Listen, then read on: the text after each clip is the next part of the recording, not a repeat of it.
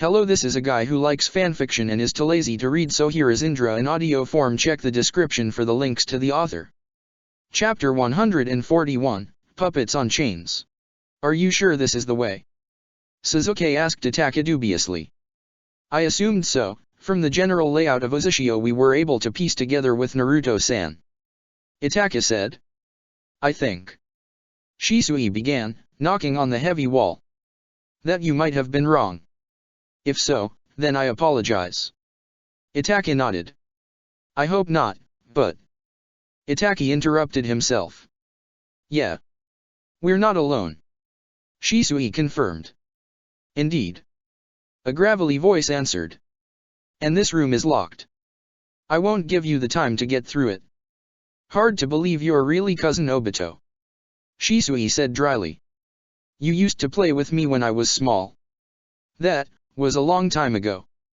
Uchiha Obito answered, moving out of the shadows, revealing his scarred face and his gleaming red eye. Ah. To think you used to be my favorite. Shisui sighed. I cried when I heard you died. Sorry, little cousin. Obito mocked. I'm sure it is still time to catch up. Well, it doesn't matter. That's all in the past. Shisui shrugged. His eyes turned hard. We have something more important to settle. Indeed. Uchiha Itaka said dryly. The time I spent in Kamui was rather unpleasant, too. It is a bit lacking in terms of entertainment, isn't it? Obito mused. The tense silence stretched. The four of them attacked. Hanabi summoned Sakura to her, and together they used the gateway to warp back to the rest of the group. They understood wordlessly, of course. I killed Mai. Karen wrapped her into a short embrace that Hanabi didn't refuse. And she felt Ino's hand on her lower back. Sakura's, on her shoulder, replenished her reserves. She really shouldn't, it was too much unnecessary stress on her body. Hanabi saw Naruto's eyes. Later. She said, her voice a bit thicker than she would have liked. Later. After a moment of careful consideration, Naruto nodded. All right. Naruto said, closing his eyes. I'm sorry, Hanabi. It must have been painful. She said nothing. Let's move forward. He said. Hanabi gave Naruto a scroll. Apparently, Niji had carried it. He analyzed it quickly. It was a weapon to be used against a dojutsu wielder. Karen and him had worked out a similar solution, before they understood anything about the Rinnegan. It would never work. Not on Naruto, not on Nagato. Maybe on a Sharingan or a Byakugan wielder, one that had not grown into their full power. As it was pointless, and he really wondered if Niji had intended to use it on him. It didn't matter. They had more workable tools now. For either dojutsu. Naruto simply called electric flames to his hand and let the useless weapon burn. The UMI group reached a wide open space. There were gardens, green and full of life again, and high white buildings. A wide, arching gate stood in the distance. And behind it, stairs. Twin rows of pillars, intricate in their designs, led directly to it, in a long alleyway. Naruto couldn't help some of the feelings that came rushing out. He had been here before. It looked the exact same as before, but the smells weren't the same. They were lacking. His mother's clan had lived here, once. To think that the only memories he had of this place were through Uchiha Madara's memories. Naruto knew that he would have wallowed in them before. Now, he just pushed them aside.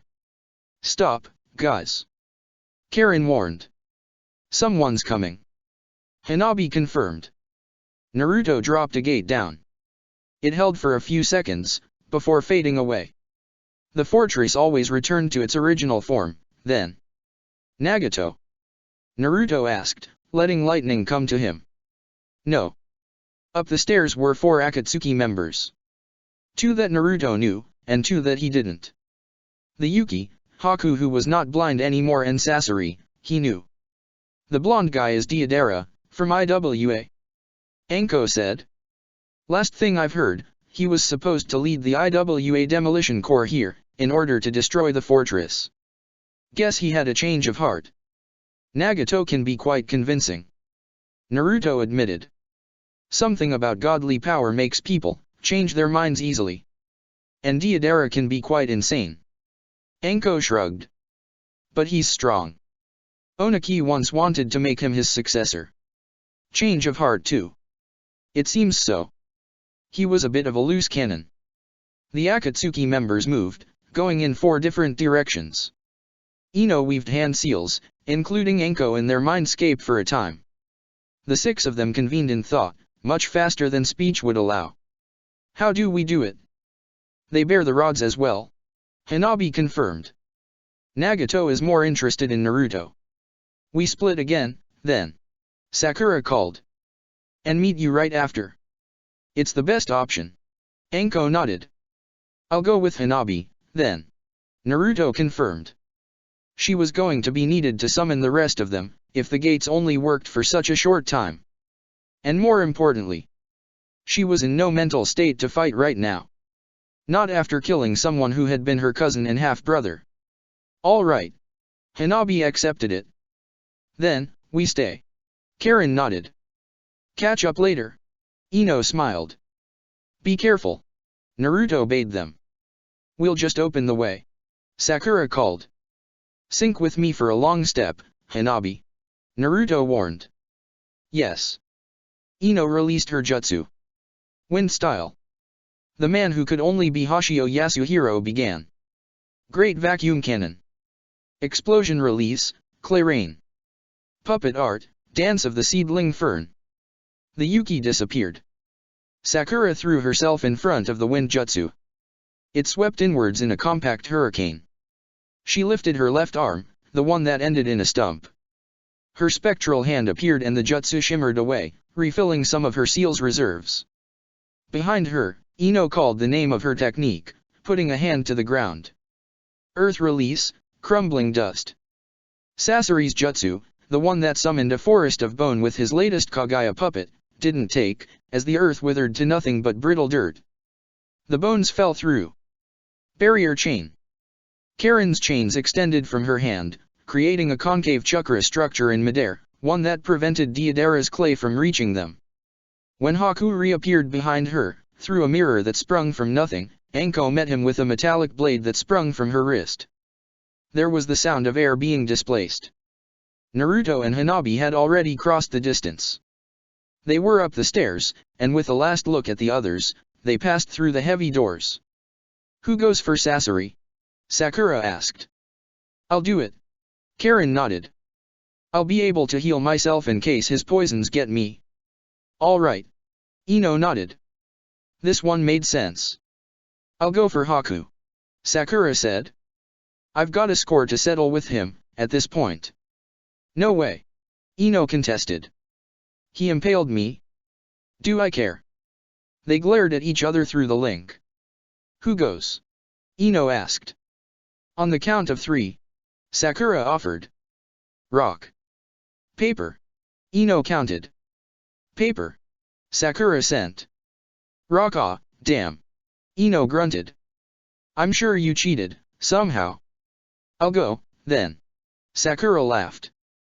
Anko, you go for Deidara. Ino called. I guess you decided the rest already. I'm sure it was a very deliberate, reasonable decision. Anko grunted and flew after him, intent on taking him further away from the rest of them. Sakura coiled and sprung, dashing toward the Yuki man, Sharingan spinning. She absorbed the ninjutsu the Hoshio man sent in her direction. Did he never learn? Red secret technique, performance of 100 puppets. Sasori called. 100 small chakra presences appeared on the periphery of Sakura's vision. Seeking chain. Barrier chain. There was a flash of powerful chakra, and the weapons thrown by Sasori's puppets either clattered uselessly against the chakra barrier, or were simply deflected by the former chain, if they were built to go through.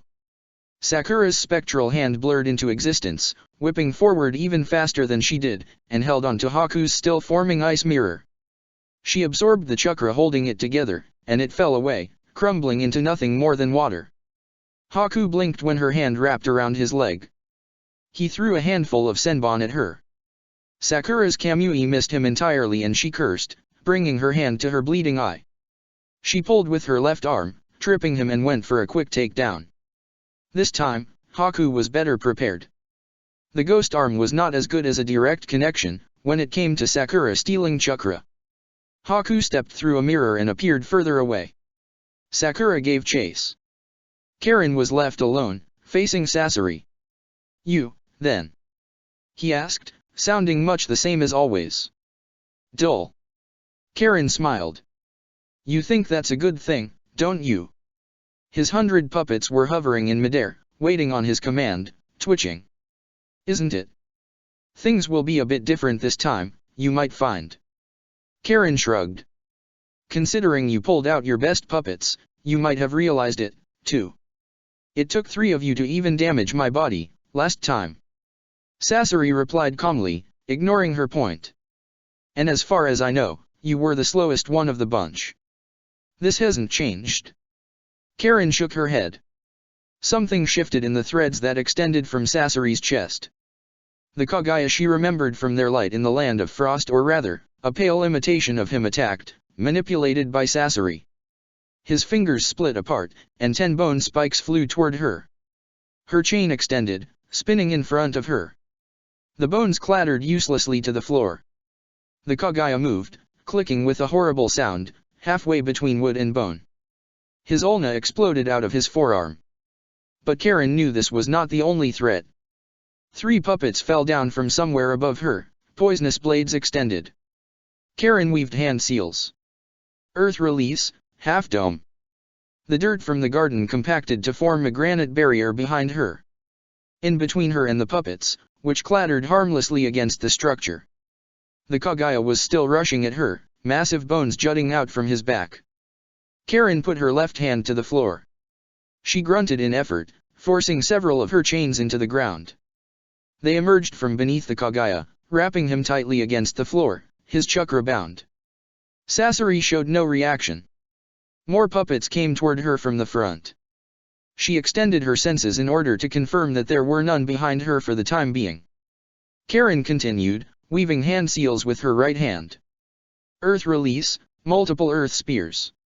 Rows of spikes shot forward in front of her, impaling the puppets that were trying to get a hold of her. Earth release, mud dragon. It should give her a bit of breathing room. Summoning her barrier chain in front of her, she escaped the half-dome before it became a self-imposed prison. She had to release the Kaguya to do so. Karen felt Sasori's chakra twitch in a minute way. Something similar to what he had used before. And just as she had expected, a volley of small bones flew toward her. Karen slid under, headed toward Sasori, who seemed hidden behind a wall of puppets. With a flash of her left hand, her chains flew forward, impaling the ground. She pulled herself toward the enemy. Sasori's chakra twitched again. Kimimura's spine shot out toward her, a real bone whip. It was undoubtedly poisoned. Chains wrapped around Karen's left forearm, layers of them. She deflected the attack instead of letting it wrap around her. Red secret technique, needle dance. Shit. Karen cursed as the hovering puppets began to rain a hail of poisoned weapons upon her. With her left hand, she extended a quick and dirty barrier. With her right. Lightning style, magnetic flight. Karen flew upwards. "So you can fly?" Sasori asked rhetorically. "Impressive. Most impressive." He guided the puppets after her, and she blurred away, reappearing on top of buildings. Sasori's puppets followed, crashing through buildings. Karen continued to dodge, going from rooftop to rooftop. Anywhere else, and she knew the buildings would have fallen, especially the towers she was running on. Here, they just reformed, whenever parts of them fell. The puppets were drawing closer. She jumped off the rooftops entirely, taking to the skies. "Seeking chain," Karen called, as she flew in circles. Without even having to look, her chain whipped around her, aimed at any source of chakra she could sense. "Did you know I took over an entire country with these?" "That's great." Karen shot back. "Did you know that while you were playing with your creepy toys, we took over the 5 nations with 6 people?" Sasori grunted, as his fingers moved. His puppets scattered around Karen, trying to blindside her. Her right hand lifted as well, and she summoned a second seeking chain. In a whirlwind of death, they rattled around her, whipping, snapping and tearing through anything that got too close. More puppets came, until they obscured the sun. Their clicking joints made a strange noise, one that was starting to grate on Karen's nerves. This high up, it was the only thing she could hear. The strings that bound them to Sasori's core seemed to gleam to her, from here. It couldn't be from the sun, because she wasn't just seeing them through her regular sight if there ever was something regular about the Rinnegan. The puppets rose and fell on her like a wave of death. Barrier chain. This high up, she couldn't count on extracting solid earth from the floor. Earth release, mud sphere. Karen spat a river of mud, and redirected it under her chains, and it formed a globe around her. She weaved the same technique again. Earth release, mud sphere. This wave of mud, she directed to layer itself over the first 2 layers of protection. Nothing passed through. Good. These are all corpses, right? Karen asked again. One of the puppets, close by, answered, carrying Sasori's voice. They are puppets, now. And yes, they were people, at some point. Silence. No reason to feel bad about getting rid of dead people. Were these people your enemies before you? Not necessarily. What goes through your mind when you make these horrors? Karen asked tightly. A chuckle. Nothing, really. Only the process. Karen scoffed. Of course not. Though of course, this very process works better if I keep them alive for the first few parts. Sasori mused. Karen's jaws tightened and her left hand shot up. Seeking chain. Her chain extended, covered in lightning chakra. It slipped through her barrier. It buzzed as it cut through the puppets, guided by her sensing ability. Sasori withdrew them. The barrier chains fell away, joining her seeking chain. So did the chakra-laden mud, that slowly began to cover the chains. With one hand, she directed the seeking chain toward Sasori. With the other, she weaved a jutsu. Fire release, firestorm. Karen released a blaze through the air. The stream of fire billowed wide, setting the river of mud on fire and burning through many of the puppets. The blazing fires and smoke made it impossible for her to see anything, so Karen relied more on her sensing abilities. Fire release, clag fire. She set fire to the mud-carrying chains, still headed toward Sasori's real body. Ah! And she realized that the puppet she had been targeting was probably not Sasori at all. It would make more sense for him to make her focus on the one that obviously looked like him. And she had fallen for it, too. Karen growled and stretched her awareness to its limits. Puppet. Puppet. Puppet. Puppet. Puppet. Puppet. She repeated the process. Yeah. Something was slightly different about one of them. It was small, hardly noticeable, but it was there. That was the target she needed to focus on. Small weapons were flying under her, she knew. Most of them were consumed, but something passed through the smoke and bit her cheek, where she currently wore no armor. Well, she had been warned. Damn it. Of course he would have something like this. The wound felt a bit numb already. Poison. It was likely the chakra-activated poison, too. He would not take any chances. Well, there was only one thing to do. She let go of her chains, letting the flaming ooze explode against the ruined gardens. Naraka path. Even as the hellish face appeared behind her, she felt something clench in her chest. That was definitely the chakra-triggered poison. Sasori couldn't see her either, which meant he was shooting blindly. Karen dropped from the sky, aiming at him, the mouth of the King of Hell opened wide behind her. She forced its tongue out, and wrapped it around her waist, holding back a shiver of disgust. The creature never failed to creep her out. It felt like a gateway, more than a real living being. Seeking chain. She summoned 2 of them, and threw them as far away as she could. When they buried themselves in the ground, she used them to pull herself even faster, like a slingshot. Breathing became hard. Karen let out a rattling cough. More weapons rained on her. She couldn't even focus chakra through her armor to prevent any of them from reaching too deep. But it didn't matter too much. She just had to avoid her head getting hit. Something rushed out of the smoke, like a cannonball. What? Sasori muttered when he saw the Uzumaki woman fall on top of the puppet he was using. She was covered in blood, and weapons stuck out of her haphazardly. She looked half dead already, but something about her eyes made him tense. And the bloody grin didn't help. He tried to move, but something grabbed him. The same devilish face he had seen Nagato use recently. Let's see how much you enjoy your body being tinkered with, while you can do nothing. She rattled out. And suddenly there was darkness. And then there was pain. Time for a godly feat. The woman's voice distorted. It was impossible to describe what having feelings return to you after years of next to nothing was like. Sasori tried to scream, but he felt as though he was being torn apart and remade. He had no body at all, here. Not even the core in which he had embedded what was left of him. And then, after what felt like an eternity of being twisted, pulled apart, crushed together, he had won, for the first time in years. It was too much sensory input. The lights felt blinding, the sounds too loud, the smells overpowering, and his every nerve felt as though it were on fire. Sasori blinked and the sensation was disgusting. Why did eyes need to be kept so damp? He felt something thrumming in his chest. Disgusting. His lungs expanded and collapsed, filling themselves with air and expelling in the most wasteful way. Disgusting. Something wet in his mouth. He swallowed it, feeling the strange thing go down his throat. Disgusting. The flesh was weak. All of this was so repulsive. What did you do? He muttered. What is this? Sasori raged. Same thing as you did to so many others. Karen smiled. I gave you a new body.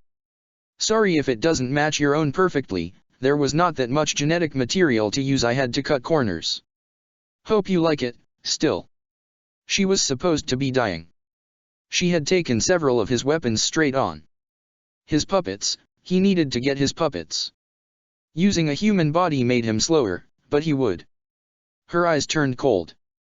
Karen slapped him, chakra enhancing her strength. Sasori fell to the ground, groaning. It felt like raw fire coursing through his face. Sasori felt his vision go blurry. That didn't prevent him from seeing her flat, victorious smile. You know, Karen began. I never really managed to keep a cool enough head during battle to think up fancy strategies on the spot. What have you done? Sasori raged helplessly. Even then, he tried to remember the feeling of using chakra threads into a body that was entirely too human.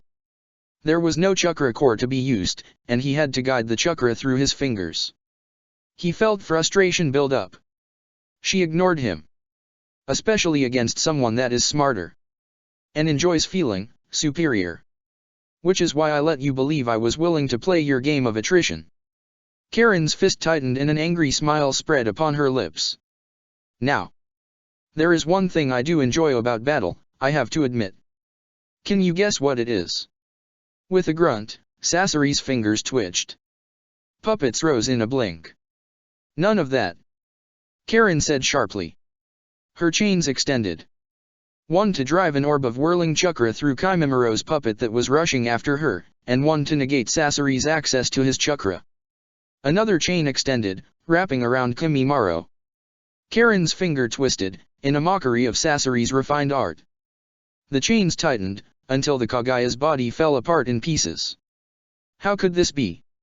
His bones were supposed to creating a chakra core out of your sealed, remaining organs? Pretty grimy stuff.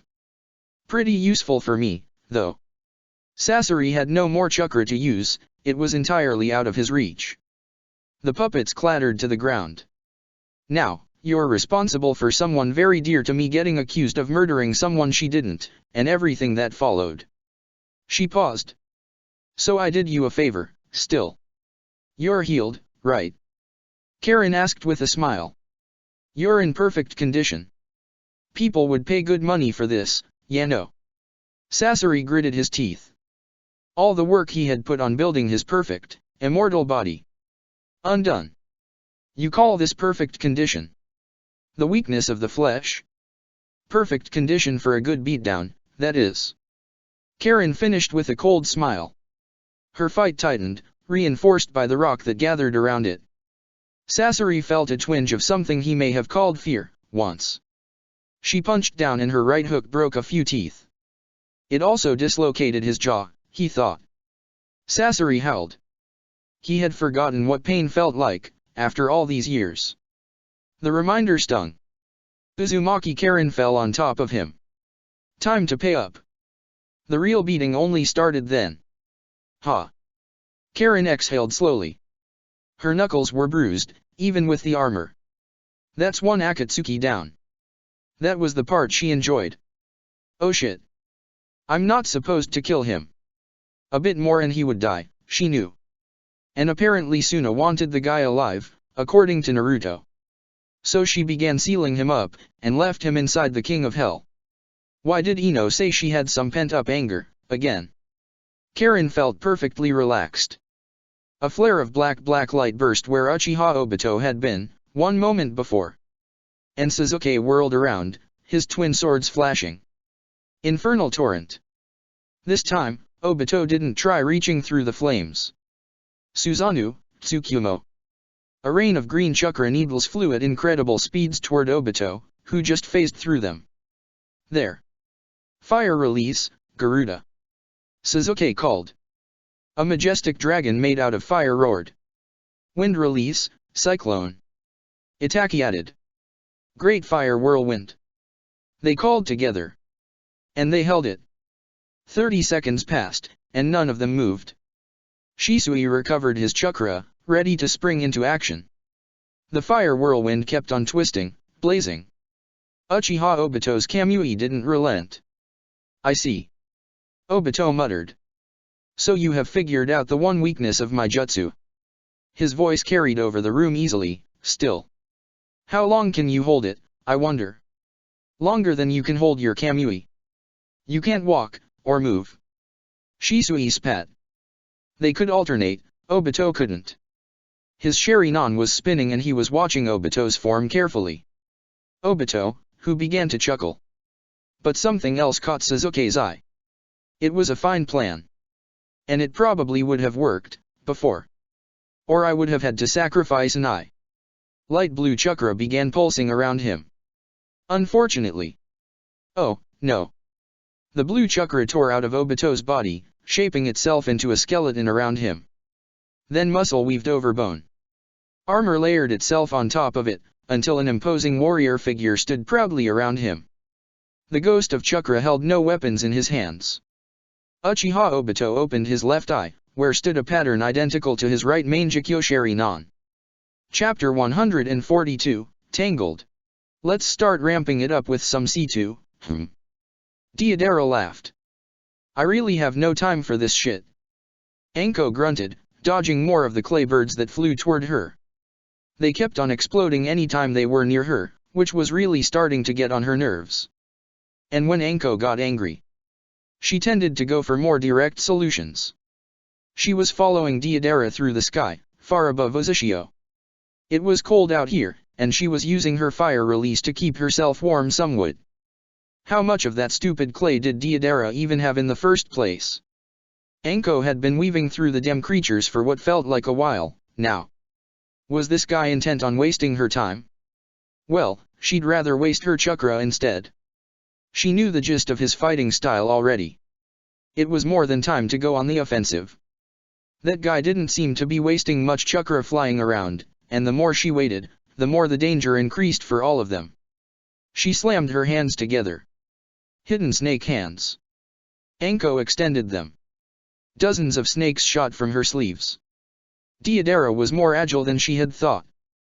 He flew through them at a high speed, looping around their heads easily. The snakes retracted, but not fully. They were waiting for something, almost eagerly. Which was how Anko felt. Ah, I've heard of this jutsu from the old man. Orochimaru's. Deidara mused, looking back at her. Not sure what good it's going to do you, though.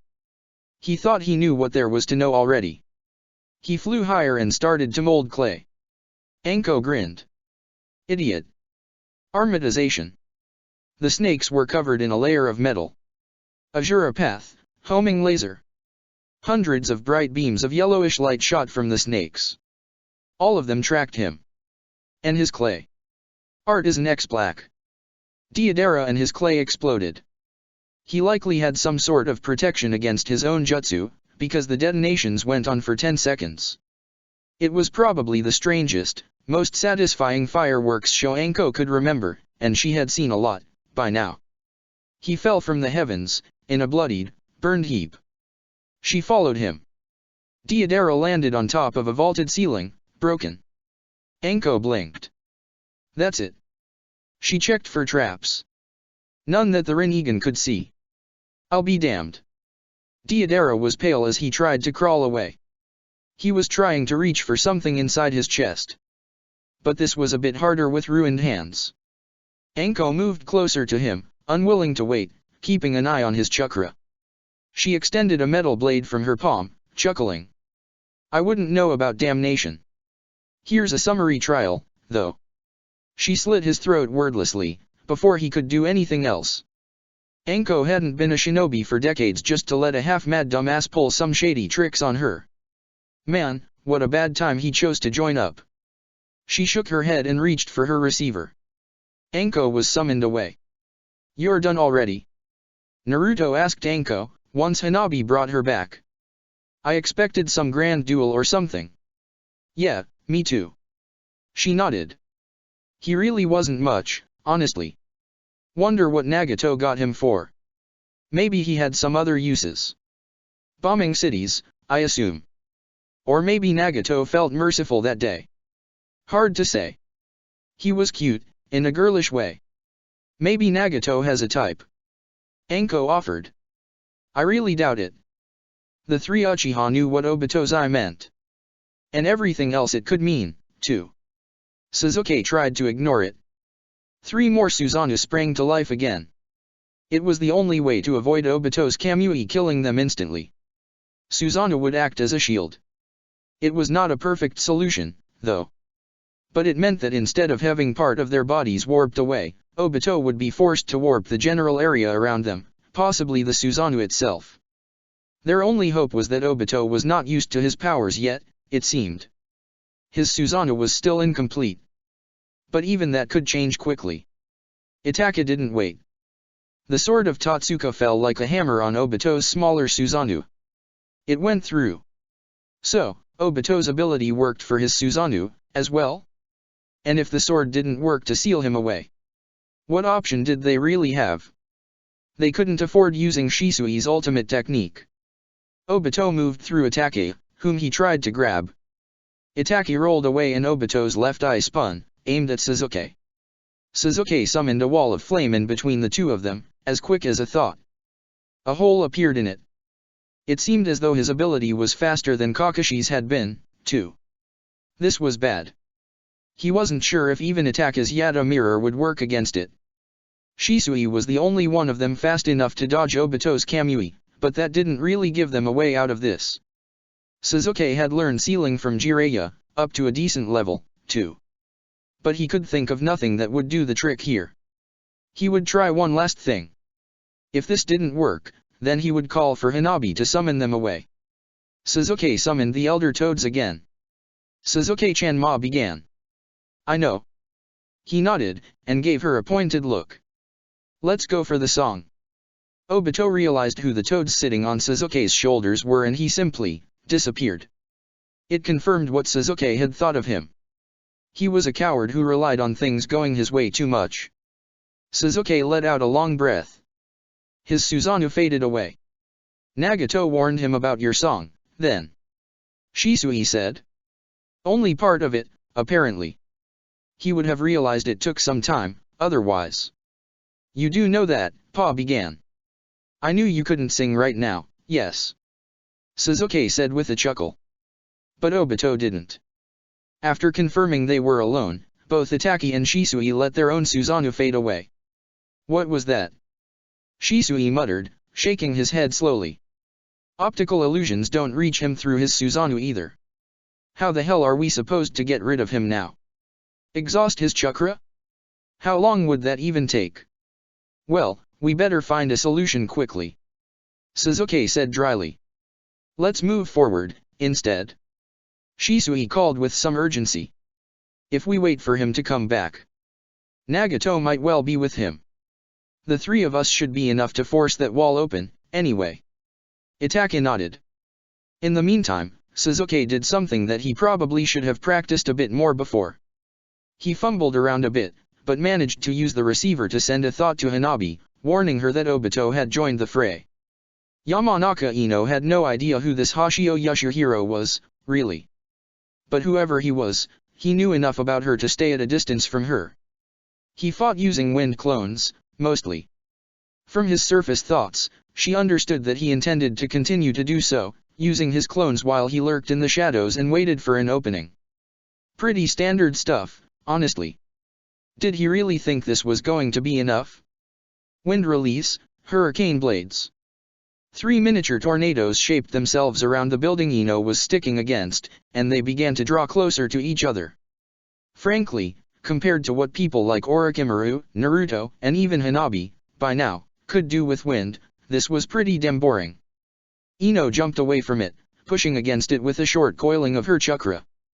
The Hashio man appeared in a blur, weapon extended by wind chakra. A clone, too. The wind formed a circle of dangerous blades around them. She read his thoughts again. He intended to trap her inside this, while the original readied a stronger jutsu in order to blast her away. A second clone fell upon her, shaped out of the barrier's wind. It was a pretty nice trick. Ino's hands moved. Mind-body disturbance technique. She called. The clone redirected his attack toward the first one, slashing through him like butter. The barrier fell. Ino ducked. A wind blade whipped over her head, and she saw the real Hashio pull his arm back. He attacked, hundreds of blades of wind surging out from his body, reaching toward Ino. She retreated, jumping and flipping against a wall 3 times until she reached the top of the building. Hashio Yasuhiro accelerated toward her, and Ino compressed her chakra. She would end this now, in one move. Something chakra-made shaped itself behind her and she barely dodged the claw swipe. Shit. That was Haku. What was Sakura doing? Now put on the back foot, Ino was forced to dodge both the Hashio man's precise wind blades and Haku's barrage of ice claws and needles. And Haku was fast. Well, she had wanted to fight him, didn't she? Ino didn't consider herself anything special in close-range combat. It was hard to, when she was dealing with monsters like Naruto, Hanabi, or Enko on a daily basis. But she was no slouch either. She unsealed a naginata, the only weapon she felt really comfortable with that would also offer her some distance from Haku's claws. Naruto had forged it for her, using the creation of all things, a while ago. It was a pretty straightforward weapon, as light and durable as it went. Chakra conductive, of course. And a few other nifty things, too. She did a short hop to avoid more blades of wind, which the Hashio could apparently summon over a great distance. While leaping back, she thrust her naginata forward with her right hand, stabbing at the moment she touched solid ground again. The naginata extended. Haku still dodged it and with a casual swipe of his hand, shards and spikes of ice erupted from the ground in a line, heading toward her. Ino somersaulted backwards. Once. The spikes continued to follow her, twisting in impossible ways. Twice.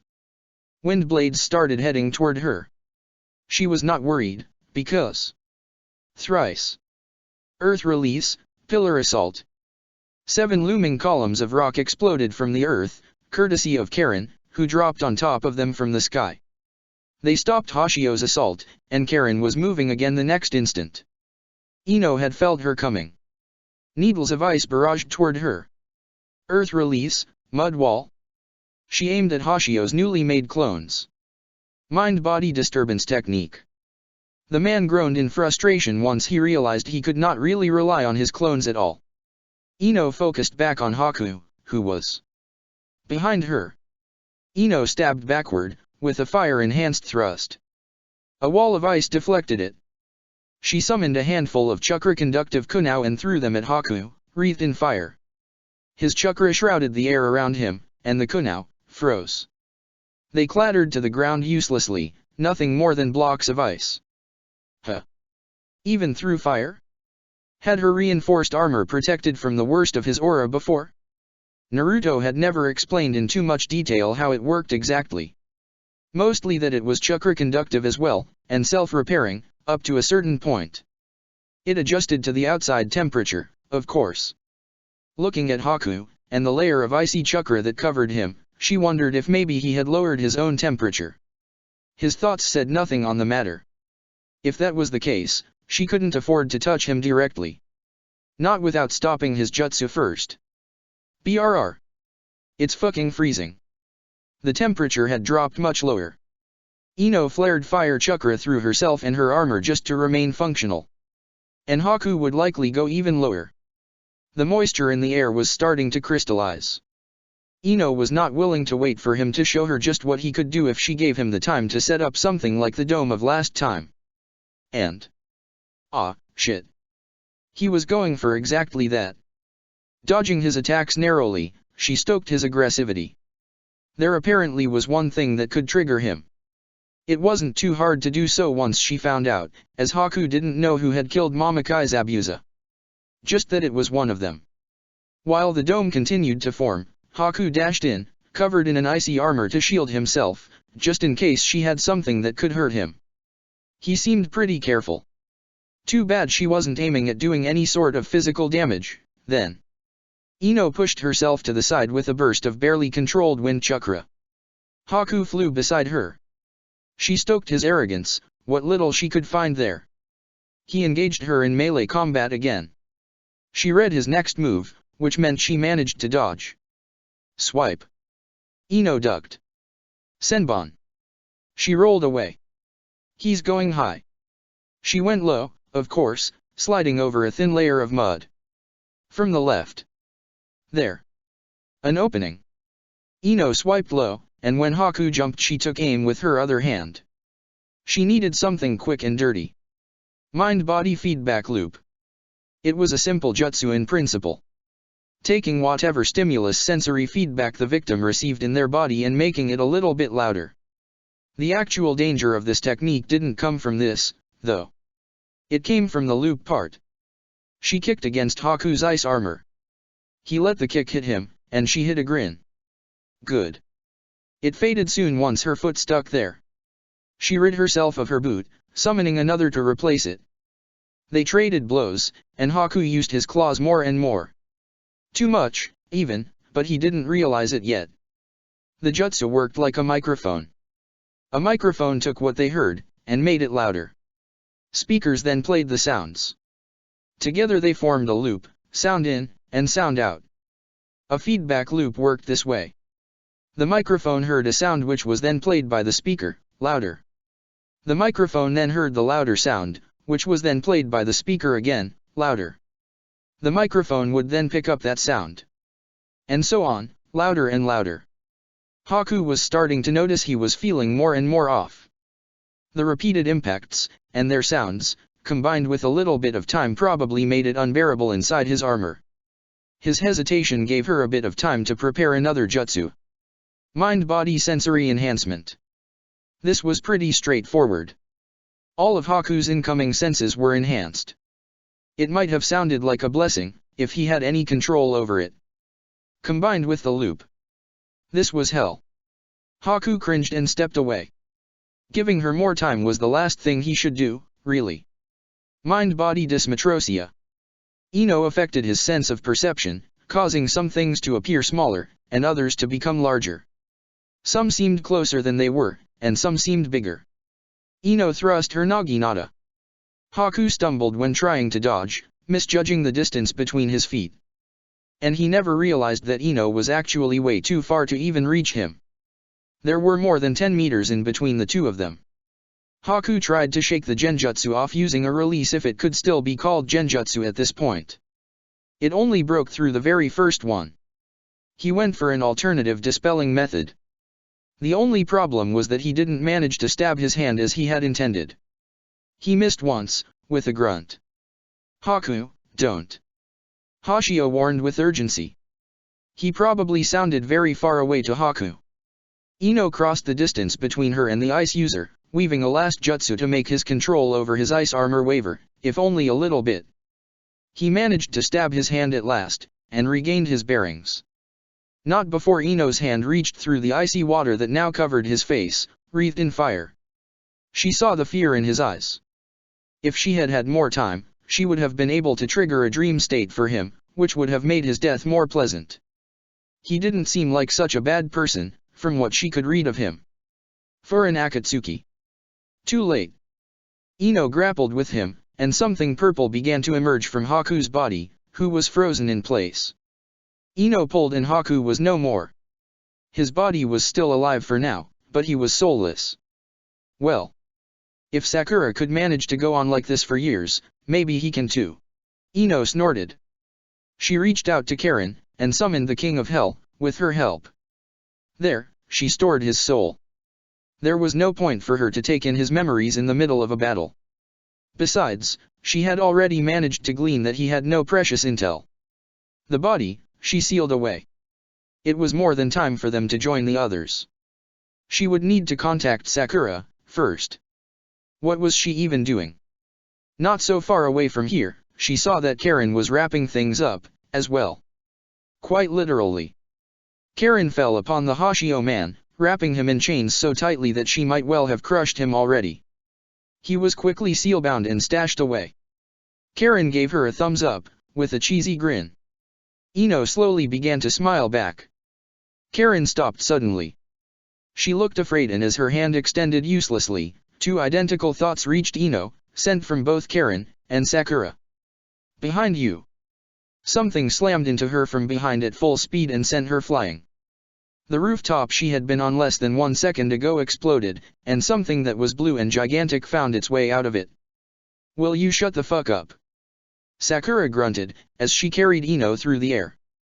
Ino stopped struggling. Wait, it's you, Sakura. She shouted. Yes. Who else? Sakura muttered back, keeping her focus on staying alive. Sakura still had a lot of chakra stored away, but her coils were already screaming in pain from the constant forcing of chakra through them. Hanabi. Sakura reached out through the bond. Summon Karen, now. The world seemed to catch on fire. Karen wrapped herself in her chains, without understanding what was happening entirely. She probably just felt a powerful chakra appearing suddenly out of nowhere, and reacted in consequence. Good. Hanabi didn't question the urgency in her voice, and did so immediately. Karen disappeared, looking outraged. Sorry. Sakura sent to Karen. No time. She cut off the link and resumed focusing on the task at hand. Ino and her. Ino and her. Ino and her. Kamui. She roared before Uchiha Obito could do the same thing to them, in a more unpleasant way. Which would have involved getting there in pieces. There was a whirring sound and both of them reappeared in the Kamui dimension. What the hell is happening? Ino shook her head. No time to waste by speaking. Sakura answered through thought. It was faster this way. Suzuki warned me. Obito has both of his eyes. So Susanoo and intangibility. Yeah. And of course you have to bring me into this shit. Basically. Are you fucking kidding me? Ino raged. Nah. I can use my own Kamui to counter him, but I'll need you. How many times can you use it still? I don't know, I can't see much through the eye, but he doesn't know that. Sakura answered. That's bad. Kinda. Sakura admitted. But I brought you here because you're my best support. I would love for you to show your faith in me at any other time. Ino snarked. Hey, at least he can't use Kamui to mutilate us from this dimension. I think. Thank you, Forid. Really? A small hole in the fabric of reality opened. The pressure in the air intensified. There was sound of wind being displaced and pulled through, and then the man they had been talking about swirled out of the hole. I'll be taking my eye back, then, little thief. Uchiha Obito threatened, low and dangerous. Well. He was a pretty imposing figure, despite being barely taller than Sakura herself. She could see Ino looking worried. Despite her own bluster earlier, half the reason Sakura had brought her here was because she had been in danger. Sakura had barely made it back to Ino and Karen when she had felt Kamui being used. She had tackled Ino out of the way, just before Obito's flames ravaged the area. She knew Karen could protect herself from such a thing, but she had still made sure to get her out of the way. Maybe she really should have done the same with Ino. But here was an opponent she wasn't entirely sure she could manage on her own, despite the very unique set of advantages she had over him, compared to, well, anybody else. Sakura decided. It just wouldn't do to have Ino be so worried when they needed to take on their hardest fight yet. Her answer to Obito made him grunt in displeasure. Sakura pulled down on her left eye his own eyelid and held her tongue out. "No way," she called. "You got your own pair? Well, I want yours, too." He shot back. "Come and get it, you piece of shit. Maybe I'll complete my Sharingan pair, then." Obito stiffened. "Sakura." Ino hissed, weaving one jutsu silently. "What? Don't fucking provoke him." Yeah. Sakura paused, before adding. "I mean, he really is a piece of shit." "Agreed." Ino finally nodded, looking more resolute. "Plus he kinda fucked things up for everybody, I believe. Now, we can't let that go, can we?" "Certainly not." Naruto watched as Hanabi summoned Karen to them. "The hell do you think I am?" Karen finished, roaring. Her blood was boiling, this much was clear. She then blinked. Naruto, Anko, and Hanabi were waiting around her, looking somewhat amused. "Yeah," Karen said, a bit lamely. "Sorry, I thought I was going to have a big fight on my hands just pumping myself up." "Oh no. Ino and Sakura are fighting Obito." Naruto finished for her, looking tense. "Hanabi warned Sakura, and she told us right after." "Yes. Exactly," she exclaimed. "We need to go on." Naruto cut her off, his eyes flat. "What?" "Sakura is probably the person most suited to fight him," Anko told her. "I know this, but still. And all of us prepared for the eventuality. That means they did as well. Have faith in them," Anko concluded. I don't like it either." Naruto shook his head. "Scratch that, I hate this. But there's no way for us to reach anyway. What if I tried to use the King of Hell to go there? We never managed this way." "I know I fuck." Karen breathed out. "Are you sure?" "No. I'm not," Naruto admitted. "But someone needs to take care of Obito. We need to move on," Anko said flatly. "Nagato is very close."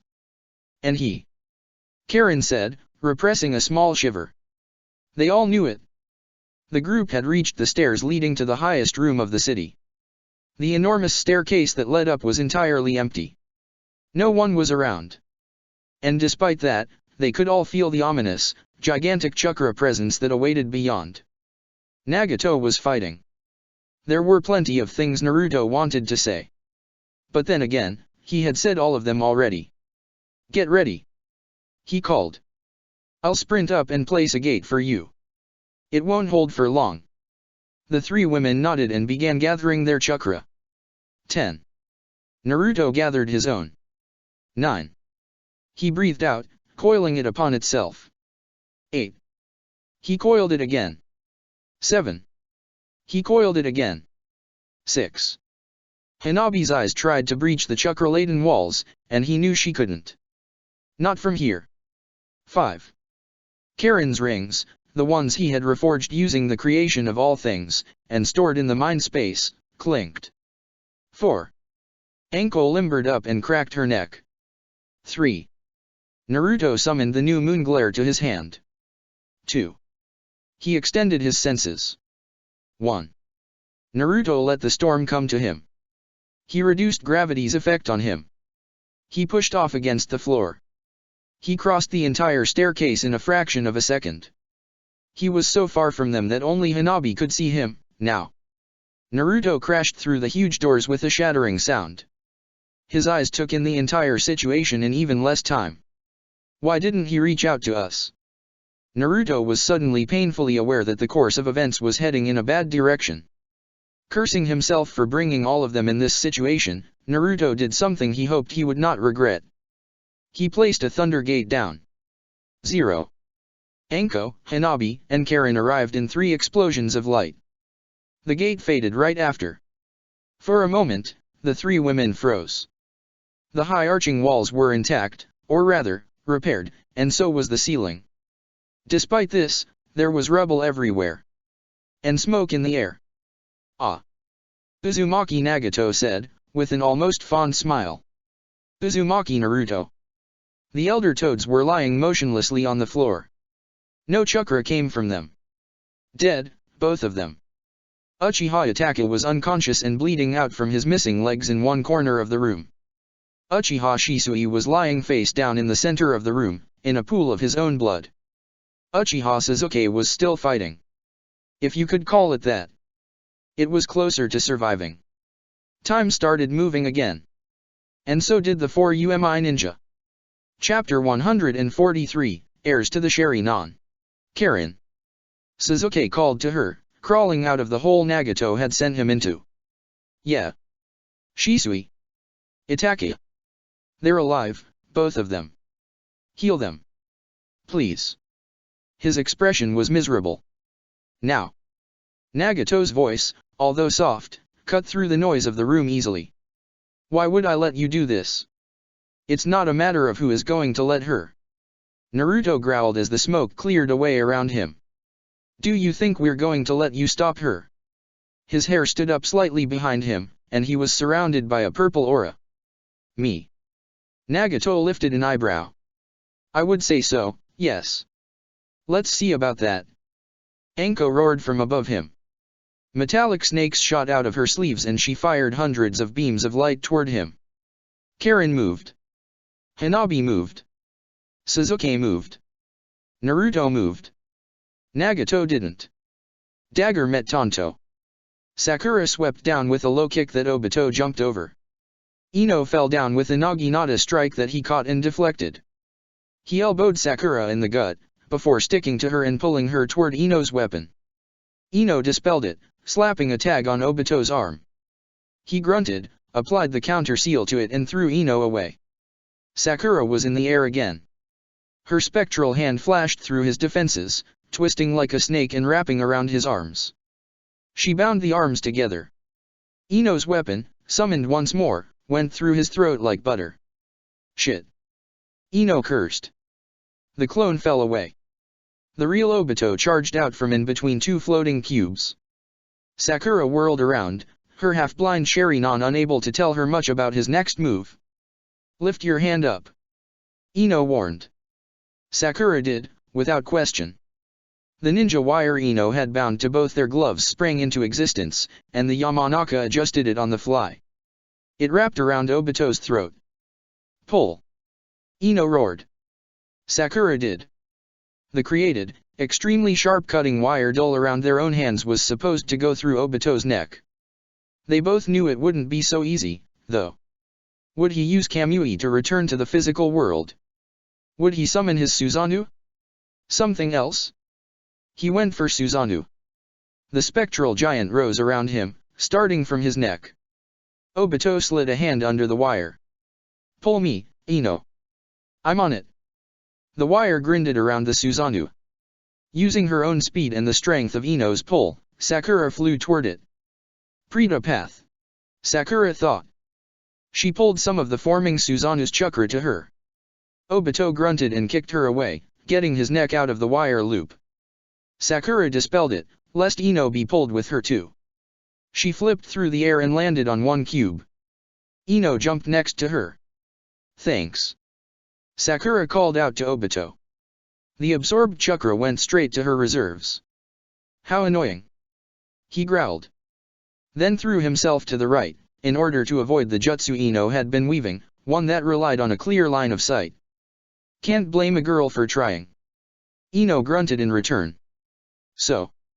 Tell me. Uchiha Obito's eyes were upon Ino, and with the Rinnegan's power, she met them fearlessly.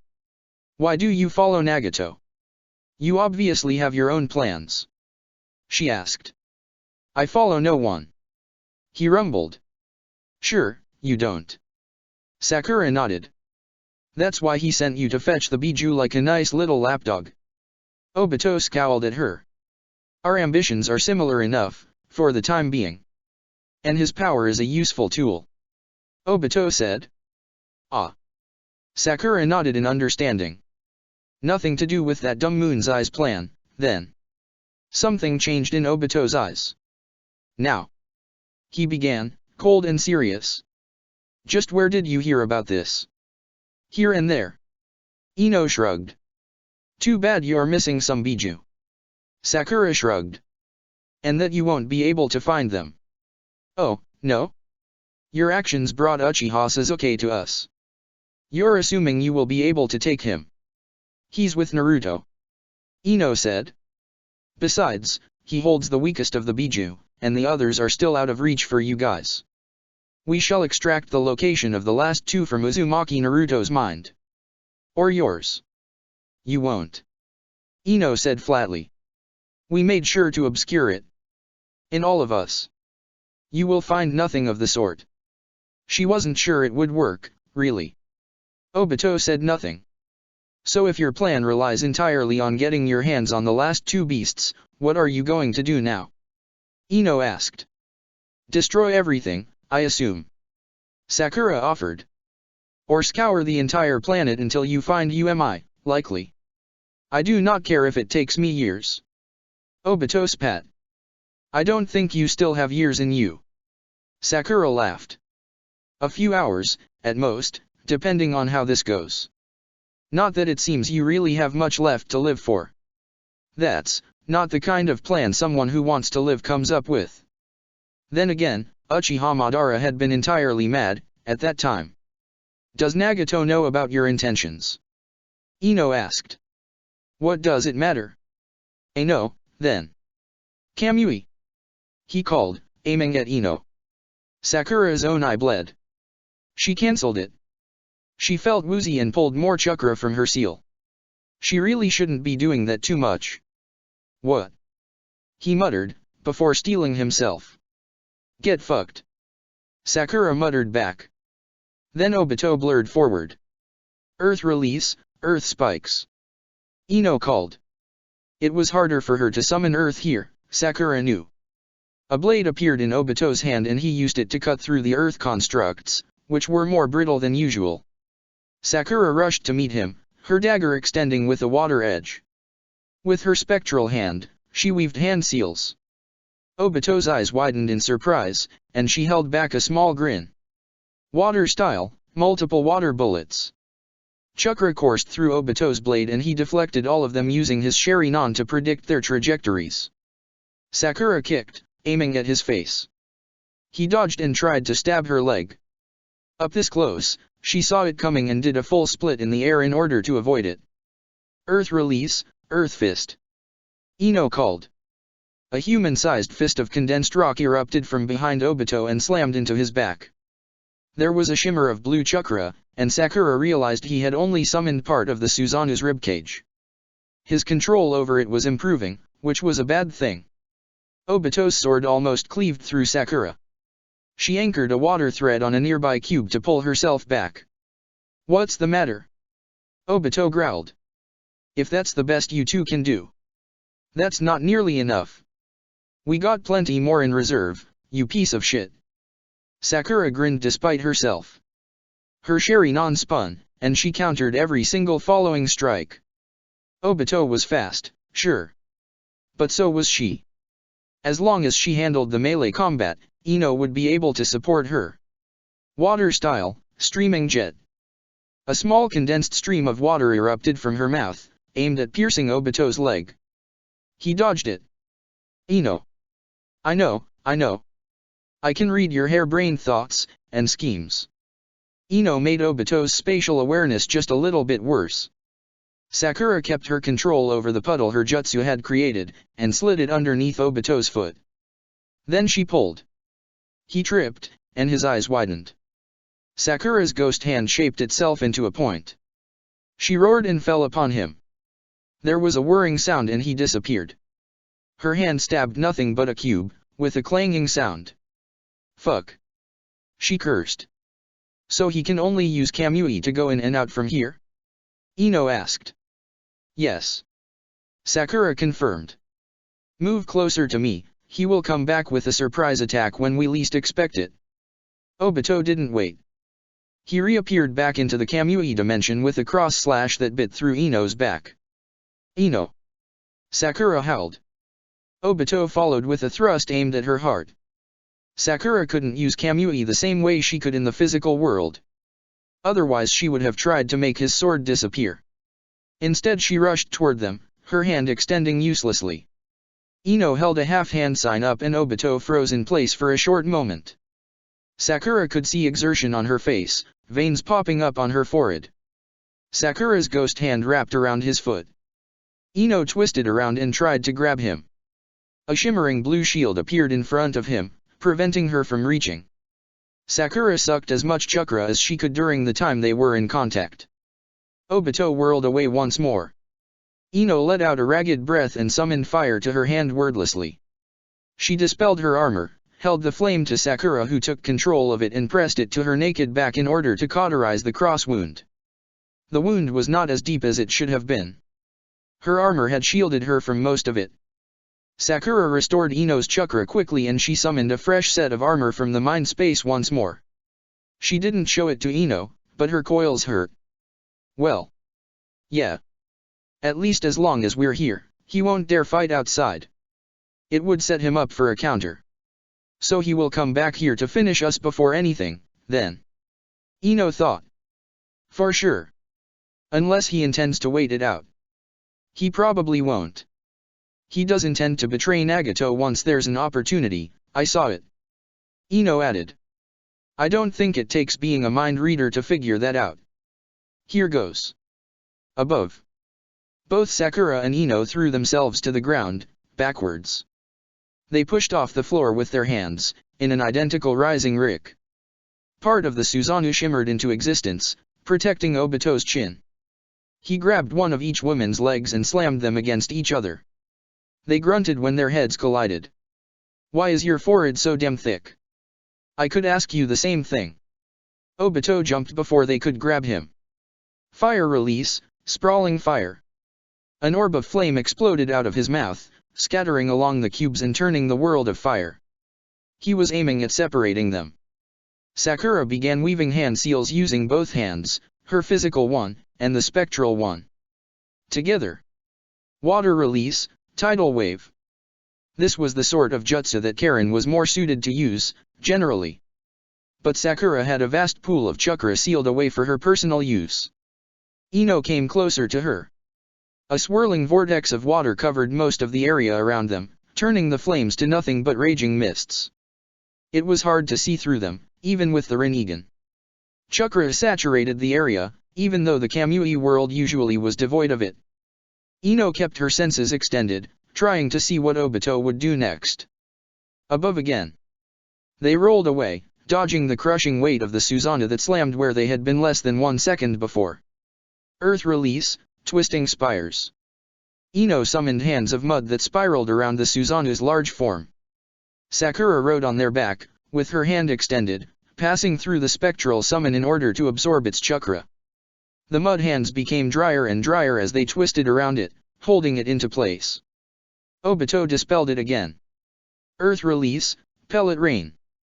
The rock broke apart into smaller pebbles that shot forward in every direction. Sakura directed her spectral hand through them, aimed at Obito. He jumped away, twisting in between the attacks. Ino's weapon extended, its tip covered in fire, as she slammed it down where Obito had been just 1 moment before. She flipped upside down, extended chakra through it and balanced on top of it to launch herself into a kick. Obito parried and Sakura rose from under him. Lightning release, magnetic flight. A tanto flashed from Obito's sleeve, forcing her to flip backwards.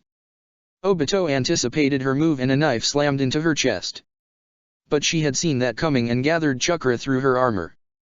Instead of slamming through her plexus, the blunt impact took her breath away. Sakura really had to hand it to Naruto, this armor was a true masterpiece. They would have died a few times over already, without it. Obito summoned a roaring ball of fire to his hand, which he hurled toward Ino. Water style, whatever. Sakura called, summoning a pillar of water to shield Ino. Ino stepped on it, and Sakura guided it forward with one hand, as she continued dashing toward Obito. She heard Ino call out another jutsu, summoning earth inside Sakura's own water. Earth release, mud wolves. The creatures leaped from the raging wave onto Obito. Sakura engaged him into melee range again. Ino weaved more hand seals, obscured by the waves. Demon illusion, 3,000 voices. Sakura heard her think. There was no real point in screaming you were about to use an illusion, after all. Sakura knew that the supersonic voices that currently tricked Obito's nerves could cause Obito's eardrums to burst. She saw his face scrunch in pain. And she also saw the roots that erupted from his body, the ones that almost managed to impale her. Sakura flipped backwards. What the fuck? Ino asked. What the fuck? Sakura answered. I knew from Naruto that Madara put some of these Senju cells thing in him. But Kabuto didn't know shit about this. Yeah, I imagine only Nagato did. That complicates matters a bit. At this point. They cut it off. Obito flew toward Sakura with a flurry of slashes. She parried the first three with a grunt. His left hand came from nowhere to punch her right forearm. She dropped her dagger unwillingly. Obito's blade struck again, missing her face by a few centimeters. His elbow slammed into her face, and the back of her head hit the surface of a cube. Shit. Am I this close? Ino was weaving hand signs. Obito's Kamui whirred and suddenly both Sakura and he were flying through the air. Sakura saw clouds as they went through one and Obito's red eyes, like twin tracers in the dark. Sakura. She heard Ino call. No worries, he's only trying to drop me from high up. It might be a workable solution, too, on shinobi who didn't have access to summons, reverse summons, or many other options. Or maybe he's going to use Kamui to remove my head. No, wait. That's not what he's doing. He was just making them gain momentum. Kamui. Sakura called on herself, warping herself back to the dimension without conserving her speed. I think he intended on warping us both here again, in order to let the fall crush me. She breathed out to Ino. To the left. Ino threw herself to the right, her naginata flashing forward. Sakura summoned a weapon to her stump, in less time than it took to blink. Don't. Ino warned, panicking. Sakura lifted the ornate dragon cannon, took aim, and fired. What gunpowder? Obito muttered in surprise.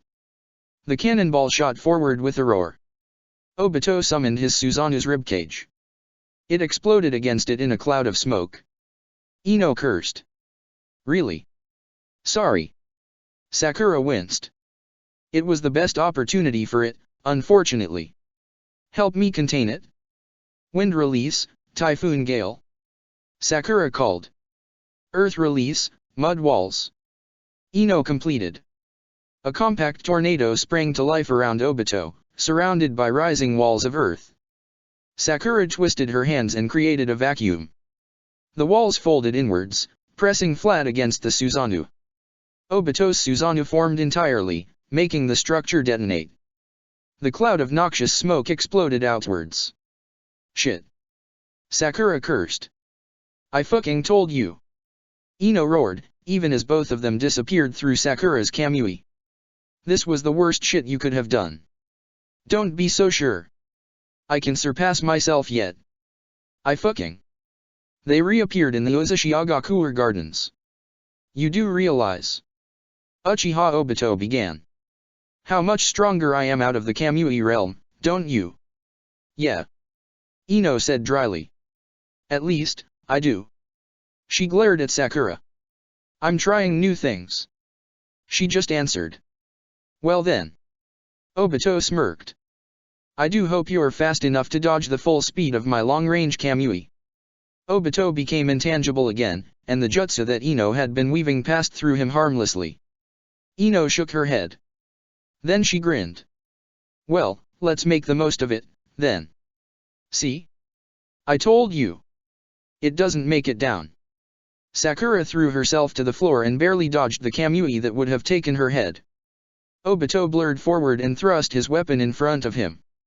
He was narrowly stopped by Ino's Naginata, as she deflected the strike that would have buried itself into Sakura's heart. Obito chuckled.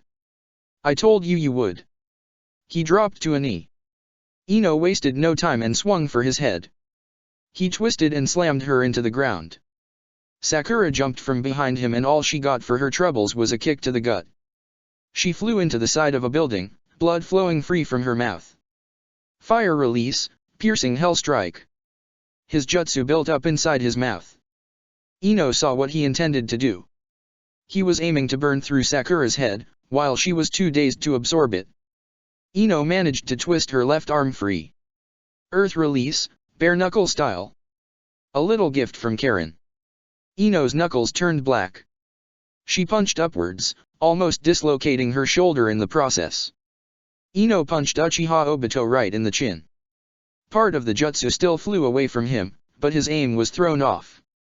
A bolt of fire still went through Sakura's shoulder and Ino heard her friend howl in pain.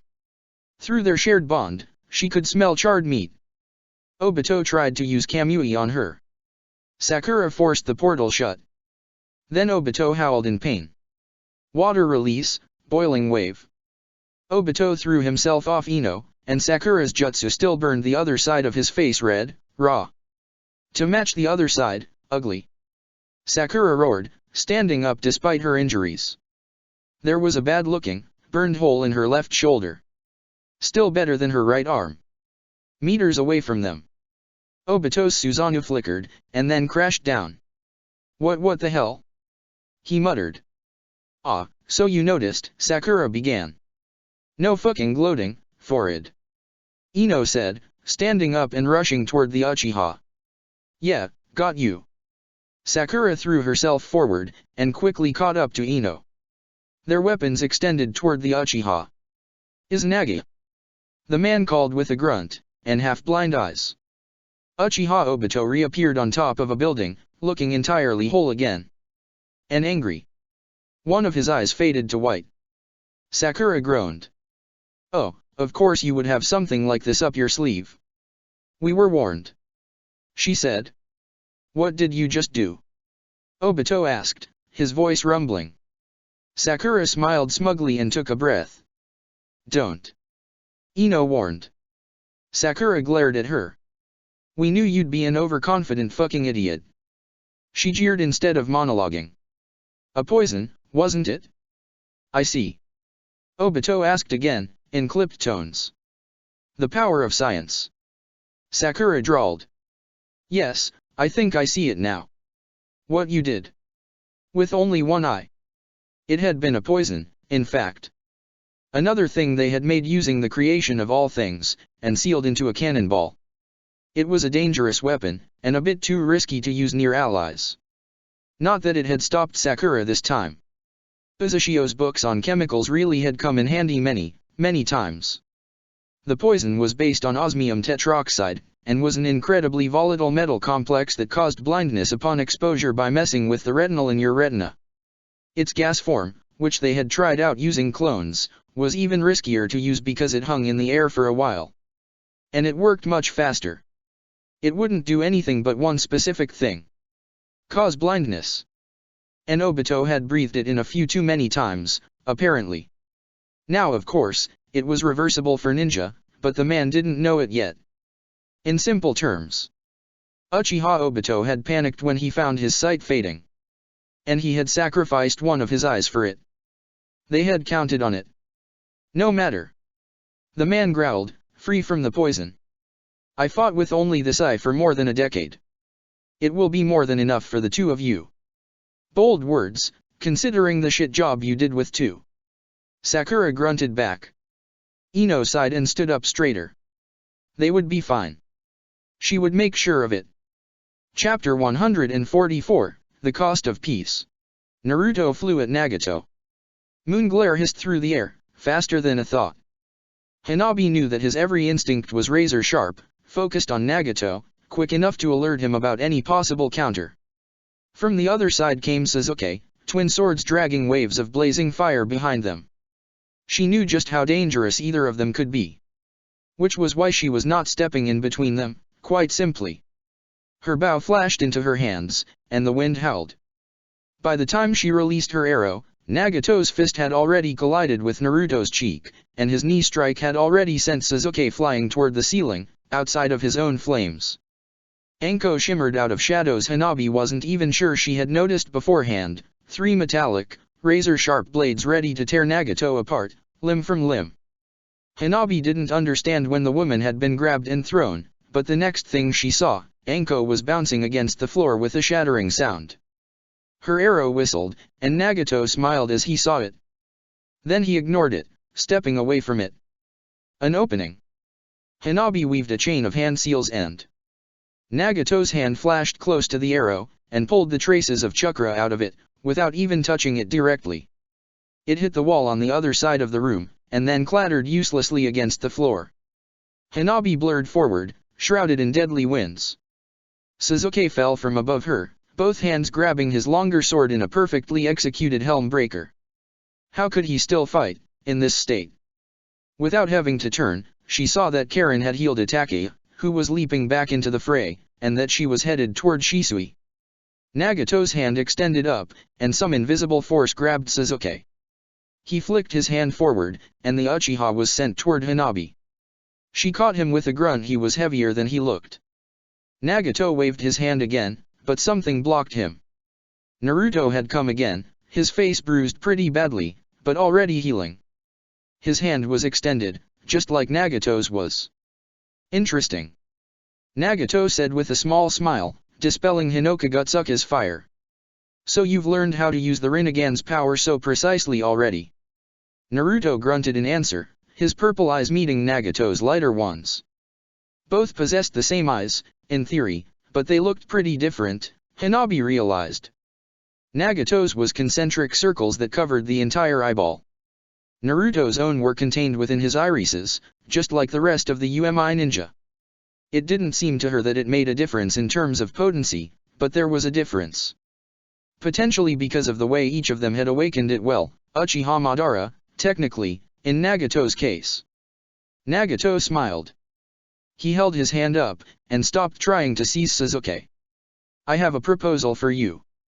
Nagato said, entirely unmoving. I think I see where you're going already. Naruto scoffed. You didn't seem to be trying very hard to kill us. I know you understand, so I will cut to the chase. Nagato smiled. His posture was impossibly imposing, considering he wasn't doing anything. Join me. Of course. Naruto muttered. The offer stands to all of you. Nagato extended his arms. A calm smile spread upon his lips. You have all made it here in one piece. That alone proves your worth. I do not believe the cage themselves could have done so. HMPF. Naruto scoffed. Then maybe the cage aren't worth that much. Indeed they are not. Nagato smiled. But we are not the cage. We have the same goal, do we not? Anko's rage was simmering, Hanabi could see as much. She wanted nothing more than killing him. But she couldn't. Right now, it didn't seem like any of them could, really. I have killed your master, this much is true. Nagato nodded toward Anko, not looking sorry in the least. And I have killed our teacher. About him, I am sorry. He said to Sasuke, with actual emotion in his eyes. Both Sasuke and Anko tensed. Anko struck first. Naruto put himself in between the two of them. What the hell are you doing? She raged. He wants to use this opportunity to heal the two Uchiha. And I shall allow it, in exchange for you hearing me out. Nagato smiled. What else? Are you waiting on the two others, perhaps? The ones facing Obito. Naruto's face didn't change, but something in his posture shifted. What of them? Naruto asked, his voice so cold that it sent shivers down Hanabi's spine. Nothing. Nagato smiled. I do not care who wins their little conflict. Aren't you and that man allies? Sasuke asked, standing utterly still. His distaste for Uchiha Obito was obvious. Hanabi echoed his feelings. According to Uchiha Madara's memories, the two Uchiha had influenced the course of the world's events in the worst possible ways. Over and over again. Hell, even Akatsuki's current state could possibly be pinned on Obito's meddling. Allies of circumstance. Nagato said casually. He is waiting for an opening to steal my eyes and take over the Gadamazo. I assume you know this much, already. Some allies you got there. Uchiha Shisui said, drawing closer. Indeed. Nagato smiled. Why do you think I'm recruiting? To replace Konan. Anko gritted her teeth. Anko found herself pinned down. Do not speak her name. Nagato said with dreadful finality. The words fell on Anko like a hammer. Hanabi could see her almost imperceptible flinch, and the sweat that ran down her neck. Nagato blinked and Hanabi could almost believe she was facing a mere man again. Although we now share pain. Your master died by my hand, and my dearest friend died by yours. Nagato continued. Even now, I believe that pain is what will bring men together. A foolish idea, a deluded one. Sasuke rasped out. Karen came closer and began healing him, too. Nagato didn't interrupt. People are foolish beings. Pain is what will unite the world, because the only way they can understand each other is through the fear, the hate, the terrible agony that only pain brings. That is the way people learn. This is wrong. Sasuke shot back. And it will only breed more hatred. Wrong. Nagato smiled. It will breed resignation. Is this how you intend to bring peace? Naruto asked him. Yes. I will heal this broken world. How? Naruto urged. Don't you know it already? Nagato lifted an eyebrow. I will not go for Obito's foolish infinite Tsukuyomi plan. He shook his head. This would be nothing more than a dream, a pleasant one, but a dream, nonetheless. I do not see any value in that. And I won't be used to resurrect dead men. Nagato gave Naruto a long look. Although I am not sure if I even could now. He mused. So you can see that much. Naruto folded his arms. Yes. I also came to believe that Obito has no intention of reviving Uchiha Madara, either, for what little it matters. Which means that he intended to revive the Ten Tails and become its Jinchuriki himself, since there was no way he would let you do it. Naruto finished. Got it in one. Nagato smiled. And it meant that he tried to limit my knowledge of his plan. Konan had her suspicions, and I uncovered the rest myself. Did the rest of Akatsuki? They didn't know about it, no. As far as I know. Nagato shook his head.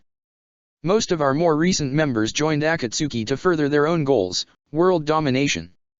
Is this still your goal, then? Not exactly.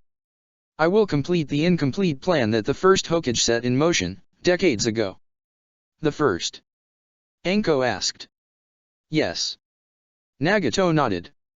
It was a flawed plan. Using the beasts as weapons was never a good option. Naruto said, looking at Nagato flatly. His plan was flawed, but not for this reason. Nagato answered. The Biju are unreliable on their own, and their powers too unequal. Flawed is what I assume your way to be as well. Hanabi knew Naruto was just trying to gain time, but Nagato didn't seem to care at all about it. I will get to it. We had a three-step plan to work our way towards our goal. First, we needed to obtain a large amount of money to support our organization. And people like Kakuzu got interested, I assume. Naruto said dryly. Indeed. Secondly, we planned to set up a mercenary group loyal only to Akatsuki. In order to build their reputation, we accepted any mission below the usual cost. We operated off of the excess funds earned in the first part of our plan. Naruto frowned. Because there hadn't been any wars in some time, Nagato began. The established shinobi villages couldn't afford to charge such low prices, leading the smaller countries to hire Akatsuki over the more expensive shinobi villages. Naruto finished with a grunt. That's the sort of things that happen when your whole economy is based on conquest and war. Nagato smiled wide. Yes. That is exactly it. And then you began wars, hypnotized leaders. All in order to steal the Biju. Partly, yes. Nagato shrugged. Though there was no real need for us to interfere that much, we just had to push things along. Naruto finished, shaking his head. I've heard this sort of twisted logic before. By using the power of the tailed beasts, we planned to quell the wars we started, solidifying our reputation and convincing every country to depend on us. Except you decided on something else. We planned on cornering the market in shinobi labor. Without any business, the other shinobi villages would have collapsed due to the lack of funds. And once Akatsuki was the only major force of shinobi in existence, it would have been easy to conquer the other countries. And then Konan died. Naruto interrupted. Yes. Nagato smiled placidly. Konan died. And I changed my mind. I realized that I didn't need to rely on other people anymore. Everything you told us was just what you told most members. Naruto shook his head. We have seen the same from Kabuto's memories. It was not your real plan. I told you to be a bit more patient, didn't I? Nagato sighed. Of course I didn't tell most of them, especially the lower-ranking members, the actual plan. Or even worse. Obito's plan. Nagato smiled before continuing. If we told them that we were going to trap everyone in a genjutsu, including them, they wouldn't have gone along with it. Yes. Naruto said flatly. People generally dislike being told that they are going to be trapped in a dream forever. I wonder why that is. Nagato laughed a true, honest laugh. Indeed. You were going for something else. Yes. In truth, the beasts were to be used to create a deadly kinjutsu. One that could wipe out one of the 5 great nations in the blink of an eye. Silence stretched. We are almost there, now. But with 3 missing Biju, we are still somewhat lacking in firepower. Which would still be more than enough to wipe a village, a city from high up. Easily. Just not an entire nation. And for the god Nagato thought he was, that probably wouldn't do, as far as demonstrations went. Nagato continued. My true plan would have been more appealing for many of our members, because as the ones with the super weapon, we would have been at the top. These were people who were in for world domination, after all. This would not work, either. Naruto shook his head. And why not? Nagato asked. Whichever side asked us to use the weapon first would have wiped out the opposing country. It would effectively scare all of them into never using the weapon again. It would scare other countries into never starting a war, lest they be wiped out too. The shared fear and pain will bring peace, in time. A man stepped closer. Until people forget that fear and the weapon had to be used again. Uchiha Itachi said. Peace, like anything else in human history, is cyclical. Nagato nodded. I do not mind having to remind people of the cost of peace. Wars will just be fought on smaller scales. The real losers will be smaller countries and villages. Shisui contested. Naruto knew it to be true. Maybe you understood me wrong. Anyone shall have the ability to request the use of the kinjutsu. It is a true equalizer. That will just change the nature of war. Itachi said flatly. Vicious and bloody and brutal is what it still is going to be. They will be fought through proxies. More assassinations and government overthrows is what we can expect. More coups. That's what your mutually assured destruction will lead to. More violence, more warfare, and more suffering, just not where it is seen immediately. That, Nagato began, is the world we live in currently. Living your life knowing that the world will erupt one day, that your weapon will strike and life as you know it will end. That's no way to live. Shisui said hotly. People have hopes, dreams, ambitions. All of this would go up in Biju fire, on another country's demand. This would just be escalating the conflict several levels higher. A simple news article, a political maneuver could trigger it. Anything. Everything will be futile, pointless. The fear will always be there. That is the point. Nagato smiled. With fear comes caution. And the fear and pain will lead to respect, in time. What we would get is terror attacks and biological warfare instead of full-blown war. Itaka shook his head. Now that was more Orochimaru's domain, wasn't it? Nagato reminded dryly. You make no sense. Anko gritted out, ignoring the barb. Blasting the nations to oblivion will never stabilize the world, it will just create circumstances for future conflict, for all the reasons they have enumerated. That's because he's working on a false premise. Naruto shook his head. While there are definitely incorrigible elements that have to be removed by force, his philosophy is unsustainable. Oh. Nagato lifted an eyebrow, now amused. What happens when there is a bigger fish in the pond? Naruto asked. Are you perhaps insinuating that you might be this bigger fish? That is not what I'm saying. Naruto shook his head. Once this weapon is used, there will be no shortage of people trying to replicate it. What happens then? This is simply too harsh a way to rule. People will rise up and everything will unravel. There is no room for people to want to do better. No room for everyone to benefit from progress. You talk about cooperation? Altruism, even. Nagato said flatly. Yet your methods are just as forceful as mine. Perhaps. Naruto acknowledged. But the world, as it is now, needs a good culling. It starts by the men in power. Once people more interested in peace are in place, the rest will fall into place over the generations. That's another way of ruling through fear. Call it what you want. Naruto shrugged. I do not care. Power will be needed either way, no matter the intention. Our way will minimize the bloodshed. Hearing this, Sasuke growled. Granted, I have stumbled on the way. Naruto admitted. I made mistakes, too many of them to count. That is to be human, isn't it? Nagato asked softly. Naruto laughed. Spare me your compassion. As you wish. Nagato smiled.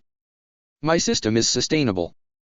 The way to use the kinjutsu will be transmitted to people who understand its importance. Can you say the same?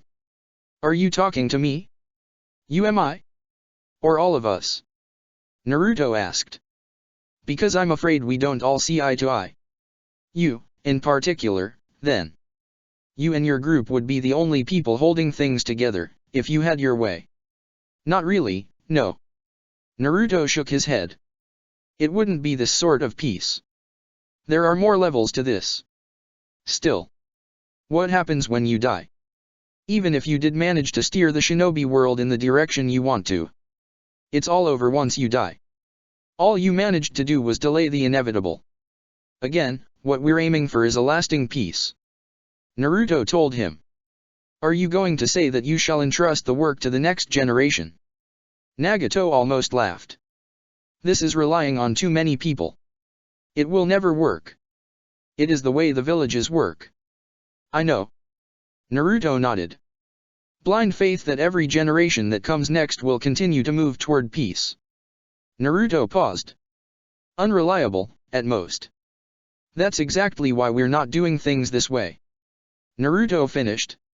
Oh. Nagato leaned forward, eyes gleaming with curiosity. I want global order and stability. To unite the people of the land behind one banner. One that is not as rotten as our current society. For this, I'm willing to get my hands dirty. All of us are. The UMI shinobi, I mean. I don't speak for the rest. He amended himself, when the Uchiha gave him strange looks. We'll take over. You didn't answer my question. Nagato shook his head. Accumulating power between a few individuals would work for you, this much is true. These eyes would make it even more likely. He acknowledged. If you were to become the strongest group of shinobi in the world, which you might well be already, you could ask for anything, and the world would have to give it to you. Uniting the world would only be too easy. Naruto waited for him to continue. Solely because they were all close to healed. But once you're gone, this all crumbles. Nagato finished. Unlike my kinjutsu plan. Naruto chuckled. Now, who said we planned on leaving anytime soon? Naruto asked. Nagato understood. I see. He said slowly. You intend to use the Rinnegan to make yourself more. People will see that a unified world makes everything better, in time. If I have to watch over the world until the transition is over, I'll do it. Naruto nodded.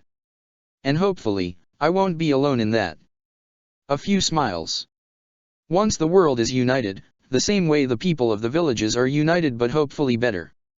All we will have to do is keep that peace going. War will be a thing of the past. The silence between them lasted for a long while. It is an interesting solution. Nagato finally said. I assume I cannot convince you that our ways can work together. No. Nagato smiled. He had expected it. We have the same eyes. Why don't we see which one of us can truly change the world, then? That's a lot of pretty words. Naruto said dryly. Your goal is simply terrorizing the entire world, isn't it? Nothing more, nothing less, and nothing after that. Call it what you want. Nagato smiled. I assume you have already created the Kinjutsu. Naruto began. And that we are standing on its result. The fortress city itself. Why don't we see? Nagato asked. No matter. Naruto said. I think I understand you. You won't use it before the day is over. Before you showed the rest of the world how powerful you are. Before the world hands you the remaining Jinhira key. A grin. Indeed. I made a few promises. I can't let you have the Biju. Naruto said, his eyes turning hard again. Nor the world. Then it is your final decision on the matter. Nagato nodded. Yes. Similar answers were echoed across the room. The 7 of them encircled Nagato. Of course. The man nodded. Then I'm afraid I can't let any of you leave, for different reasons. It's nothing personal, is it? Nagato asked, with a polite smile. Not really, no. Something in the air shifted. I'll make it personal, then. Nagato smiled. And maybe, once you understand true pain, you will change your mind. I highly doubt it. Naruto said flatly. I will do to you the same thing I did to Hanzo. I didn't just destroy him. Nagato said evenly. I also killed his parents, his wife, his children, distant relatives, down to the last infant. There was a pause. After I razed and burned their residences to the ground, I turned to all those who were ever connected to Hanzo. Until nothing and no one was left. It was retribution. Fascinating. Naruto grunted back. Am I supposed to recoil in horror? Do you think you're the first person to think of such a thing? He himself had done so, in other lives. That's up to you. Nagato smiled. But I will do things differently. I won't start by you. You will be the last one left alive. Enough. Prepare to die, Nagato. Of course. Prepare to lose everything, Naruto. Chapter 145, Soul Harvest. Fire raged across the Uzushio Gardens. Flames consumed the grass, faster than it could recover. Ino saw Sakura flash through them, a blur of beige, pink and blue. Obito disappeared in a cloud of smoke. Ino's eyes tightened, and she whirled around, just fast enough to prevent herself getting stabbed by the Uchiha who had suddenly appeared behind her. Sakura held nothing back, her face set in a snarl. She didn't fight like she did during training, pulling her strikes, testing, and prodding. No, she fought to kill, never relenting, a true Hellcat. Her dagger hissed through the air, water edge extending and cutting through the top of the Uchiha's hair. Free bangs for you. She jeered, parrying his kick with her ghost hand. Sakura took the opportunity to siphon some of his chakra, too. Obito growled and tried to kick her away. He got a knee in his face for his trouble. Ino knew better than most how hard it could be to get Sakura to let go of something, when she didn't want to. Her friend's dagger stabbed wherever she could reach, along Obito's shin, multiple times. Ino thrust forward with her own weapon, aiming at his flank. She went through. Not the way she had hoped for, though. He used Kamui again. She warned Sakura. The poison should be gone from there, but Sakura gave it no more thought. And she answered Obito in consequence. Water release, piercing coffin. Water bubbled in a dome around Obito. Blades erupted in a sudden burst from every direction around him. He maintained his intangibility because he had to. Sakura held her jutsu. The blades continued shooting. Sakura's left eye was closed. Kamui, she thought. Sakura used it on her own water jutsu. Part of the dome vanished into the Kamui realm. Obito grunted in pain as multiple spears of water went through him from within his hiding place. Susanoo, he growled, coming back to the physical plane entirely. Oh no you don't. Sakura grunted, using the Preta path to suck away its chakra. Obito slipped between her fingers again.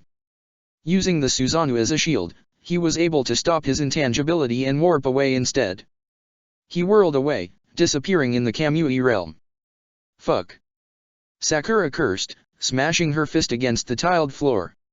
It blew apart under her strike. Ino noticed that her friend was starting to run low on chakra again, and she forced even more chakra through her body, drawing from her seal. This was getting more and more dangerous for her. Guess we're going again. Ino sent. Yeah. How many times can you use Kamui, still? Sakura? The eye seems close to its limit, honestly. And you? I'm good to go. Ino recognized this thought pattern. Sakura was hiding something. Not lying outright, but still hiding. 3 or 4 times at most? Hopefully. Sakura didn't sound too convinced. Okay. Okay, then. Let's do things a bit differently, then. Ino offered. Obito took a moment to breathe. Half Zetsu body or not, this pink-haired wretch had taken a lot of his chakra. For a moment, he considered simply leaving this fight. No, why would he? Nagato would never be as vulnerable as he would be today, after facing them. Obito shook his head. With how powerful the man had become, he could not afford to let this opportunity slip between his fingers. He really should have taken the Rinnegan back, before Nagato got it in his head to take most of the Nine-Tails power within him. Once he had adapted to the power, he had become unreachable. The fact that he felt safe healing Obito's eye showed how far above him he thought he was. And Obito had no doubt that Nagato would get rid of him, the moment he outlived his usefulness. It felt like dealing with Madara's particular brand of bullshit and insanity, back when he had been a teenager. He tightened his fist. No more. He was no one's puppet, now, and he would. Hey there, lapdog. Harano Sakura chuckled angrily, whirling into the Kamui realm with the Yamanaka. Come get your treats. Of the two, it was clear to Obito which one he needed to get rid of first.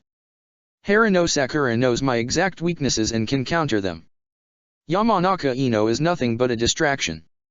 The fact that the former was such an annoying pest would only make it more satisfying. Sakura engaged in melee combat again, spinning and dancing amid a maelstrom of water. The Yamanaka spat fire toward him, and it met the water jutsu. The chakra-laden mist that the impact released obscured his vision. Yamanaka was gone. Obito twisted in the air, avoiding both the daggers and the Naginata strike that came from behind him. Fire release, great fireball. He released the jutsu twice. The fireballs that he hurled directly into their faces were hastily dodged by Ino, and absorbed by Sakura. Obito wasted no time, he could not afford to anymore. His Sharingan told him how things would go. The Harano woman would extend her left stump. He could not read the pattern of the attack before the spectral hand extended, but it didn't matter. The Yamanaka's Naginata would arc upwards, and then slam into him, to cleave him in two. Obito's left hand flashed, and from the hidden seal on his wrist, a blade erupted, headed for the pink-haired one. She dodged narrowly, losing some of her hair in the process, and throwing her next move off entirely. Obito dodged the other's slower attack. Harano Sakura's Sharingan was likely too blind to notice the string wrapped around the weapon. Obito pressed the seal on his wrist and the wire stiffened, the motion sending the kunai to the left. Then it became flexible again, looping and wrapping around Harano's neck. Obito pulled. Sakura! The other screamed. The weapon cut right through her neck, blood purled. She disappeared in a cloud of smoke. What? Obito whirled around. The Yamanaka was halfway through a seal sequence. No time to waste. His Susanoo erupted around him. Its spectral hand reached for the Yamanaka, as fast as he could make it, and without any hesitation, he crushed her. She erupted in blood. And smoke, too. Now thoroughly infuriated, Obito left the Kamui realm. When he reappeared in the gardens, fleeing was not on his mind anymore, far from it. The two women were waiting for him to resurface, and sharing chakra again. Harano was looking pale. What is it with you fuckers in my neck anyway? Harano Sakura muttered. First Kakashi, then you. She was tired, despite whatever her chakra trick was. It was no wonder, she had used Kamui so many times he was beginning to wonder how blind her eye was. And if she continued to do so. Obito charged in, dashing toward Harano.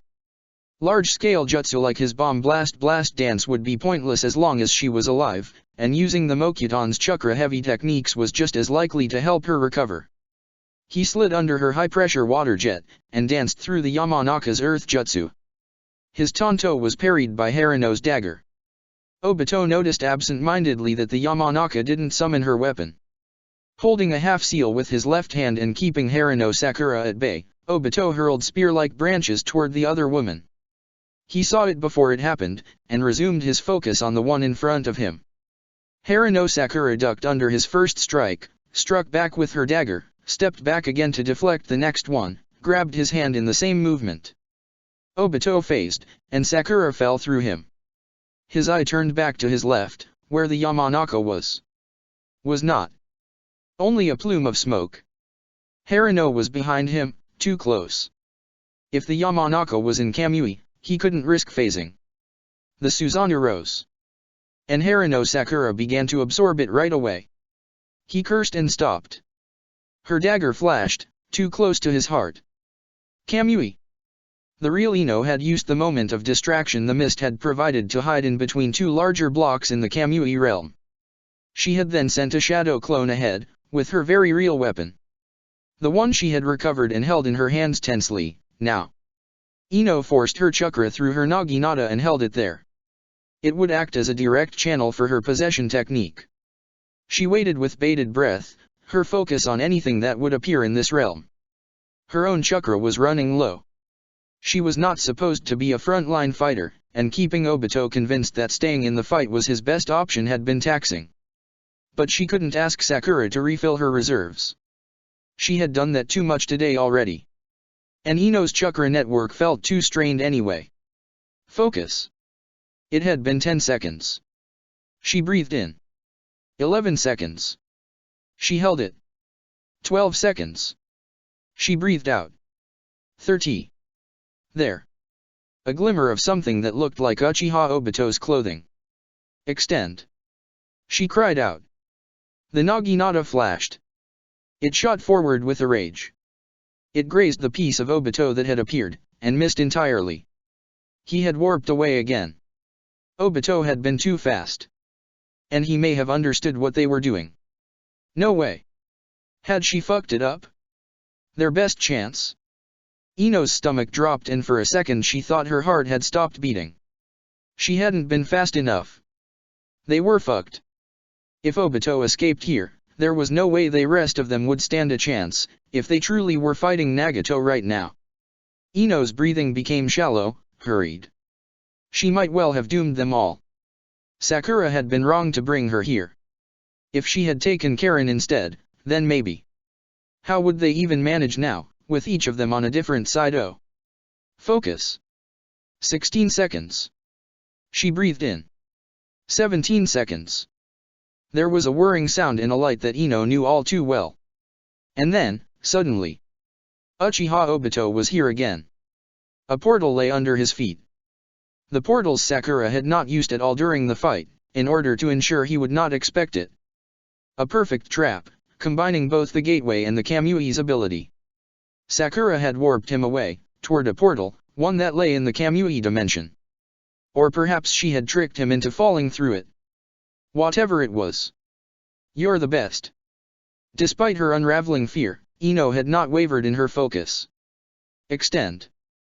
Ino roared, putting everything she had into it. When he heard her and turned around, his face was a mask of incredulity. How did Sakura pull this kind of shit off? Ino wondered, too. A shimmer of blue chakra and nothing. It had been too late for his defense. The weapon stabbed through Obito's chest, and Ino established a link with his body. Obito tried to break the link. He soon found that he couldn't. Not against this weapon. He tried to move away from her naginata. Extend. Ino howled. Her left hand began to weave seals. The naginata stretched past its limits, losing its firmness. It bent completely, like rubber, and only Ino's focus made it keep some of its form. It stayed buried in Obito's chest. And it flew up, with the man skewered on it. The link was completed. Ino forced him to stay physical. It's time to repent, Uchiha Obito. Ino ordered. She locked the naginata in between her elbow and her back and twisted. Obito slammed into the ground. She folded her left hand into one last sign, one that she was sure that Obito, even if he had seen it, would not recognize. Ino had crafted the jutsu and everything about it, after all. Something that she had used against Danzo, what felt like a long time ago, now. Something she had refined. Mind art, sorrow walk. The jutsu traveled through the weapon's length. It reached Obito quickly. He stood up, snarling, and stumbled. What he began, looking horrified. Ino forced him to face his worst demons. Every humiliating moment and all of his bitter feelings. His fears. Every single person he remembered killing. She brought it all back to the surface again. For a man like the one she was sure he was, that would be enough. Obito disappeared through the Kamui again, but it didn't matter anymore. Sakura opened a Kamui portal for her. One that looked particularly unstable. Ino rushed out through it, and it almost took her leg. When Ino came out, her friend looked pale. Her Sharingan eye was entirely blank. How much chakra had she expanded to force a last Kamui out of it, just to get Ino out? And the one before that, for that matter, the one that had been fast enough to catch him by surprise? The one that powered a gateway to Kamui? Her chakra levels were low, but Sakura just motioned for Ino to continue. Are you sure? I'll be just fine. I think I pushed myself a bit too hard. Too much chakra expended, too fast. Obito was struggling on the floor. Drooling, too. It was an ugly sight. He was alone in a dark universe. One of his own conception. Rolling out aimlessly. It's not. Rin. Oh no, it's not. He muttered, half coherent. Sensei. That's not. I didn't want this Kushina, big sis. It was not a visual genjutsu. Or that much of an illusion, really. It was closer to turning a mind against itself. Something she had created, refined using her knowledge of the human path's workings, and would likely not teach anyone. There were plenty of other ways of getting rid of someone without being needlessly cruel. For this man, though. Ino's eyes hardened. Well, that was a different story. Ino was breathing hard, struggling to keep their connection up. She held another seal and pushed the jutsu further. I please. Make it I didn't. Help me. No. Tears? Were those tears? They ran down Obito's face. Ino was not too interested in the specifics. She came closer instead, and even in his dazed state, he could tell it was a bad thing waiting to happen. He was a strong shinobi. Chakra built up into his eye.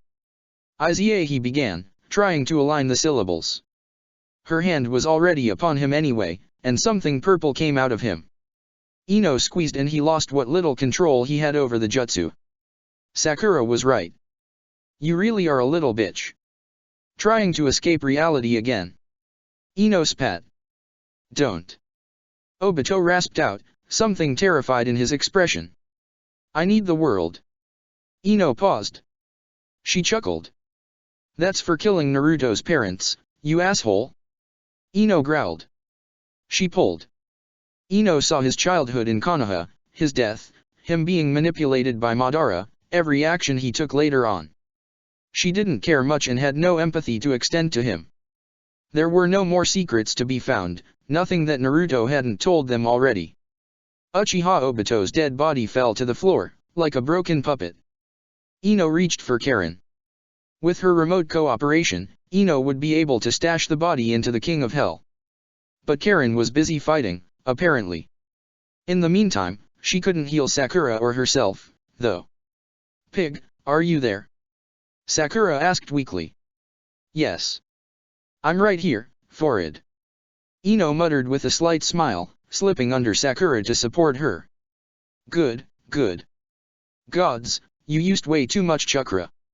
You're shivering. Ino said. What little Sakura still had looked thin, stretched out. Ino was running low, too. Your chakra is running low. Don't pull any more from the seal, though. Ino frowned, and her worry spiked. She realized how low on chakra Sakura truly had been, now that she stopped pretending. But chakra exhaustion was not the only danger. Pushing too much chakra out over short periods of time was strenuous, even more when you were not used to it.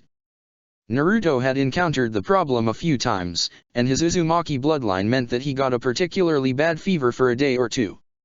Doing it several times in a row, on top of pulling chakra stored away. And then she had drawn more, just to feed the eye's barely functioning jutsu, draining her chakra faster and faster with each use. And more. And Sakura was not Naruto. There was a reason anyone not named Senjutsunade stayed away from such chakra storage methods. She needed to get Sakura out of here entirely. Or to Karen, even, depending on how bad it was. Otherwise. How much did you even pull from the seal already? She asked, hesitantly. Not that there was anything she could do, if Sakura was completely fried. Sakura just chuckled weakly. A lot, then. You did, well, too.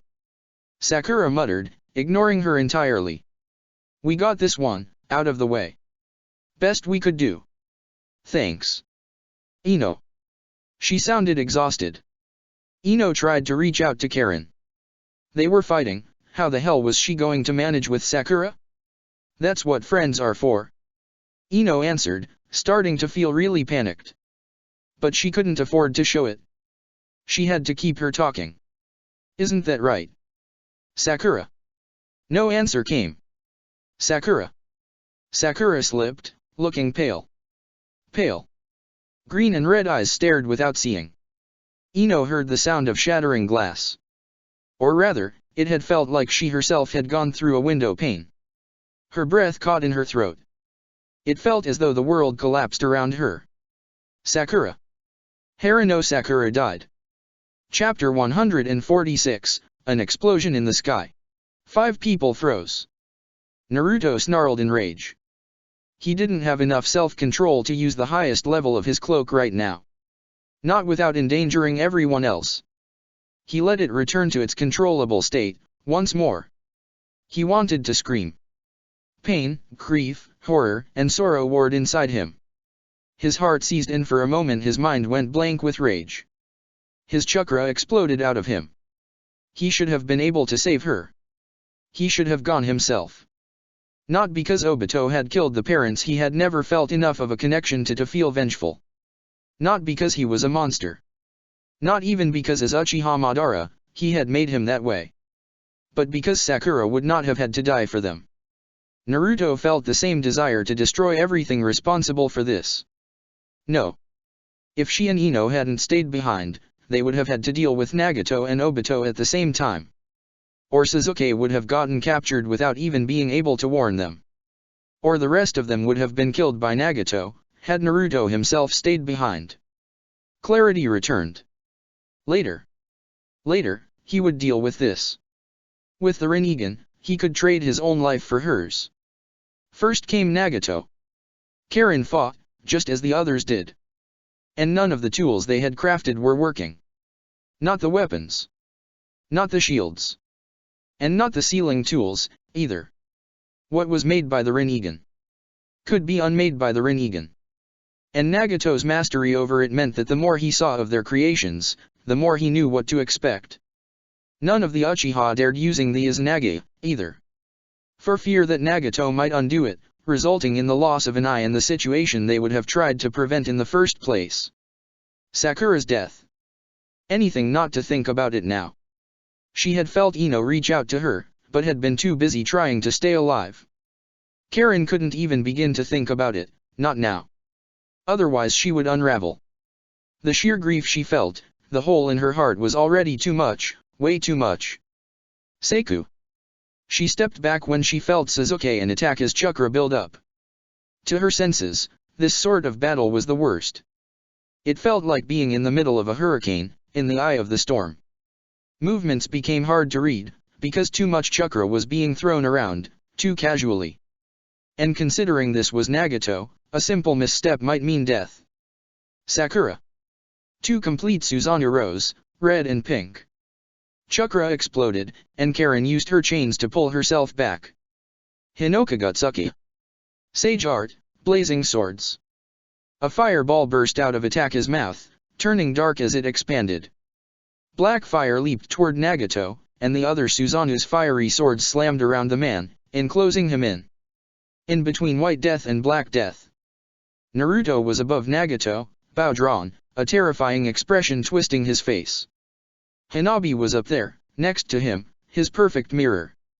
They shot twin physical arrows that spiraled together, guided by his path, anticipating any possible movement from Nagato. Even higher up, Anko's arm turned to a cannon. Uchiha flame formation. Shisui called from the other side. The shimmering wall of chakra rose in between them and Nagato, just in time to enclose Anko's attack. Barrier chains. Karen called, completing the trap by layering another trapping layer around Nagato. Before it closed entirely, Anko shot something that looked like a cannonball from her arm. It was a mixed attack, both physical and ninjutsu based, something that would force Nagato to use his ultimate defense, instead of relying on his chakra absorption. And if he did so, using a version of it strong enough to protect him, then he would be open to physical attacks for a little while. That was the only weakness of Shinra Tensei. But that was a powerful attack. Would their defenses be enough? Shisui didn't seem to think so. He reinforced his barrier, and summoned his own Susanoo. For added safety, Karen began to summon a layer of earth around the barriers. She wrapped her chains around herself, too. And then there was a horrific noise. Like the fabric of reality tearing itself open. A flash, a glimpse of something so powerful that Karen felt her knees shake. Nagato's chakra coiled upon itself. The Nine Tails chakra coiled upon itself. The large room seemed to coil upon itself. Everything was pulled to Nagato. Shinra Tensei, collapsing stars. And when the pressure reached its apex, everything was washed away in a burst of tremendous power. Even for the people who were not close enough to see the top of the fortress blow apart in a show of light and power, the distant rumble of the explosion reached. They had grossly underestimated how much power Nagato could output in just a moment. The first thing that reached Karen, after the pain, was the feeling of cold. The room had been destroyed. She was lying on the ground, in between broken things that had probably been part of a wall at some point. Above her, nothing but the frigid glare of the sun, and an endless expanse of blue. Around her, fire and lightning, slowly dying down. Under her, blood. Karen felt numb already. The room began rebuilding itself, at a snail's pace. The others were nowhere to be seen. Karen extended her awareness, feeling the pain in her head become worse, and she sighed in relief. They were alive, all of them, but far away. Why had they thought a few layers of barriers would be enough? Karen had taken the worst of the impact, and unlike Shisui, who had been just as close, she didn't have a Susanoo to shield her. Naruto had likely countered the jutsu with his own. Looking down, she could see why her legs didn't seem to answer. They were crushed, trapped under the rubble, and she was bleeding out. Ah. That's bad. She thought numbly, pushing the horror away. She summoned a healing chain and bit her other hand at the same time. It didn't help much, this time. She would need the King of Hell. She felt a familiar chakra signature drawing closer, almost silently. That's bad. Nagato was walking toward her, deceptively casual. Karen's hand moved. His own hand flashed. A chakra rod flew, stabbing through her hand and pinning it to the floor. A second one followed, and it punched through her chest. Karen spat blood. She looked down. Not good. She tried to reach for the King of Hell. She found that she couldn't. Nagato's chakra began pushing through her, trying to take over her own. No fucking way. She snarled. Pierced heart or not, she was not going to let this fucker have his way. She put her remaining hand down. Medics first. Nagato quoted. His middle finger extended into a scythe-like blade. I won't risk you healing them anymore. It is a shame that you are so strong, and that we are kin. He swung down, aiming at removing her head, this time. Her chakra exploded. Golden chains erupted from the rubble, faster than the eye could blink. They wrapped around him, tightly. What? Nagato sounded surprised, and for a second she thought she saw a flicker of fear. Why? The end of the chain became a spike, one aimed at his eyes. Nagato reacted. He dispelled the chains, using his Preta path. He could absorb her chains, but nonetheless, for an instant, he had been afraid. Think. Karen summoned the King of Hell, in Nagato's moment of distraction. Nagato recovered quickly, and she knew she wouldn't have the time to pull herself in. Nagato's chakra flooded her body again. She couldn't make the King of Hell pull her to it at all. Karen thought she heard whispers coming from the black void of it. Voices, too. Words she could recognize. Jodo, Naraka. Was she dying, then? She ignored it. Karen thought of a gateway, instead. Focusing on Ino. Let's hope this works. Nagato had panicked. Think. Karen realized. Of course he wouldn't want his chakra suppressed, even for a second. The Ninetales. Karen sent to the others. His control over it still isn't perfect. Use the 7. Now that the link was open, the others answered right away. Please. Karen. Where are you? I'm coming. She laughed weakly. To think she had people who cared about her this much, now. Not too bad, for a strange girl from a backwater village. And the skies are blue today, too. Karen noted, absent-mindedly. Maybe she could see them again, someday? Her gamble had worked. Ino stepped out from the King of Hell, healed from her own fight. Good. Naruto couldn't really use the Naraka path that well, yet. If Karen could be of some use, even now. Ino's face was a mixture of horror and fury. Ino tried to reach for her, the King of Hell's tongue extending. It pulled her in. Too late. I don't want to go, there's so much I still have to. I'm sorry, all of you. Uzumaki. Karen died. Ino faced Nagato alone, her eyes wild. Outmatched was not exactly the word she would use for the situation. Because that would be an understatement. Right now, she couldn't care less. Obito was already dead. And no matter what else happened today, Nagato would have to die as well. These are nice eyes. Uzumaki. Nagato smiled. Only one of you came, too. Obito must have killed the other, then. Ino's teeth felt like they were about to break. Not her, too. Not her, too. You hate me. He said evenly. I do. She spat. It was obvious, too. Do you consider this a victory? It is a start. Nagato smiled. Ino summoned her weapon to her hand. With Karen gone, she had no real control over the King of Hell. His chakra flared in a wave of power, nearly made her lose her grip on it. He stepped forward. He looked like a normal man, if you could ignore everything else. And a man could die. Not by her hand, likely, but he too was vulnerable. Ino rammed her naginata through his chest. At first, she thought he was a clone. Then he continued to walk, and his hand dispelled her chakra, that laced the blade. He walked toward her, burying the blade deeper and deeper through his body, his eyes pinning her in place. Motherfucker. The message he was sending her was clear. You're beneath my notice. Your tricks will do nothing. Obito was nothing. Ino let go of her weapon and stepped back. The naginata still sticking from his body, Nagato blurred forward. Ino dodged him. Barely. A third arm burst out of his back and caught her by the throat. Another hand pulled. Ino's hand shot up. She pushed her own soul back in and held it there. Nagato turned around in surprise. When he looked at Ino, she just bared her teeth in a snarl. Human path. He muttered. Of course. Ino summoned a wind blade to her hand, slamming it down, with the hope of cutting through his extra forearm entirely. A blue shimmer, and her blade faded away. She kicked upward instead, breaking the arm at the elbow. Nagato smiled a bit, as Ino managed to wrestle her way out of his grip. A hand lifted. Horizontal push. It hit Ino like a mighty hammer blow and she was thrown far away, spinning. She had managed to focus chakra through her armor, though.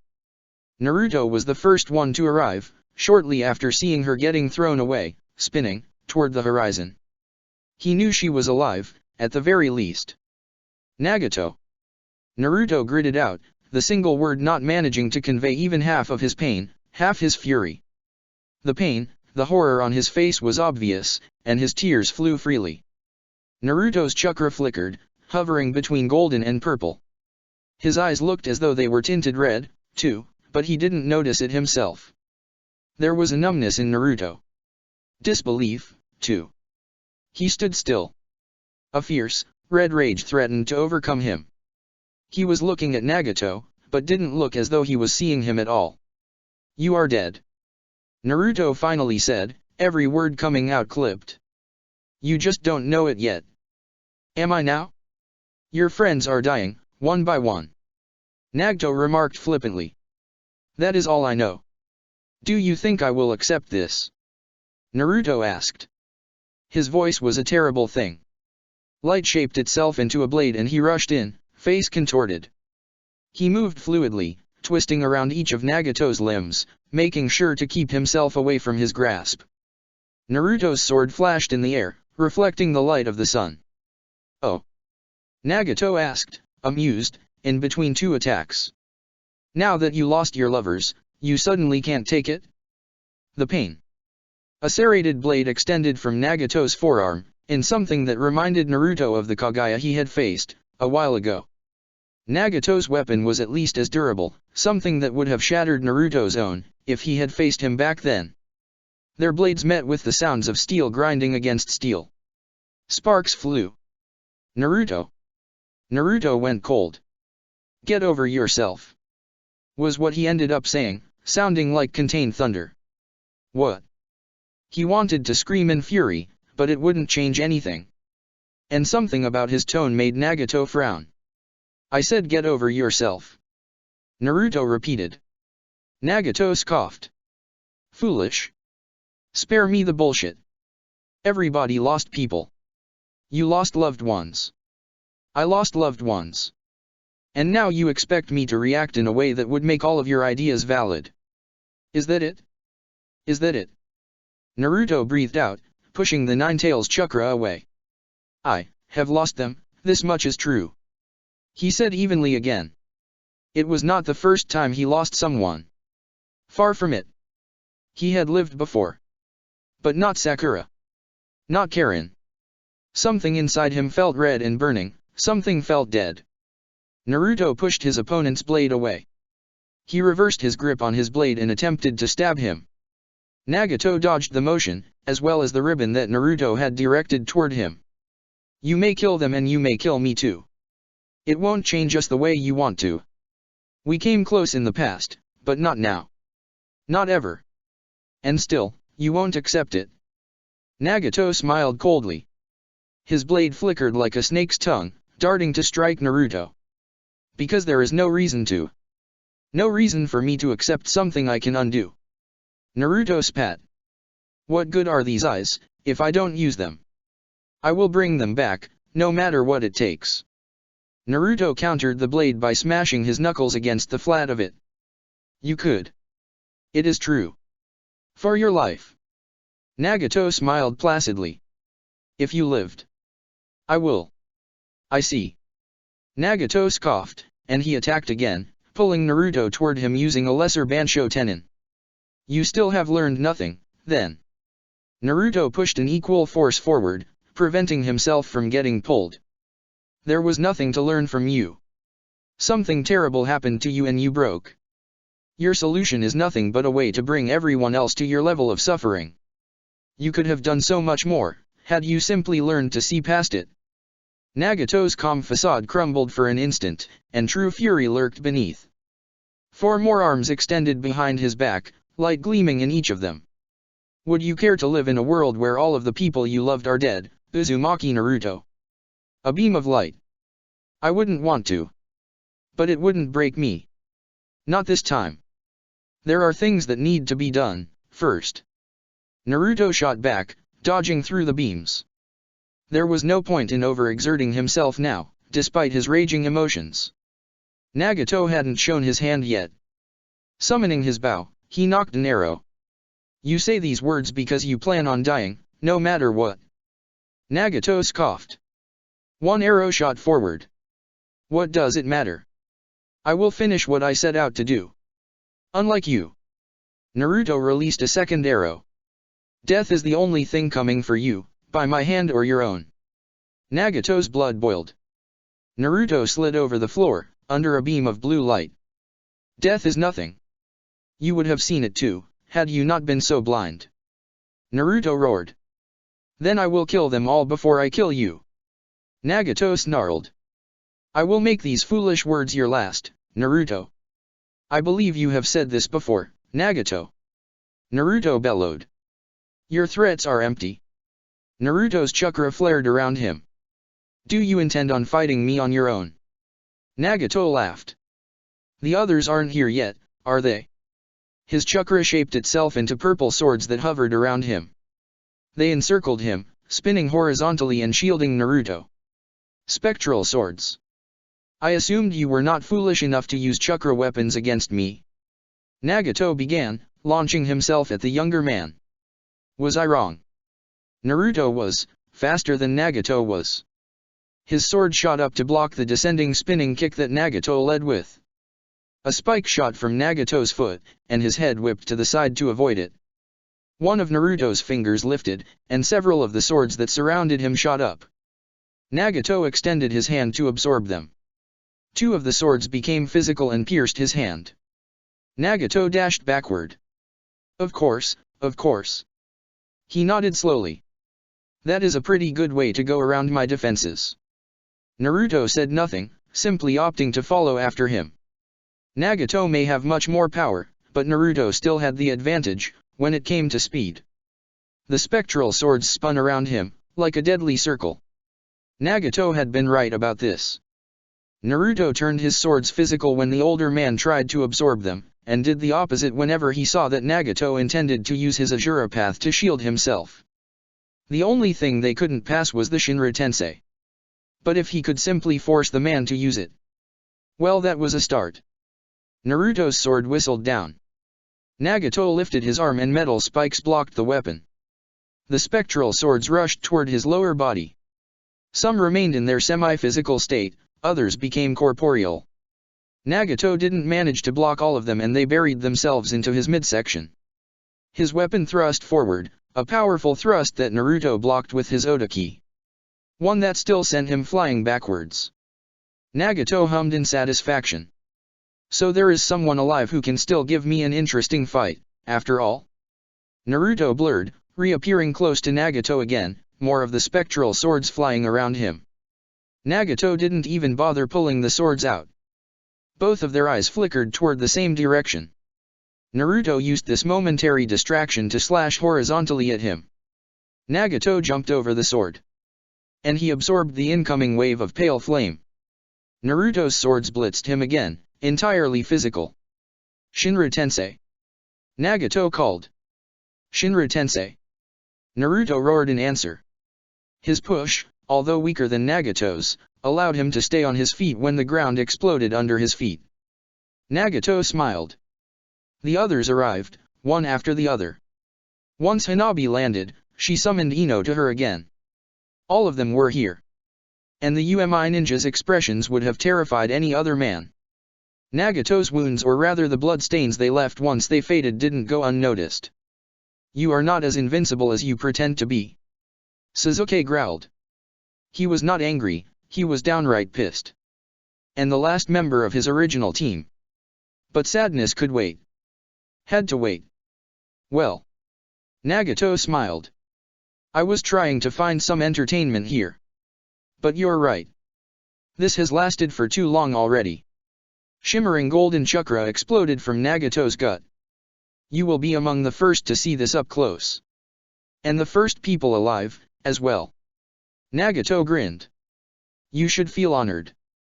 Thick and violent chakra began to swirl, and all of the ninja here stood entirely silent, not even daring to attack. His whole body was shrouded in golden chakra, like a layer of liquid power. The cloak of chakra seemed entirely stable. The clouds seemed darker now, somehow, more ominous, the pressure in the air stronger. And Nagato glinted with a terrifying golden light. You came for the Gadamazo, didn't you? Nagato smiled. Unfortunately, you won't find it here. I've had the Rinnegan for a bit longer than you, after all. I know a few things about it, myself. Chapter 147, Storm Chasers. We don't stand a chance. Ino thought. Nagato's power, combined with the Nine Tails' might, was an awe-inspiring spectacle. No running away. Nagato said, and something spread around the entire area. The pressure in the air increased. Golden chakra built coiled upon itself, gathering within Nagato. Now. I would suggest you protect the Jinhiriki. He said softly. There was a rumbling sound. Earth came first. Get behind us. Naruto called out to the others. Hanabi and Ino erected the first layers of barriers. Wind came second. Anko slapped her hands together. Snakes erupted from her, wrapping around all of them in a sphere before turning to a strange metal alloy. Water came third. Shisui's Susanoo rose around them. Itake's own surrounded it, an added layer of protection. Fire came fourth. Sasuke gathered nature energy and sent it directly through the dual-layered Susanoo. Lightning came last. Naruto's entire body glowed. He was no Sakura, but he could still absorb part of whatever came through. Hopefully. Divine Judgment. The world flashed white, as light erupted from the floor. It came up from between the clouds.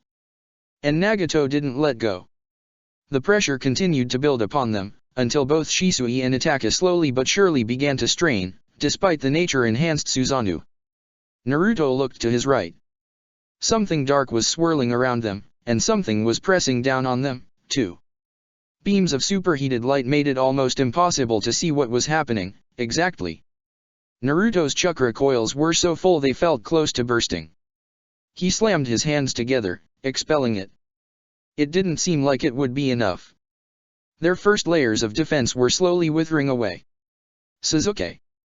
Anko roared. I'll handle the energy gathering. Sasuke nodded. Anko couldn't really use it in battle, but standing still and expanding it right away, she could manage. Susanoo. Sasuke bellowed and the pink, tanuki-shaped chakra giant erected itself around them. Shield of Shukaku. The Nine Tails was the strongest offensive force in the world. The One Tail was one of the strongest defensive forces on Earth. And so was Susanoo. It would have to do. Violent, twisting columns of chakra rose up through the floor, down from the cloudless skies. The wind picked up, howling and becoming a veritable storm, lightning struck. The flames became an inferno, one that the shattering boulders of earth and cutting waters didn't manage to douse. The 7 ninja planted their feet, and let out deafening roars. The jutsu was a terrible, annihilating work of art. Nagato was glowing, brighter than anything they could remember seeing. They held. Even then, their bodies shook from the strain. And so did Uzushiagakur. Light and power winked out. Nagato's onslaught stopped as abruptly as it had come. It left nothing but ruin. But they were still standing. Sasuke coughed and fell to his knees, on the already reforming floor. Sasuke. Itaka called out. I'm fine, I'm fine. He breathed out, looking at the end of his rope. I just need a minute to recover from this. A minute. Itaka looked at Nagato. This might well have been an hour. And considering Sasuke was one of the strongest in their group, we'll buy you that minute. Shisui decided, and Anko grinned at him. Itaka didn't look nearly as confident in their chances, but he stepped next to his cousin anyway. He nodded at Shisui, once. Their Susanoo rose together, shaping into one, red armor over green body. Majestic attire, Susanoo. It shielded all of them, pulling them up in the air. Anko summoned 2 clones, and they channeled nature energy through it. The Susanoo itself had no risk of turning to stone, so they simply focused on gathering as much of the power as they could. Naruto hung in midair, outside of the spectral shape. I'll handle the close-range combat, then. Naruto said. Make sure not to let him get too close to you, still. Nagato could still absorb Senjutsu chakra, up to a certain level. Itaka knew it as well. The 4-armed Susanoo was an imposing sight. Inside it, Naruto could see Hanabi readying her bow. Ino was weaving through a multitude of jutsu, trying to find something, anything that would affect Nagato. But if none of Shisui's illusions did the trick, he knew she was going to have a lot of trouble. And Naruto wondered if all of this, all of their preparations, would be enough. Senjutsu, then. Nagato said softly. As you wish. I shall break your defenses, then. It happened in a blink. There was an explosion of red and gold energy, something thick and heavy that went high up in the blue sky. A pillar of ominous chakra.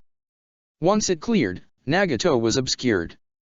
What was left was a shimmering golden avatar of the Ninetales, bearing black spikes along its body and the Rinnegan. Oh, hell. Anko muttered. Hanabi glanced at her. What? Ino seemed just as pale. How do we? Same as before? Hanabi said firmly, despite how hard she bit her lip. Sasuke nodded, letting the One-Tail's chakra slowly twist into something he could use as his own. Nothing changes. Shisui nodded slowly. Despite what Karen had said earlier, the Nine-Tails was pretty firmly under Nagato's control, this much was clear to Naruto. He assumed that the beast took a lot of effort for Nagato to keep under his thrall, and that along with the presence of 3 Shari non-users prevented Nagato from bringing out the 5 other Biju in his possession. This on its own had been reason enough to justify bringing the Uchiha along. Now, Naruto wondered if there was a mighty roar and a beam of bright light. Naruto pushed his storm cloak a little bit further, and threw himself aside to dodge the crimson chakra laser that erupted from the creature. It tore through the air itself, and the heat left in its wake was scorching. With a screech, the Nine-Tails threw itself into motion, its 9 tails batting furiously behind it, a beast of old. The Susanoo slammed into a brutal grapple, its 4 arms barely managing to restrain the fox's sheer power. And already, it was being pushed back by the snarling monstrosity.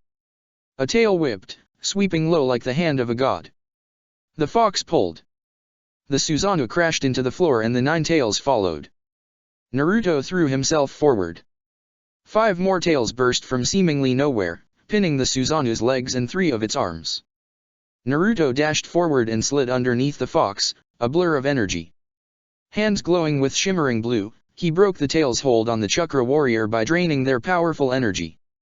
The fox snarled and bit the Susanoo's thigh instead, and the Chakra construct was breaking under its sharp claws. All 4 of the Guardian's now free arms were already trying to pry its jaws open. Naruto extended his hand above him, pulling as much chakra as he could, and trying not to get crushed by the strongest of the Baijuyu's sheer mass. How could a chakra construct be so damn heavy? Something was forming in the beast's mouth, something powerful. A tailed beast bomb. Naruto summoned wind, lightning, and fire to his leg. They howled, burned, and thrummed with power. Rising dragon. He roared, straining with the effort. Naruto pushed from the floor. The rising kick barely lifted the beast in the air. The 9 tails' mighty jaws would have been enough to break through the majestic Susanoo's leg on its own. But a tailed beast bomb, this close? The Susanoo's shape changed into something more feminine? It was hard to describe. Naruto blinked. He recognized this chakra. One of the giant's hands extended in a strange shape. And the nine tails stilled for a moment. Mind art, mind body freeze. It was Ino. He could almost feel her strain. The Bijutama still continued to form in the massive jaws. There was no time for Naruto to freeze as well. His chakra pooled toward his now extended hands. It gathered, a wave of sudden, powerful energy. Shinra Tensei. Gravity changed its course in a cone above Naruto, and the beast that Nagato had become was sent flying high up. Its Bijutama went flying off course entirely. Naruto could only hope it would dispel before hitting Earth. Nagato clapped his hands inside the fox. Gravity resumed with a terrible sound. The fox came back down. If anything, the creature seemed to weigh more than normal. A lot more. Naruto leaped away. It slammed back to the floor, shattering it and pressing down on the Susanoo. The whole structure seemed to tilt. Naruto summoned his forged bow. Purple chakra exploded around him, gathering around both of his arms. He was surrounded by a raging violet storm. Naruto summoned the arrow he had created for this particular occasion. Hama-Yumi, sealing arrow. Naruto knocked it and let go. Nagato was too perceptive not to notice what he was intending to do, however. The fox jumped. The Susanoo's form flickered again, its bristle-like hair changing once more. All of its forearms split into a multitude of smaller cannons. Flaming arrow warheads. A cluster of missiles launched from the cannons, locking onto the fox's form. Shinra Tensei. The wall of impenetrable force stopped both jutsu short. The nine tails slammed back into the fortress again, its sheer weight making it buckle. It screeched, a sound that made Naruto wince. The Susanoo was crushed under it, its forearms trying to shake the beast off. A violent wave of chakra erupted from the conflict, 100 coils of power. Every hair on Naruto's arm bristled. The fox began spinning, its tails wrapping around it, a true maelstrom of power. Howling Ring. Naruto threw himself off what was once the upper part of the city, something that was closer to a platform than anything else, at this point. He hung in midair, trying to find something, anything. There were bolts of red lightning, scarlet bursts of violent chakra as the nine tails spun and howled its rage. For a moment, Naruto was worried. There was no way he could stop it from grinding the chakra giant down. All the same, the Susanoo's chakra erupted around itself, changing once more, equally familiar. It was released in a sudden burst. And then the Susanoo began spinning as well, the opposite way, shrouded in 3 colors. Heavenly rotation. The two powerful forces clashed in a mighty explosion, and although the Susanoo's own technique was undoubtedly the weaker of the two, it proved to be enough for them to hold on a little while longer. The Susanoo was pushed away. Summoning art.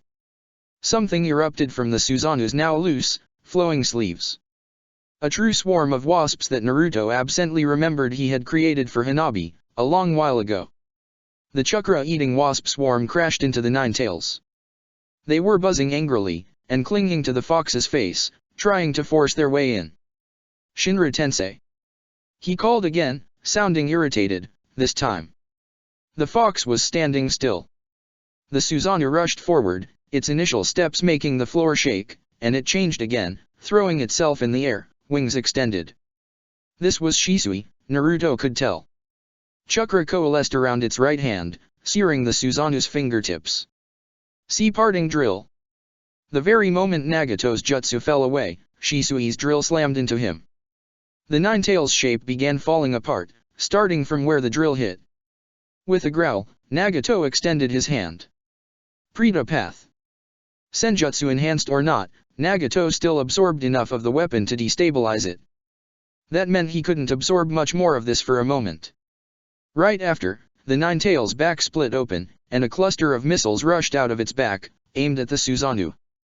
Naruto blurred forward, sword flashing purple. There was the sound of a sword flashing many times.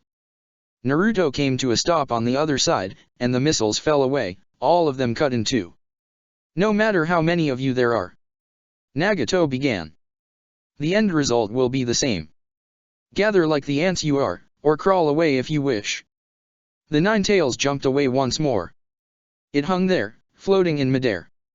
The fox roared. Chakra began to pool into its mouth. He was going for a tailed beast bomb again. A powerful one. Its mouth spread impossibly wide. Crimson eyes opened again, and with a shattering scream, the ball of deadly chakra shot out, aimed at the Susanoo. Naruto pulled a scroll out and held it out in front of him. He brandished it in front of him, as though he were about to perform an exorcism. His other hand, he extended as well, and a shimmering blue wall raised in front of him. The heat became heavier, cloying, as the ball of chakra filled Naruto's vision. Using the Preta Path's ability, Naruto began absorbing the chakra coming from the deadly orb. The Susanoo's forearms extended, holding the deadly sphere at bay. In the meantime, Naruto's chakra coils seemed to strain from the power of it. The rest of the chakra, he sealed into the scroll itself. Tailed Beast Chakra Sealing Method. Naruto called, breathing out. Too surprised by the fact that the entire bomb had been swallowed, Nagato didn't react in time to Naruto's high-powered Bansho Tenin. The nine tails was pulled back to the platform. Naruto jumped back, passing through the Susanoo. He nodded to Sasuke and Itachi. Susanoo, Hinoka Gutsuke. Itachi called. A wall of black flame erupted in front of the nine tails, before exploding into innumerable spikes of it. And more of them. And more of them. Nagato focused his own Preta shield in front of him, absorbing the ever-rising flames. Then he blinked. Uchiha Sasuke was not inside the Susanoo anymore. What? Nagato blinked, his voice still amplified by the nine tails form. Naruto's role hadn't been to handle the melee combat, not really. There was no fighting a natural disaster with your fists. No, his role had been to look for an opening. For Sasuke and him. And Ino had provided that by making Nagato believe that Sasuke had been there, and there was no need to make sure of it again. How she had managed to trick someone like Nagato was something Naruto couldn't wrap his head around.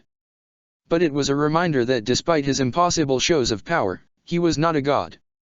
Sealing Art, Sword of Totsuka. Two voices called together.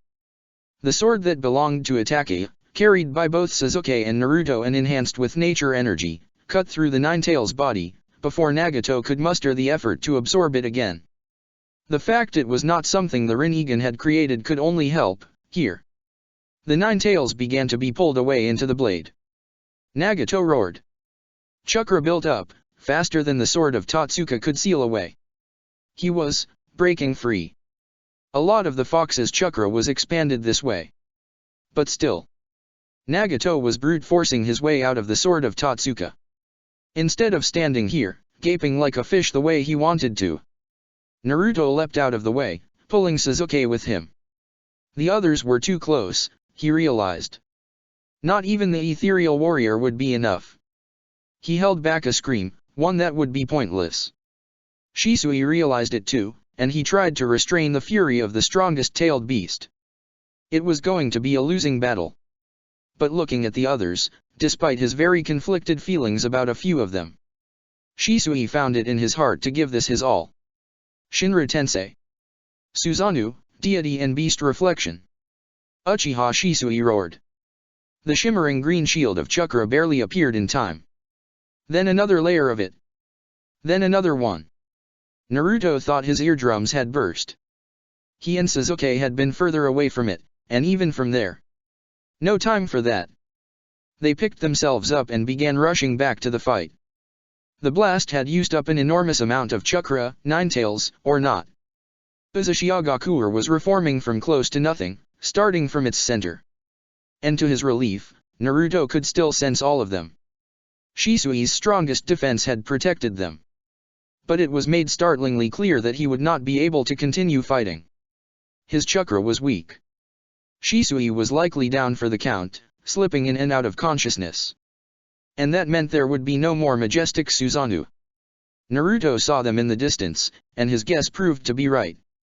The green layer of chakra around them was slowly fading away. And in front of them, Nagato, still shrouded in the powerful gold cloak, extended his hand. It turned into a cannon. Then 4 more arms exploded from his shoulders. He began to aim. The next instant, 5 beams of bright, blue light erupted from the hands. With his left hand, Nagato weaved a seal. And 5 beams became 20. One Susanoo, whether it was a complete one or not, would not cut it here. Anko knew it, too. Moving as though she were in a frenzy, her chakra exploding to life, she did her best to match the assault. "We're not done yet," Anko roared. "You think we're going to be wiped out by the likes of you?" More arms erupted from the Susanoo, and Itake, now the only person maintaining it, strained as well. "Azura Path, Bright Lance!" Anko roared and let loose an equal number of red beams. The rain of beams met a rain of beams, erupting, dissolving like wind-blown vapor caught in a storm, uncountable explosions of light. A massive pulse of blue and red chakra shot out. And Nagato channeled more power. Anko couldn't manage to push back anymore. Nagato was busy with winning the one-sided struggle. It was the sort of opening they had needed. Sasuke and Naruto rushed toward him, dragging lightning, wind and fire with them. And they carried blades they had created for the express purpose of sealing Nagato. Sunbreaker and Pale Moon. Centuries ago, the sage had sealed the 10 tails away. They would have to do the same. The Totsuka blade didn't cut it. Hopefully, this one would. Bony protrusions appeared on Nagato's body, and more cannons broke through his skin. Closer. Both Sasuke and Naruto extended their senses, desperately weaving through the projectiles aimed at them, flickering in and out of the roaring coils of energy that turned the air around them to heavy heat. Closer. Spikes of red chakra erupted in front of them. Cursing, Naruto raised both of them up in the air using a burst of wind. He used his quickening jutsu on Sasuke, as well. Missiles fell upon him, from his blind spot. Sasuke summoned a wave of scorching flame with nothing more than a twist of his fingers, and even the explosions that resulted from the collision were contained. Closer. They were so damn close. They raised their weapons. Nagato turned around, facing them. Arms made out of golden chakra exploded out of him and grabbed their weapons in a tight hold. What Sasuke jumped back, narrowly avoiding the extra pair of arms that sprang from the floor. What the Rinnegan makes, the Rinnegan can unmake. Nagato said evenly. Naruto dodged under the man's decapitating strike. Behind him, the red Susanoo fell to its knees. Anko was staring blearily. She was out of chakra too. They were collapsing like a house of cards. The Susanoo fell away entirely. "All bonds shall break before the Rinnegan," Nagato quoted mockingly. Naruto had heard this somewhere, he was sure of it. The chakra arms twisted and Sasuke and Naruto's weapons shattered. Naruto gritted his teeth and discarded a few other plans. They needed. A wall of black flames erupted in between them and Nagato. A moment of distraction. Once Nagato dispelled it, Sasuke was nowhere to be seen. Neither was Itake. Naruto's sealing arrow missed the man. So did Ino and Hanabi's wind and earth combination. The spikes that erupted from the floor, their speed enhanced by wind, still were not fast enough to catch him. But they made Nagato move. And take his eyes off the others. Sasuke attacked, summoning a sword of flame. His first slice went over Nagato's head. Naruto went low. Black spikes erupted from the man's body, blocking Naruto's strike entirely. Nagato's hand grabbed Sasuke. He grinned. "Now, for the one-tails." Sasuke exploded. Or rather, Itake's clone, disguised as Sasuke, exploded. Before Sasuke had practiced this bait-and-switch strategy with Toru, he had practiced it with Itake. Nagato slided backwards, and Itake was upon him, a sword of black flames extending from his hand. In front of him, Sasuke mirrored him, white fire dancing along his blade. 2 arms sprouted from Nagato's shoulders, and one of them impaled Itake through the heart. He dispelled in a flock of ravens. A wind-enhanced arrow struck through it, destroying Nagato's hand. Courtesy of Hanabi. Nagato grunted. Ino's distraction fell away. The sword of black flames crumbled to nothing, and from its embers, the real Itake finally revealed himself. "What?" Nagato growled. The next instant, the sword of Totsuka finally reached Nagato. This time, Nagato didn't manage to catch it before it struck him. Apparently, one of Shisui's illusions still worked on you, Itaka said. He disappeared into it. The rest of them watched incredulously. With something so simple? Itaka shrugged, looking somewhat sheepish himself. Is it done? Hanabi asked. Ino held a half-tiger seal, her other hand busy with steadying Anko. I can't feel his presence anymore. Itaka was breathing hard. And he also was not saying anything. Once the smoke cleared from the air, several things became obvious to Naruto. The first thing was that most of the others were not in any sort of fighting shape anymore. Itaka seemed to be on his last legs, in need of both healing and chakra. None of those Naruto could provide efficiently. Ino was standing defiantly, but her slight tremble, despite her normal-looking chakra levels, indicated that she was in no shape to fight, or to receive more chakra. Naruto forced his thoughts about Sakura's fate away. Hanabi looked ready to go on. And Sasuke even more so. Both Shisui and Anko were out of commission entirely. Naruto was no Karen, and he was no Sakura either. He couldn't heal them half as quickly or as efficiently as the both of them together could. But he made sure to patch them up as well as he could. Second thing was, they were higher up in the air now. Higher than they had been a minute ago. And breathing was becoming harder. The cold was penetrating, up here, despite the sun that seemed to be looming closer and closer. And finally, Nagato was gone entirely. His jutsu, the one preventing them from leaving, had disappeared as well. He was alive, though. That was bad. The fortress continued to rise, higher and higher. Nagato was nowhere to be seen. Seeing the others slowly having more and more trouble breathing and simply being, Naruto understood what Nagato was doing. He was raising the fortress to outer space. Higher up, almost all of them would die quickly. And he counted on Naruto, at least, to stay here and fight. Because it would be next to impossible for them to come back here again, after today. How Nagato could do such a thing from where he was sealed, Naruto couldn't say. Naruto didn't have enough strength to counter the Nine-Tails' incredible might. Not with only the small fraction of its power that he held. But this, along with his Uzumaki constitution, made him able to stay on his feet. At least, he figured that was it.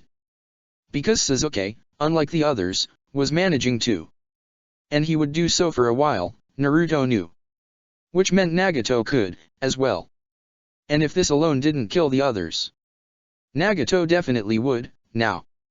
The seal that held him was breaking already. Itaka gave them a grim nod.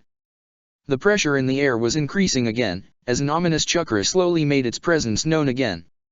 And they couldn't predict where or when Nagato would appear. More of them would die. First would come Anko and Shisui, undoubtedly. Then Itaka. More of them would die. Naruto and Sasuke looked at each other, and for a moment, they peered into each other's heart, true understanding about what needed to be done. Better 2 than 7. Sasuke went to Itaka, Naruto went to Ino and Hanabi. I don't think we can handle being there for long. The latter began, shivering. Her breathing was getting more ragged by the minute, despite still being in fighting shape. Ino knew it too, but didn't say anything. I know. Naruto nodded. What do we do? Ino asked them. Do you think the seals you and Karen designed might be enough? No. Naruto shook his head. Not right now. Not like that. And none of the weapons, either. We saw that already. Silence stretched. What do we do, then? Ino asked again. Naruto closed his eyes. I'm staying. Naruto finally said. No. Me and Sasuke can withstand the void of space. Naruto said. For a while at least. It's pretty clear that you can't. Why? Ino asked. We can get down to Earth again and find a way to defend from there. We did impossible things, many times over. Probably not this time. Hanabi admitted. She could only imagine the sort of power that Nagato was intending to use. They didn't know what his kinjutsu was, exactly, but 6 Biju. The weapon is likely a cannon. A laser. Naruto nodded in confirmation. Or something to that effect. A bomb, perhaps. 6 Biju. I assume Nagato can make good on his threat from here easily. We still have nothing strong enough to withstand it, and we don't know which village he's going to be aiming at, anyway. There are too many options, and the area that he might cover with such an attack is simply too wide. Naruto finished. Even then. I'm sorry, but I'm staying here. Naruto shook his head. Why? I think I'll manage. He just said.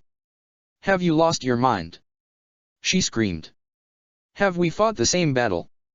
Which part of this looks like something you can handle on your own? He smiled. I think I see things a bit more clearly, after fighting him. He's not invincible. But, he wants us to believe so. Naruto said. And Nagato had burned through a lot of chakra, already. But then again, he held the 9 tails. Ino said nothing. And today's the only time we'll get this chance. Besides, I promised the 9 tails, long ago. Naruto finished. I don't think I'm getting out of that one so easily. He laughed. Naruto knew he wouldn't be able to come back here after today. At least, not like this. Nagato would only grow stronger, and stronger, as he got used to his power. 1 month had already been too much. And he knew that none of the others were fast enough, or durable enough to handle Nagato fighting seriously. Not that he was so sure about his own chances, or Sasuke's. Then we'll stay here with you, at least. Ino said. We'll fight until the end. That is a guaranteed death. And what you're about to do isn't. Ino shot back in answer. I'm a ninja. I'll choose how I die, at least. Naruto looked into her eyes, and saw a similar resolve in Hanabi's. He thought quickly. Karin. Sakura, he wouldn't have managed to talk sense into. Same thing with Anko. But he knew that Hanabi, at least, could be reasoned with. Naruto sent a thought to her. Naruto explained what they needed to do.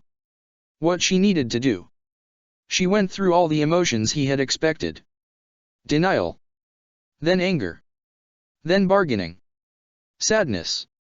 And finally, acceptance. It's true, that I can only move forward because all of you are there, with me. Naruto finally said, looking as though he relented. Ino smiled, looking much too relieved for someone who was certain to die as well. Then that means. She began. Everything worked out until now thanks to all of you. Naruto continued. I wish I could have told. They knew. Hanabi finished, her eyes looking a bit wet. Ino nodded in confirmation.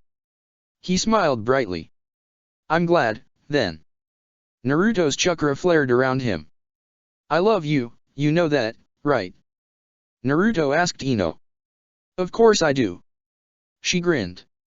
Don't sound so defeated, though. We'll pull through. Naruto smiled, a bit sadly now. He was resolute. His hand rose and he caressed the side of Ino's face, gently. You fought well, Ino. He said quietly. So well. All of you. Naruto? Ino asked. I could never have asked for anything like what we have. Naruto smiled brightly. He turned around. And Hanabi?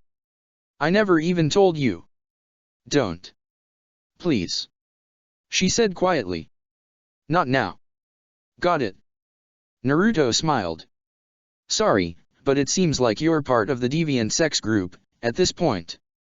Hanabi was crying. I'm not saying shit unless you come back. Take good care of yourself and them, alright? Naruto asked. In case. Yes.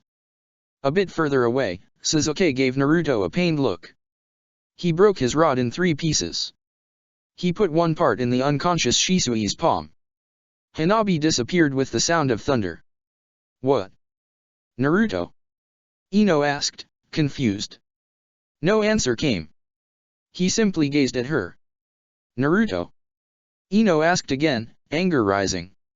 I'm sorry, Ino. He smiled. There's no need for you to die too. Realization and horror shone bright in her eyes. Don't you fucking Her scream echoed through the bond. Naruto closed it, feeling its pulsing throb at the back of his mind. By Ino. Hanabi summoned Ino away, and back to Earth. Anko and Shisui's unconscious forms warped away as well. The marks never held here, and they had no way of coming back. Sasuke smiled at Itachi, who was barely standing on his feet. He wouldn't be able to handle any more. He was as strong as it got, but he was still a man. Sasuke. Itachi shook his head. I'm sorry, but I think you should go. Sasuke said. I couldn't be prouder of you, little brother. Itachi smiled sadly. But if you're staying, I'm staying. We are shinobi, both of us. Yes. Sasuke wept. I guess we are. Sasuke blurred forward, catching him off guard. He tried to punch his older brother in the gut, but Itachi still managed to parry the blow. Naruto was already behind him, and when Itachi whirled around, Sasuke forced the receiver in his hand. I'm sorry, Itachi, but I guess that's the last time. Don't. Sasuke. Itachi's betrayed look was the last thing Naruto and Sasuke both saw before he was warped away. Sasuke wiped his tears away. It had to be done, right? He asked Naruto. Yes. He smiled sadly. Naruto clamped down on his bond with Ino, who was angrily trying to reach him again. I hope you have a solid plan. Sasuke grunted. The first few didn't work so well. A plan?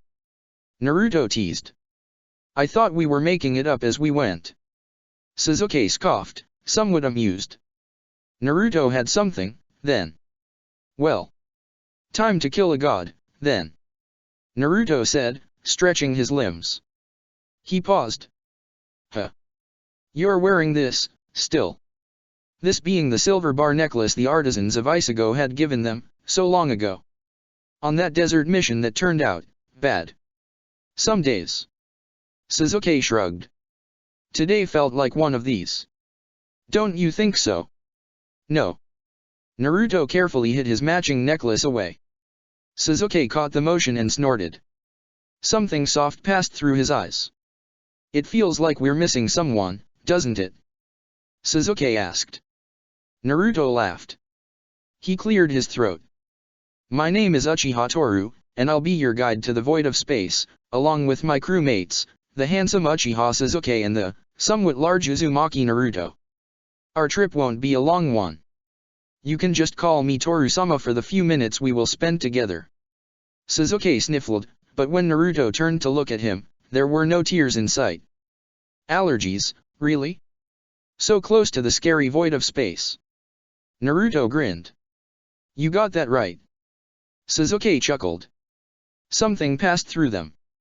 Their bond snapped back into place, and identical swords appeared in their hands. Both of them instantly understood their shared artifact's ability. Naruto told him what they were going for through the link. There was a terrible sound. Like the fabric of reality tearing itself open. A rift in space opened. Nagato slowly drifted toward them. The three strongest men in the world gathered. Chapter 148, Bonds 3. This high up or far out, depending on how you saw it, the simple action of breathing was eating through their stamina. Their bodies were constantly healing, trying to keep up with the ever-increasing levels of damage they were being submitted to. Nagato was the least affected, of course. You know. Naruto began as Nagato slowly flew down to meet them, golden cloak shimmering behind him still. Naruto's face was calm. Yeah. Sasuke asked, eyes fixed upon Nagato, looking tense. I sure hope you used that dagger I gave you. Is that a yes or a no? I'm not that good with Uchiha-isms. He was, in truth, but there was no need to encourage them. I'm practical, not foolish. Sasuke answered. Naruto snorted. Yeah, right. He remembered how squeamish Sasuke had been. So, yes. He asked again. Yeah. Now. If it was supposed to give me a Rinnegan or something like it, I'm definitely not seeing it. I feel a bit stronger since then, though. He flexed his hand. Ah. You said something about a near-death experience, right? Sasuke chuckled lowly. If that is what it is about, and not something else. Yeah. Naruto smiled grimly. We're about to get that. He finished for him. Deep down, Naruto had the feeling that Sasuke wouldn't develop it at all. Why, he couldn't explain. But it had been the reason he hadn't pushed too hard in trying to convince Sasuke he had to stab him near his heart. That and the obvious. But as he had said, Sasuke's chakra felt stronger, in a way Naruto couldn't really explain. More balanced. Maybe that was it? Nagato touched down. His jutsu spread around them again, preventing them from leaving. I see the others have departed. He said evenly, none of his previous amusement to be seen. His chakra levels were lower, too. Impossibly high, instead of nearly inconceivable. A wise decision, although they will meet the same fate in the end. This is but a delay. A delay, you say? Naruto asked. Yes. It makes no difference. Nagato said placidly. You will simply be the first to die instead, Uzumaki Naruto. Then I shall take care of you, Uchiha Sasuke. Naruto and Sasuke shared a look. Both of them bore dark smiles. They nodded at each other, before starting to walk toward Nagato. Are you ready to face me, then? The man asked. Shouldn't you try to run away as well, now? Why would we? Uzumaki Naruto shrugged. You're going to burn the whole world down, one place at a time, if we do so. And well, that would give you more time to get used to all that power. Indeed. Nagato smiled. Besides, we can't kill you without coming closer. Uchiha Sasuke finished. Nagato laughed. By all means, then. Sasuke bore red pigmentation around his eyes, contrasting Naruto's blue one. His manjikyo slowly became a golden color, as well. Oh. Nagato asked, humming. Did the One Tail decide to help you, then? I think even Shukaku can figure out what happens to him if we lose today. Sasuke retorted. He focused, and blended in the three energy sources. Sasuke's form danced with flames, an armor of white and pink flames flickering up and down across his body. A dome of heat exploded from him, rising high and turning the sparse, cold air around them bearable again. Naruto's eyes closed. A mantra, taught to him by Sarutobi. I am fire, the all-consuming one. My light you cannot put out. When he opened them, the storm cloak shifted to its highest level again. Something that, like Sasuke, he just could not afford to use with other people around. Adding fire to it made it much more unstable. A rogue bolt of fiery lightning shot toward his ally. But now, it was just him and Sasuke facing Nagato. Flames wouldn't hurt Sasuke, and shielded as he was right now, neither would his other affinities. Hopefully. Naruto's form danced with lightning, wind, and fire, a Tengu-like, purple construct shimmering around his body. Complete with wing-like chakra constructs floating behind him. Even up here, getting closer and closer to the void of space, he could smell ozone. The pressure in the air increased around the two of them. Uzushio started to break apart on its own. Sasuke squinted. I didn't ask earlier on, but is this a Susanoo? Nah. That feels way too familiar. That's strange. Do you see me currently wasting chakra on a gigantic, unwieldy armor? Sasuke just growled in answer. The chakra signature it gave off was almost identical to the Susanoo. Just answer me. It's yin chakra made physical with yang. Close enough, I guess. No very special powers or anything like that, I'm afraid. You can't just. I can't, what? Copy your jutsu. Naruto snarked. I still remember how you learned to use a staff and any other weapon I used, back then. Nagato waited for them to move. Well, then. Nagato invited, turning serious. Let us begin, then. Sasuke's arm lifted, and a wave of pale fire exploded from the ground, much faster than Naruto had ever seen him do. Naruto used its cover to slip behind Nagato. Unlike Sasuke, he didn't have the advantage of being able to use natural energy so freely. He himself could use a little of it to enhance a few of his jutsu more or less safely, but that was about it. There were other ways, though. Even after a long while of training with the energy, Naruto hadn't managed to reach perfect Sage mode. He assumed something about being Asura's reincarnation made it much easier for Sasuke. Or maybe Naruto was just terrible at it. Nagato whirled around. His arm twisted, and a long curved blade extended from his arm, still attached to it. Bolstered by the Nine Tails chakra, Nagato was able to at least follow Naruto, even at his top speed. Their blades clashed and Nagato's shoulder broke open, two additional arms splitting from his regular ones. A cannon appeared at the end of each of them, and a beam of bright light shot toward Naruto, just as the other one shot toward Sasuke. Naruto dodged it, Sasuke blocked it. Naruto's skin and throat felt dry from being so close to Sasuke's scorching jutsu. Rising Sun Blade. Sasuke roared. When he slashed, fire so hot it melted Uzushiagaku's floor followed. Nagato didn't dare absorb it or let himself be hit by it. Instead, he threw himself backward and dodged. Naruto followed after him. Nagato's arm extended, sword in front of him to parry his strike. There was a shimmer in the air. What? Nagato blinked. Where Naruto previously had been, now was Sasuke. One was much faster, the other's attacks were more dangerous to Nagato. With their artifacts seamless switching, their strengths complemented each other's. Sasuke completed Naruto's motion, and his long sword slashed down, contained flames dancing along his blade. Nagato tried to parry it, but the white fire cut right through his weapon and his arm. With a grunt, Nagato leaped backwards. Metal erupted from his stump, twisted in front of it, and a new arm sprang from nothing. Naruto was behind him again, left hand dragging a wave of roaring electricity. Nagato shot a spike through himself. Naruto barely saw it in time to react, obscured as it was by the older man's body. He threw himself to his left to dodge it. Then he suddenly was higher up in the air, and he slammed into the floor with a grunt, shoulder first. Sasuke had switched with him, a massive, fiery white raise-non pushed forward by his left hand. 4 metal tubes erupted from Nagato's chest. They expelled steam with a strange sound, and pushed Nagato backward, away from the raise-non. The floor under him looked like rosy ice. Or crystal, maybe. Whatever it was, he slid on it easily. Naruto had recovered already. Spectral swords shot forward with nothing more than a thought, flying toward Nagato with a whistling sound. From the other side, Sasuke weaved hand seals with his left hand. Blaze release, great fire annihilation. A sea of pale flames exploded from where Sasuke had been standing, forcing Naruto to leap away. There was a plume of smoke.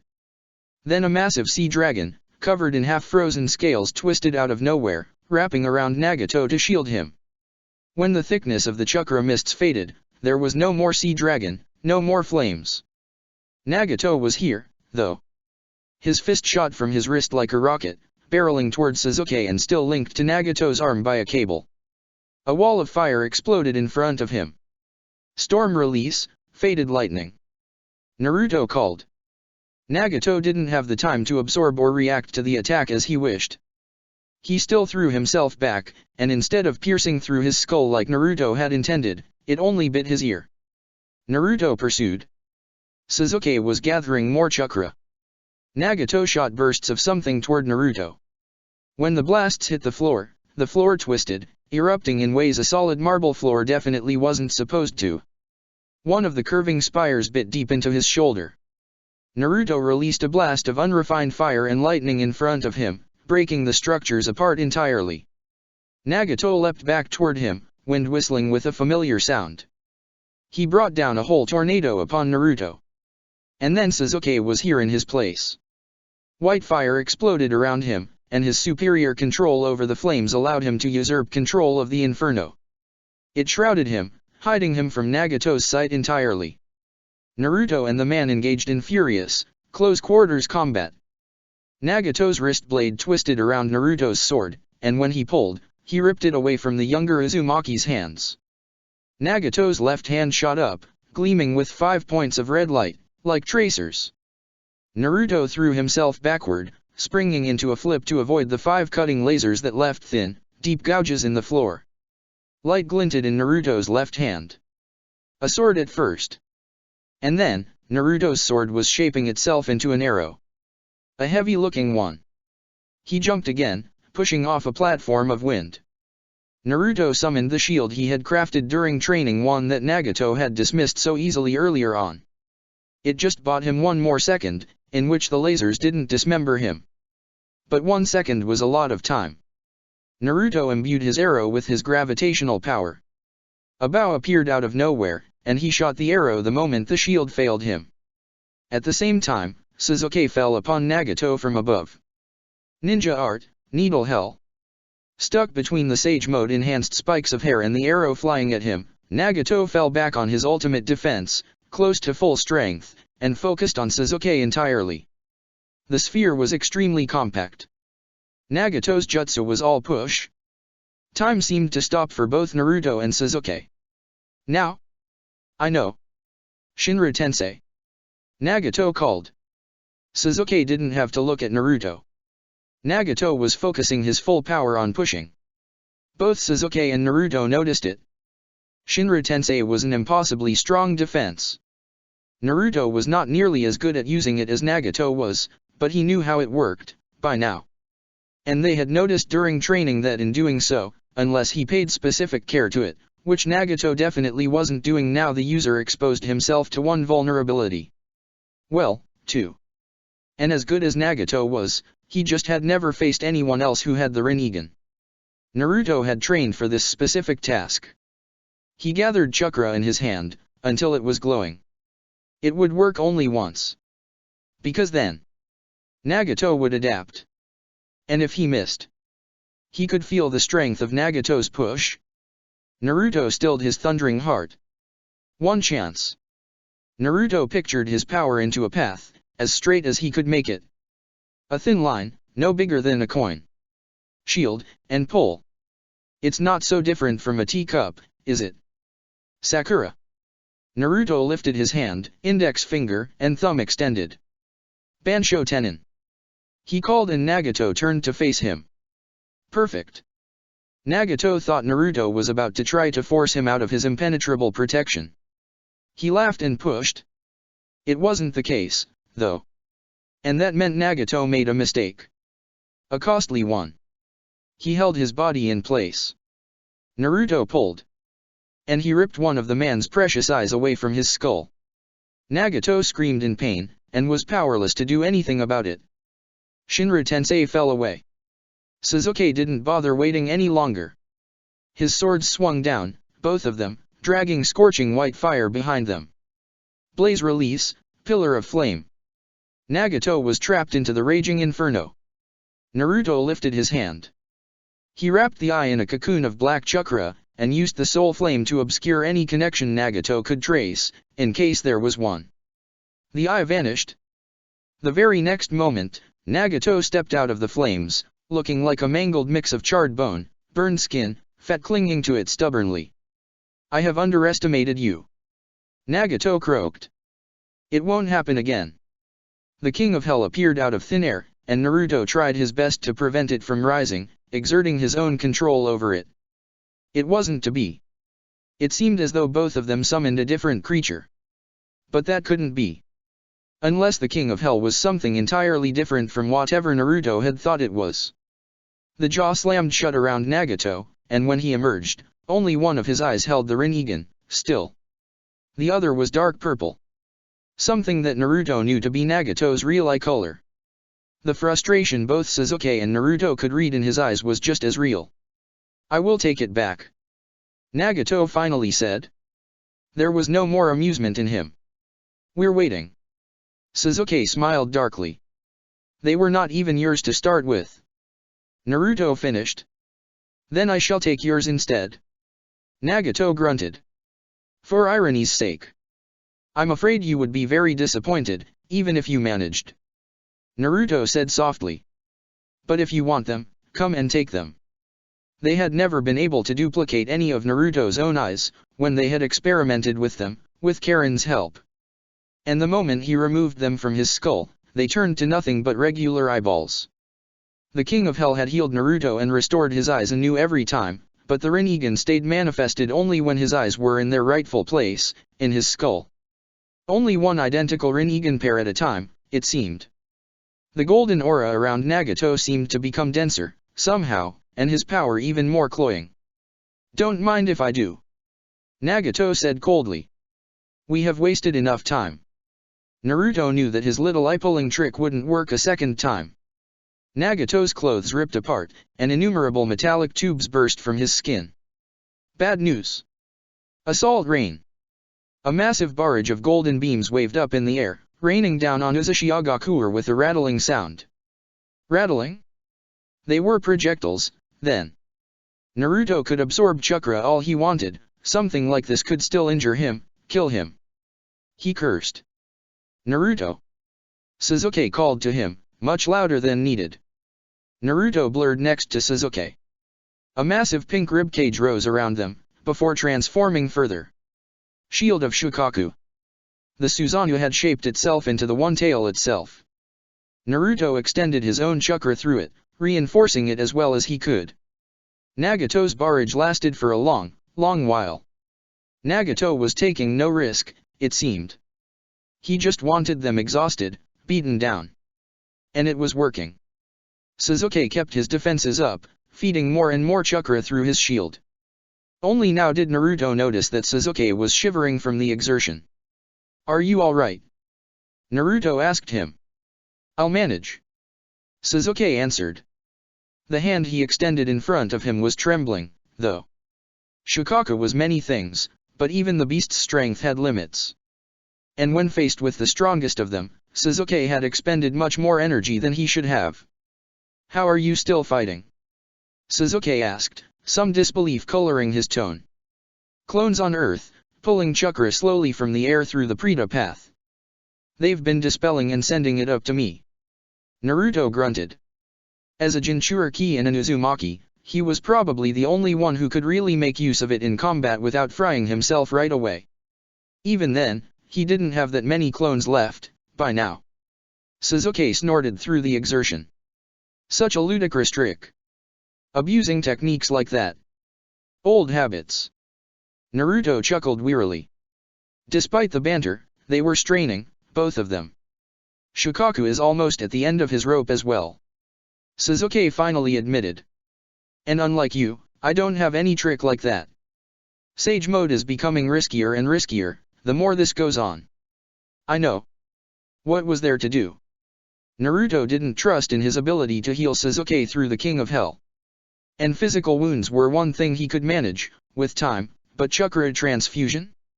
Whether he tried to do so through the Naraka or the Preta path, chances were he'd just end up killing Sasuke. And without that, there was no way the Uchiha could continue fighting this battle. And he would soon become a liability. And alone.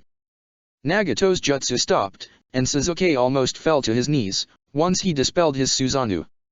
Naruto blurred in front of him, absorbing the chakra beam that followed. Nagato was high above them again, and he summoned a three-headed dog. Naruto got ready to push it away, but Sasuke held him back, panting. "Blaze release, burning phoenix!" Sasuke roared, shrouding himself in flames. He pushed off the floor. Naruto kept his eyes trained on him. Sasuke reached Nagato and his sage mode faded out. Of course. Naruto cursed, focused on their bond and switched places with him. He slashed horizontally with his left sword. Nagato dodged by twisting over it. Naruto's right-hand sword flew up, and in the same breath, the spectral swords were summoned again, firing off at a rattling pace toward Nagato. Nagato, who let them hit him. His hand extended toward Sasuke. He made a fist. Naruto froze. No. Sealing art, Chibaku Tensei. Uzashigagakure's rubble began rocketing toward Sasuke. Tons and tons of marble-like material smashed against his half-formed Susanoo. The sphere grew in size fast, and Naruto wondered how he was going to pull Sasuke out of it without injuring him. He would switch places with him, but if Sasuke was as tired as he seemed to be. A roar. Susanoo, spiraling sun. The perfect Susanoo exploded out of Pain's jutsu, hand first, holding one of the most destructive jutsu Naruto had ever seen. If they could hit Nagato with this one or The Senjutsu enhanced Raise Non faded away soon. So did Sasuke's Sage Mode. And so did his Susanoo. Sasuke was panting, blood dripping from both his eyes and his mouth. He was getting closer to his limit, now. Or had gone past it long ago. You two truly are strong. Incredibly so. Nagato admitted. More so than any Jinchuriki or man I have faced before. Thanks. Naruto said, very dryly. Nagato shook his head. So why? Why must you be so foolish? Nagato asked. Are you kidding? Sasuke panted, almost laughing. How many times have you asked already? We're not fucking joining you. I would find a way to let you live past the extraction, of course. Nagato offered. It would be your one way out of death. I think he might have some other ideas. Naruto answered for Sasuke. Confident, aren't you? Naruto said nothing in answer. You still think you can win, then? Nagato said flatly. Sasuke just chuckled wearily. Did you realize I have only been using the Nine Tails power until now? Nagato finally asked. They had realized, yes. But there was something else. Naruto furrowed his brow. If the Gadamazo was not around and the Biju truly were sealed in it, and not in Nagato, that could only mean one thing. In any case, I thank you for this. Nagato continued. Because I think this will be the last time I get a good fight in the foreseeable future. 5 other chakra, all of them similar in their nature, began pooling inside Nagato. Finally, Nagato hadn't been lying, then. He had access to the rest of them as well. But it had to be harder to control. And despite what Nagato wanted to let them believe, you could not simply stack Biju on top of each other. No matter how much power he could draw from all of them in this imperfect way, it would be a far cry from the real Ten Tails. And not just because 3 were missing. They were getting closer to their objective. Sasuke. Get ready. I am. Nagato disappeared. Something tripped Sasuke, and a pink ribcage began building around him. Too slow, though. Nagato's hand was already inside it. Naruto switched places with him, extending his sword to stab the hand. Nagato pulled it back, and his arm split at the elbow. The additional hand pulled Naruto by his arm, slamming him into the floor. He caught himself with his hand, and Nagato slammed a violent elbow in his gut. Naruto crashed down to the floor, sword clattering out of his hand. A wave of pale fire rushed toward them. Nagato backed away, without even realizing there was no natural energy coursing through it, this time. Sasuke switched places with Naruto again, letting the fire cover him harmlessly. He tried to gather natural energy. Naruto threw his sword at Nagato, and he dodged easily. He pulled himself to the weapon. Revolving thunder, grounding. He thrust forward. Nagato's palm slapped him in the face, and extra limbs shot forward to hold him in place. Sasuke switched positions with him again. The white flames burned Nagato's hands, but he didn't relent. Something shot out of the floor. Silver chains that Naruto knew belonged to the outer path. Bad news. Naruto summoned a plume of smoke, and from there, created 5 clones. He threw his swords to one of them. The Naruto holding them switched places with Sasuke. Nagato's hand dispelled the chains and flew to Naruto's eyes instead. He hadn't noticed, then. The storm clone exploded in Nagato's face. Naruto rushed to Sasuke, and the clones rushed to Nagato, sealing tags in hand. On his way there, Naruto summoned more of them. The clones used the same tags he had used against Indra. Or rather, a refined version. One of the clones reached. Nagato's chakra turned inward, folded upon itself and detonated in a burst of bright light. Naruto winced. This was not going to buy them a lot of time. Can you manage one more time? Naruto asked him, knowing exactly how much it was going to take from Sasuke. Let's go for it now. TCH. Sasuke grunted, trying to look awake. Who do you think I am? Naruto fed him some chakra, and noticed Sasuke's pained wince. That was the first and last time Naruto would do so, then. Sasuke pulled the last remnants of natural energy from around him. Something that was getting harder and harder the higher they flew, the more his chakra dwindled. Is that going to be enough? Sasuke muttered. It will have to be. Chakra coalesced into their hands, Sasuke's left and Naruto's right. They joined fingers, shaping it one step beyond that. A wave of fire and wind mixed with a bolt of lightning and wind. Now! Sasuke rasped out, barely holding on to the natural energy. No. Nagato got rid of another clone easily. The clone stuck to him, shifting into yet another ceiling tag. Nagato's fist smashed through his chest, and there was a hiss. It was something else, and he realized it. Shinra Tensei. Nagato called out before it exploded. He didn't hold the barrier up for long. That gave them a short window of opportunity. Now. Firestorm release, Shiranui. They echoed. A wave of white, electrical fire shaped into a gigantic wolf, one that exuded a long, pure white mane of flowing energy. Compared to the spiraling sun from before, this was 2 steps higher, in terms of power. Nagato saw it, too. With a crash of brilliant, blinding light, it fell upon him, unrestrained fury, disintegrating everything in its path. Almost everything. Naruto cursed and grabbed Sasuke. He ran away. None of the two stayed behind to watch, simply throwing themselves away, barely out of the way of the annihilating wave, and toward the lower levels. They reached one room with 2 large statues again. Naruto laid Sasuke down against a pillar. Naruto sat close to one of them, in the half-destroyed but reforming, although slowly fortress. Nagato's anti-summoning barrier didn't affect them, right now. He was too far. Sasuke was shivering. Do you think he absorbed it? Sasuke asked, rasping. His face was matted with cold sweat and wounds. Despite the senjutsu. I have no idea, but Nagato was alive, this much was clear. Even through the chakra-laden walls, he could feel his presence. Naruto wanted to howl in frustration. What would it take? He knew what it would take. There was no time to waste. What are you going to do? Naruto asked Sasuke. What do you mean? Sasuke blinked through his exhaustion.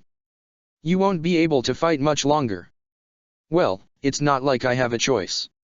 Nagato needs to go. Sasuke said dryly, sweat pouring down his face. He was strong, incredibly so. Just like Ajura had been. Or Hashirama had been.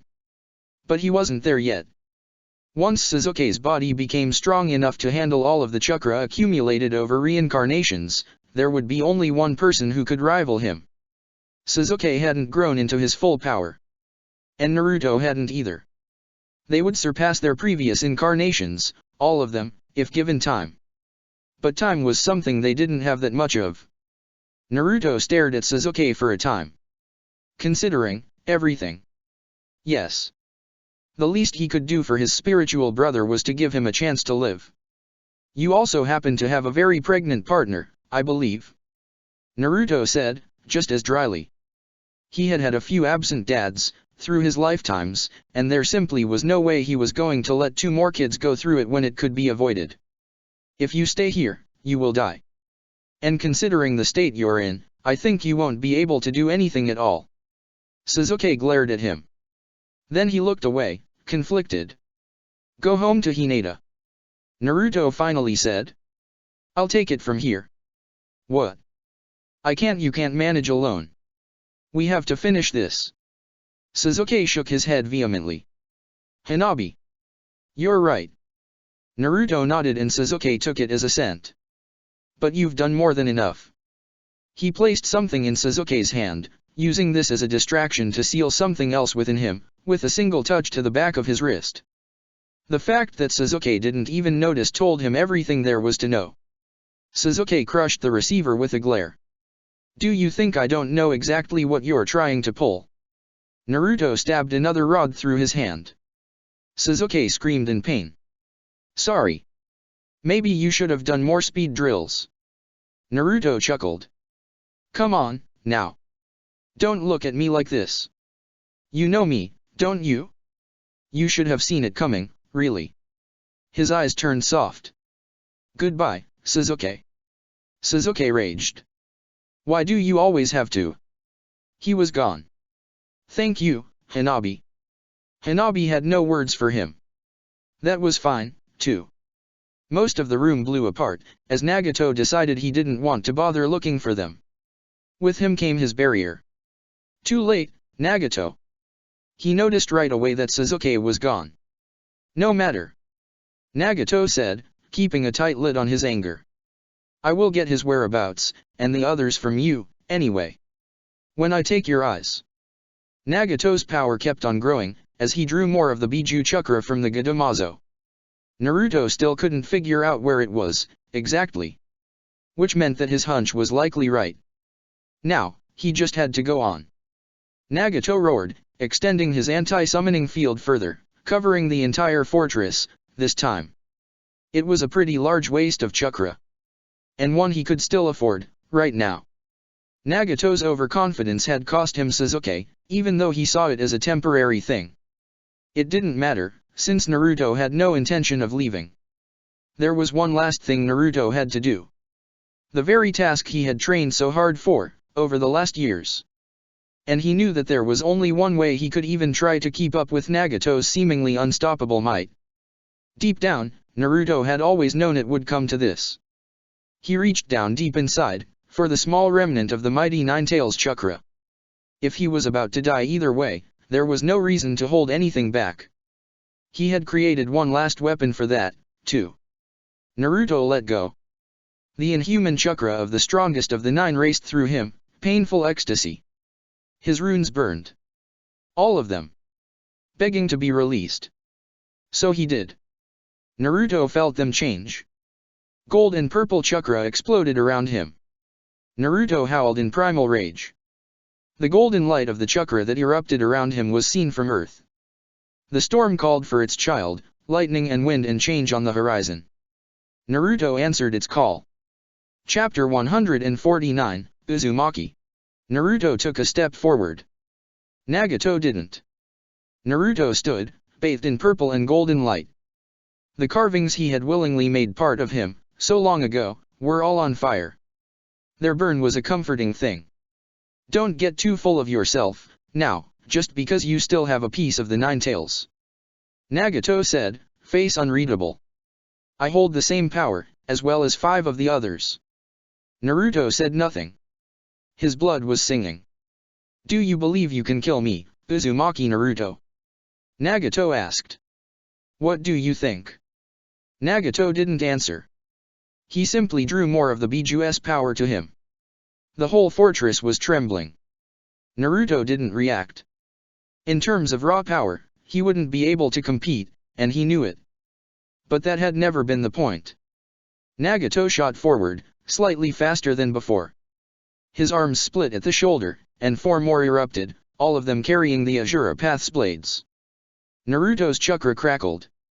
Thunder Edge. Naruto called, summoning one of the weapons he had crafted, mostly to see if he could. One that he had deemed pretty useless, once he had realized its drawbacks. Karen had told him the way to go about fighting this battle. And he now knew how Nagato thought. That was something he could, something that he would exploit. One that he could only use in this state. Gold and purple light shaped itself into a blade imbued with thunder spirit. One that converted his chakra into lightning, fused it with the slightest touch of natural energy and fed it back to him, enhancing his physical strength only. Subtly enough for Nagato not to notice, he hoped. Nagato drew closer. And closer. 6 bladed arms, attacking from every direction. Because Naruto didn't think pushing his speed any further was a wise choice, and not only because of diminishing returns. He was the fastest man alive. When using the mighty chakra, he knew he would be fast enough. Naruto's hand shot forward at the last moment, grabbing onto the middle left arm. He slipped into Nagato's guard, quickly dropping down under him. Something Itaki had taught him. Naruto twisted. Nagato's wrist broke like glass the moment he was slammed into the ground. He stared in honest surprise. Naruto thrust down, aiming at piercing Nagato's skull. Nagato's head twisted, and he spat steam to move his head away from the strike. A weapon that simply took too much chakra for even him to use in normal circumstances. One that Naruto knew he couldn't handle for long. Nagato's arms flew through the air, blades whistling, moving toward Naruto. Naruto dodged two of them by ducking, and a storm-enhanced foot stomp almost crushed Nagato's spine in answer. Shinra Tensei. Naruto was pushed away, and he slammed into a wall. He had thought he would go through, considering the amount of power that had been put into the attack. Nagato followed after him, black chakra rods erupting through the air. Naruto flipped up the wall. Then again. And again. Nagato met him up, his blades slashing toward his face, faster and faster. In a battle between Rinnegan users, most jutsu were simply not worth the chakra expended. Not when the opponent could simply take their energy to refill their own reserves. And even more so when one of the two held the power of creatures made out of pure chakra. Naruto dodged the strikes, his face looking as though it could have been made of stone, entirely focused on the battle. Naruto broke one of Nagato's blades. He saw incomprehension flash across Nagato's face again. Then pain, when his own sword slammed into his gut. Naruto pulled, intent on cutting him in two. Nagato punched him, splitting his lip open entirely. Sharp claws, extending from the back of his hand, ripped Naruto's face open. Naruto retaliated by kicking him in the temple. Nagato slid away, down the wall. And then he stumbled, falling to a knee. And gods was it frustrating, that for all of the ideas they had brainstormed together, Naruto would still end up having to rely on pure fighting ability, strength, and speed. At least until he got Nagato to. It had been a solid strike.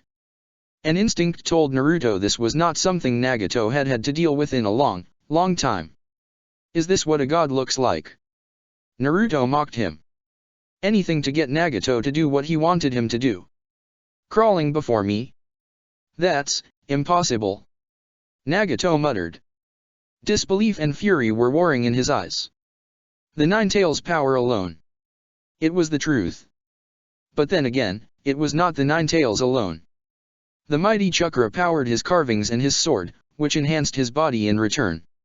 In the case of his runes, power was drawn directly from his chakra network, the amount of power he could draw out of them, limited by his human body.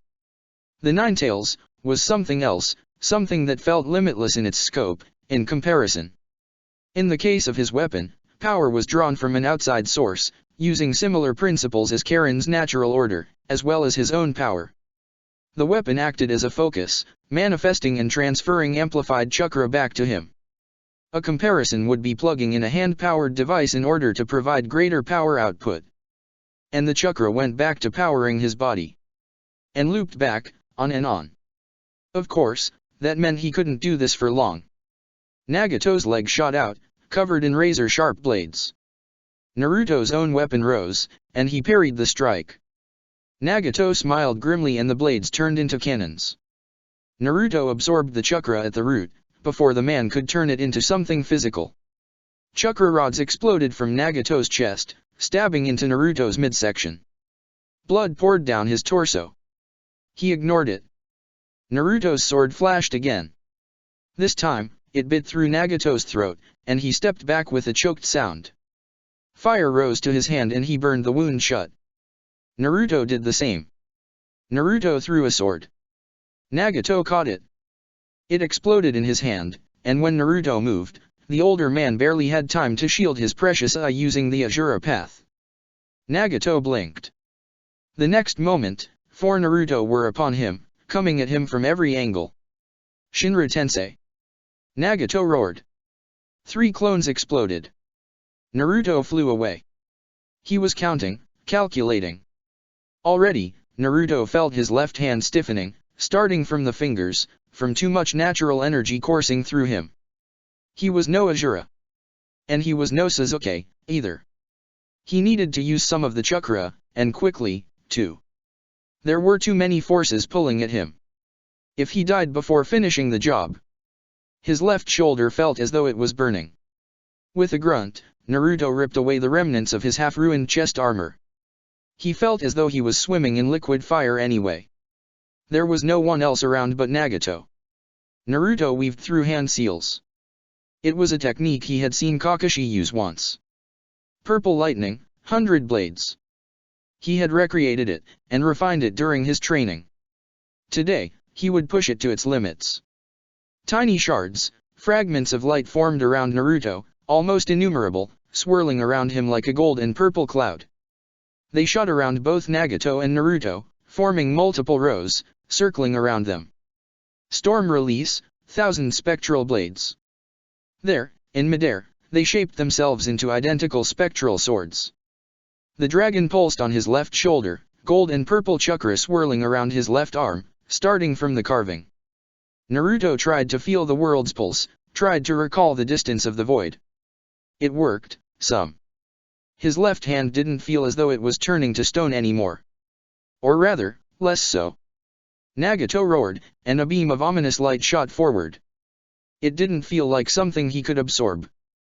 Naruto dodged it and raised his left hand. The carving reacted. Dragon's Fang. He called out. The blades began to shoot forward, aimed at Nagato. They fell upon him rapidly with a rattling sound, both physical and spectral weapons. There was not much he could do but dodge them, as he had just used his ultimate defense. Naruto flew in their midst, intent on taking Nagato's head. The room began to break under Nagato's feet. Naruto cut one of his ankle tendons with one of the falling blades, redirecting it at the last moment. Nagato fell again. Naruto saw frustration in his eyes, and slammed his sword down. Only to bounce back against the King of Hell, that had risen from the hole in the floor and swallowed Nagato whole. Naruto cursed and leaped back. It lasted for only an instant, and then Nagato was back. Alive and entirely healed. He was taking this very seriously now, this much was clear. The blades continued to fall on him, and he summoned the Nine-Tails avatar, once more. That is just going to make you a bigger target. Naruto shouted. I thought you knew better. And a slower one, too. Well, he would show him it was not just bluster. You've relied on the Biju's power too much. Naruto's left hand moved again, shrouded in chakra. Nagato roared in answer. The spectral blades turned into chakra-absorbing ones, and they resumed their onslaught. They fell on the Nine-Tails flank in a focused rain, leaving a tiny gap for Naruto to slip in. His elbow slammed into Nagato's face before it closed again. The blades continued to fall. Nagato had to pour more and more chakra into the avatar to maintain it. It was pointless, of course. With another roar of rage, Nagato dismissed it entirely. He had realized, then. Power exploded again, before shimmering. All of the chakra pooled into Nagato again, in a more compact form. There was no more golden cloak, only ominous chakra that escaped Nagato like wisps, strands of thick smoke. In this state, Nagato was probably fast enough to avoid the blades. As long as Naruto and he were not directly engaging each other, at least. I have trouble believing it myself. Nagato growled. That I would have to use all of the beast's power against you. Why would you only use your full power now? Naruto asked. And as far as he could tell, Nagato still wasn't going all out. No answer came. Because you can't withstand it for long. That's why. Naruto finished. It was the same for him. Your control is imperfect, or your body can't handle it yet. Likely both. And because Nagato couldn't risk sealing them all inside of him, separately. He needed all of them, if he ever intended on doing that. He would need the 10 tails. I will handle it long enough to get rid of you. Nagato said evenly. It sounded like the truth, too. Let's get this over with, then. True to Nagato's words, the battle was more even again. They traded blows. Nagato slammed a clawed hand into Naruto's gut. Naruto tore his chest open with a heavy sword strike. One of Nagato's punches reached. Naruto broke his jaw in answer. A blade through Naruto's thigh.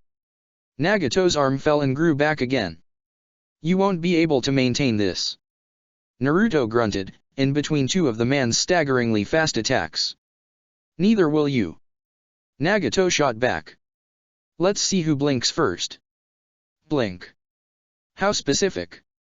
Naruto smiled grimly. Is that the time it will take for you to keel over? Nagato's face tightened.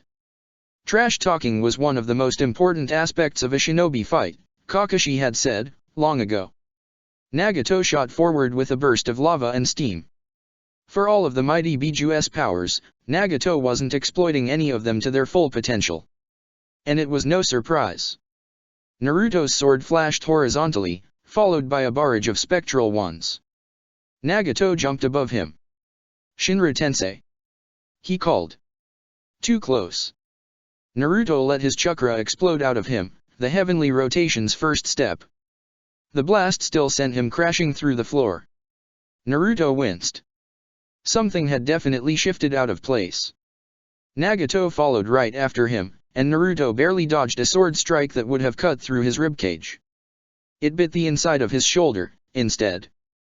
Acid mucus followed, and Naruto had to flip away to dodge it. He blocked Nagato's arm, spun in the air and retaliated with a kick. His own sword flashed and he buried it through Nagato's heart. Naruto reversed his grip on it and pulled upward. The blade cleaved through bone with a terrible sound. The King of Hell appeared again. Naruto realized that unless he dealt with the creature or felled Nagato in one blow, victory was unlikely. His power exploded out of him again, sending his hair fluttering up. So did Nagato's. With this much Biju chakra floating in their metaphorical veins, it was sometimes hard to think past destroy, rip apart. They rushed against each other with identical roars. Can't you see it?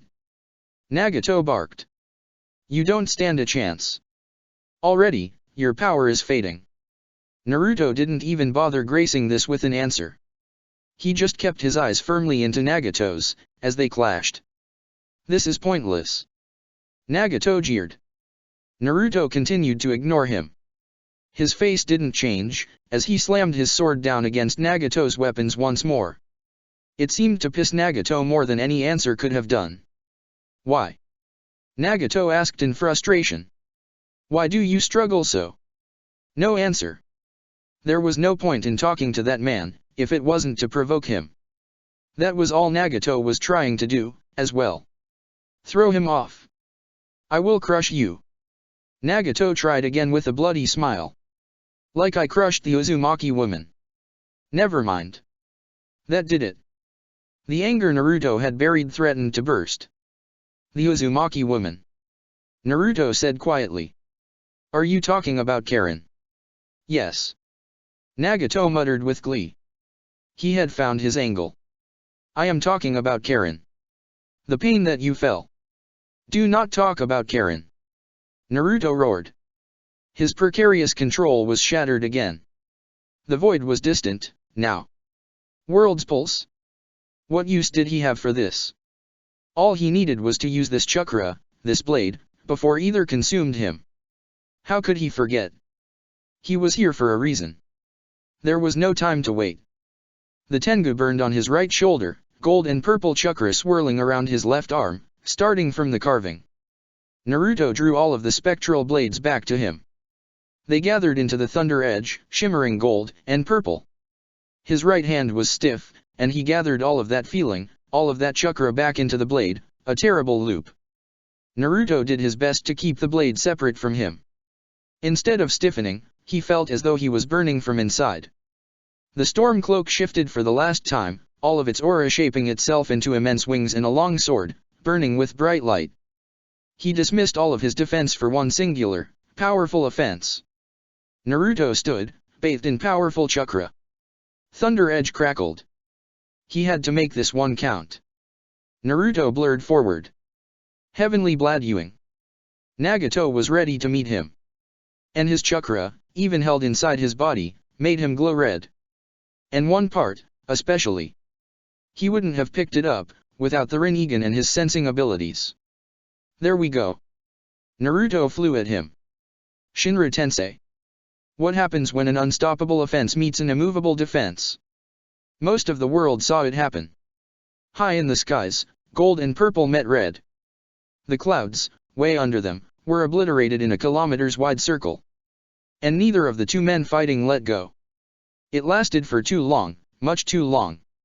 Naruto pushed forward with all of his strength, feeling close to his breaking point.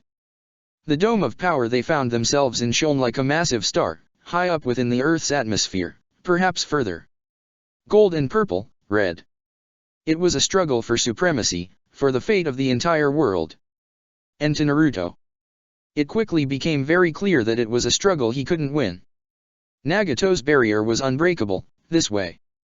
The best Naruto could do was to hold on, howling. But he was fighting a losing battle.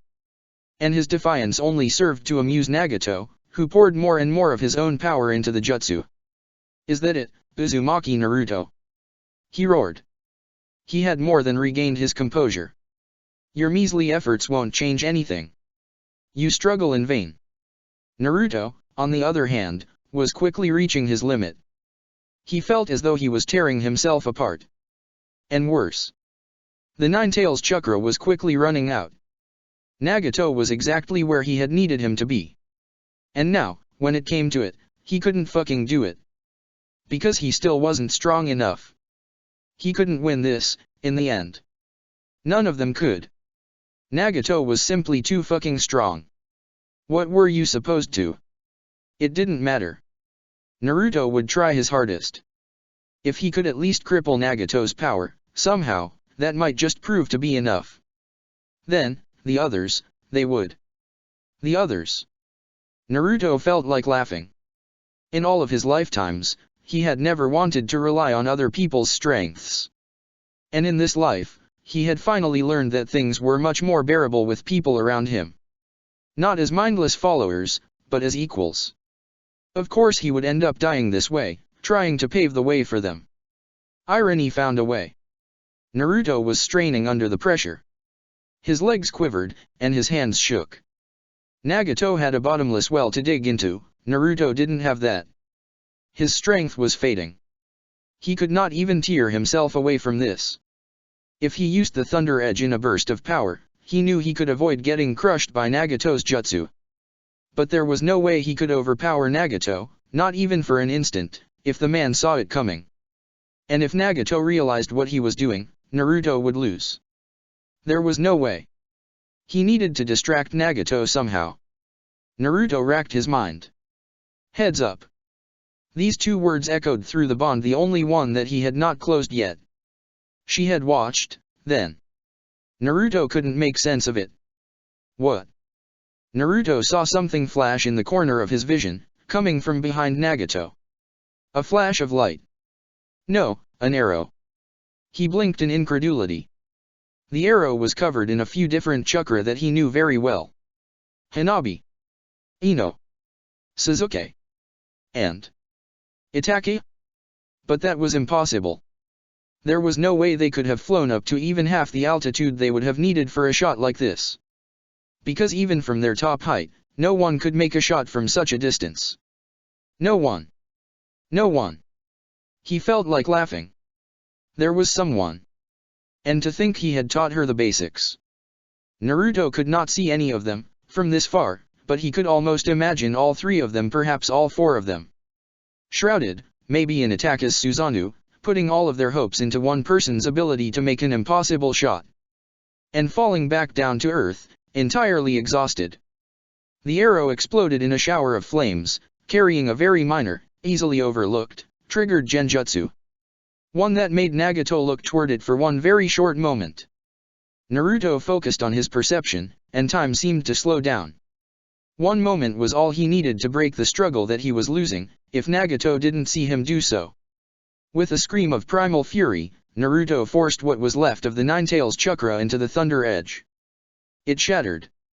What happens when an unstoppable offense meets an immovable defense? To Naruto, the answer was simple. It goes around. And in the moment Naruto shattered his blade in 1,000 pieces. He finally saw his opportunity to go around. When the Thunder Edge exploded, a wave of electricity formed, for one instant. The way Naruto saw it with his eyes, it was an electromagnetic force. A powerful one. One he could use. He just had to guide it. That was the reason he hadn't dismissed the weapon altogether, once he had figured it would be too costly to use in a fight. Lightning release, magnetic pulse. Combined with the Rinnegan's Deva path, he guided the force toward Nagato. He applied it as an equal, direct force. A horizontal one. It cancelled its opposite. And in doing so, it created a hole in the perfect sphere. Nagato's Shinra Tensei folded upon itself once part of it was dispelled. The jutsu's only real weakness. Only the Rinnegan could counter the Rinnegan, in the end. When both jutsu were cancelled, both Naruto and Nagato were pushed away from each other. Only one of them had expected it, though. And it was not Nagato. The younger Uzumaki recovered faster. Naruto pushed off a platform of wind and lightning. Naruto's hand reached out, shrouded in light, faster than ever. Toward Nagato's face. And just as abruptly as it had come, the overwhelming power of the Nine-Tails chakra left Naruto entirely. Naruto stumbled. Nagato's hand reached up to protect his precious eye. It hadn't been the target. And too slow, anyway. Naruto howled in pain, but caught himself with a heavy footstep. Naruto reached for the finally glowing seal on Nagato's forehead. To him, it was so bright that he would have seen it through any type of clothing. Golden flames burned in Naruto's palm and along his fingertips. Nine-Tails is inside him, the Gadamazo holds the rest of them. And they're linked through the same seal. Naruto reached forward and Nagato was unable to stop him. Even then, his eyes opened wide in realization. 7 Elements seal. He felt weaker than he had in months. He had been warned. Once he exhausted what was left of the energy, that was it for him. He hadn't expected how short that time would be, though. Then again, a lot of the chakra had been used over the years, to power his carvings and allow them to evolve. This had been less than 2 tails worth of half of the 9 tails power. Incredible. With something like this backing him, no wonder Nagato felt invincible. If Naruto himself had. He dismissed the thought right away. One of Nagato's weaknesses was that he had actually started to believe he truly was a god. And as to his other weakness, Naruto would exploit it ruthlessly. Right now, though. Now. He was still in a bad spot. Naruto stumbled again. He saw Nagato do the same. His seal had been placed on his forehead. It would have protected him against decapitation, likely. Straight out of Kakuzu's playbook. The Nine-Tails chakra was still there, but Nagato couldn't pull on it. The seal that he and Karen had devised had worked, then. Only when the Nine-Tails' full power has come out, then. If he sealed, more of the Biju inside him. Same thing goes, but that's going to be next to impossible to fight off, so let's hope that. Hey, are you even listening to me? Distracted by my pretty eyes again, are you? Wait, really? Oh, stop it. It had worked. His hunch had been right. And Nagato had not sealed the other Biju inside him. No. What he had done was to link the Gadamazo to his seal, allowing him to draw on part of their power without destroying himself in the process. Nagato had pulled on everything he could reach, and it had been enough for Naruto to bind his ability to do so.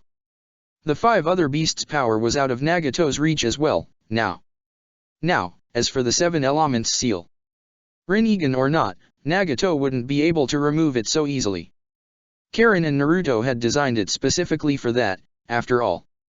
And considering it would still take Naruto a half hour to remove it, with the Rinnegan and knowledge of it, Nagato would not be able to call upon the Biju today. The man had noticed it, too. His expression of rage was a sight to behold. No matter. He muttered to himself. No matter. He still had his own power. His fury simmered down. And Naruto. You are out of chakra, Naruto. Nagato smiled darkly. And more than this. Indeed. Naruto breathed out. Losing the Nine Tails was going to kill him, he knew it already. Then you've lost. Naruto almost smiled. I didn't come here to win. Naruto said. I came here to kill you. Nagato's eyes were dark. Still, you won't stop. And there's one thing you didn't take into account. Naruto said, smiling. Oh. Nagato asked. And what is it? I never relied that much on the Nine Tails power, before. Or the Rinnegan, for that matter. Naruto stood up on shaky legs. So. That means I had to find other ways. Naruto smiled. And I came here ready to die. Exhausting the Nine Tails' power meant my death, but well. That means nothing. Naruto dispelled the last of his clones on Earth. Their chakra reached him, stretching his already beaten coils one step further. It didn't do much for his state of exhaustion, though. Nor his impending fate. Death was inconsequential. Besides, I am Uzumaki. Uzumaki Naruto. What are you blathering about now? Nagato scoffed. A blade extended from his arm. Naruto called the storm one more time. He didn't manage to hold it. He hadn't really expected to. He felt so weak. His chakra bubbled to life, slowly, hesitantly. The lightning cloak held. Naruto smiled a bloody grin. Let's see how well you do without the beasts, then. Nagato. Nagato had fought with his dojutsu for almost his entire life. Naruto had fought against dojutsu users for almost his entire life. They clashed swords. Once. Twice. Thrice. Naruto's swordsmanship was incredible. There was no other word for it. He handled his weapons like an extension of his body, each movement a strike meant to debilitate or kill. It was a true dance of death, each step bringing them closer to the precipice. Each step made Nagato feel more and more certain of one thing. He was no slouch with a blade himself, far from it. And yet, compared to the younger Uzumaki, he was made to look like a fool. So Nagato did his best to dodge, parry, and deflect the strikes. He didn't manage to strike back.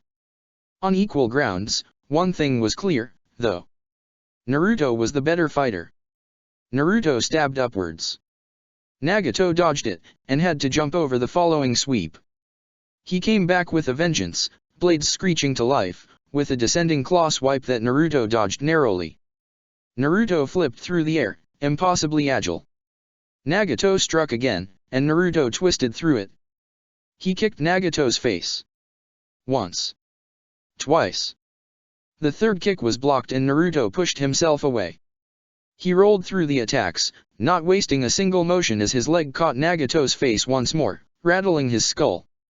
And then, Naruto's thrust struck true. Nagato stumbled. Naruto followed and stabbed through him again. There was no point in using jutsu. Not when they were limited by their very mortal bodies, once more. The King of Hell appeared from the rubble again, Naruto's swords bouncing off from it. Nagato came out, looking more weary than he should have. Were his chakra levels dropping? Or his life essence itself? Naruto's own body was screaming, pushed way too far. It didn't matter. His sword slammed against Nagato's now metallic skin. He let one drop and it exploded in a shower of wind, turning the man's legs to ribbons of flesh. Faster. Each step brought Naruto to a higher level of pain. Faster. The swords clanged, sending sparks around the two exhausted shinobi. Faster. Nagato broke Naruto's sword using a strange, buzzing weapon he hadn't seen him use yet. Faster. His heart was thundering out of his chest, the taste of blood an old friend at this point, and Naruto knew that if he stopped for a single second, he would not get up again. Ever again. Faster. A black rod shot from Nagato's feet, slamming through Naruto's left hand. He had another, so what did it matter? Faster. Naruto summoned his moon glare again. Faster. Lightning raged, his blade too fast for Nagato to even absorb it, now that he was to rely on his own power. Faster. A flash of light. Naruto cut through Nagato's throat. Something metallic prevented him from going through. Faster. The King of Hell appeared. Nagato came out of it with a few more white hairs. Faster. A cross slash, going through Nagato's defenses. Both of them had blood running down their faces, and down their bodies as well, soaking their clothes crimson. Faster. How long had they been at it? It felt like days, now. The moment they had come here felt so long ago. Back then, Sakura and Karen. Faster. Death felt as though it was looming closer and closer. If he just closed his eyes. Faster. To say Naruto was swift, that he was quick, was akin to saying that a severed arm was a mere flesh wound. But right now, he felt positively sluggish. Faster. He was still faster than Nagato. Faster. He was to die here? That was fine by him. He had prepared for this battle his whole life. Faster. Naruto cut right through Nagato again. The panic on his face was obvious, now. The King of Hell appeared again. There was nothing Nagato could do to fight back. The King of Hell appeared again. Naruto roared, and struck again. Then again. The King of Hell appeared again. Another slash. The King of Hell appeared again. Only chakra was keeping them going, at this point, like puppets on strings. And both were at the end of their stamina. Or past that, in fact. Light-headed, heavy-footed all the same. Naruto laughed, a lunatic's laugh, pressing forward. Nagato grimaced. They were not men anymore. And there was definitely nothing so divine about them, either. Naruto rushed in again, aiming for Nagato's remaining eye. Shinra. Tensei. Nagato managed. Naruto was sent crashing. He stood up again, more of his blood flowing, uncaring. Nagato was still standing, but his hair was almost entirely ashen, and he was wheezing. I can do this for a while still, Naruto. He said raggedly. But you can't. I am aware. Naruto muttered. And it was true. The corners of his vision had turned black. Or maybe it was red? That couldn't be good. No running away. Nagato said. His jutsu spread around them once more, preventing summoning. Had he really thought he was going to try to escape? Naruto was not seeing much of anything at this point. The Thunder Edge and the Nine-Tails chakra fading had taken too much out of him. Wasn't he supposed to be dead already, anyway? You. Nagato shook his head, rasping. You fought well. Naruto, if only you would see this is over. Time to die. Nagato used the Deva path to pin him down. Naruto pushed back. Or rather, he tried. Nagato pushed harder, forcing Naruto down to one knee. He could not afford to waste the chakra needed to break Nagato's jutsu, Naruto knew. But it didn't seem like he had a choice. If only. So close. So damn close. If only the Nine-Tails had lasted a little bit longer. Nagato drew closer, not trusting his ability to kill Naruto at a distance. Naruto extended his senses. Nagato drew closer. Naruto tapped the floor with his hand.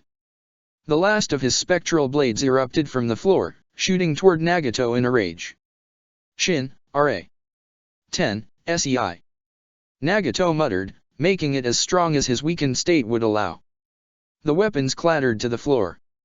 Nagato smiled tiredly. He thought he heard a weary laugh. Naruto's head rose up, triumphantly.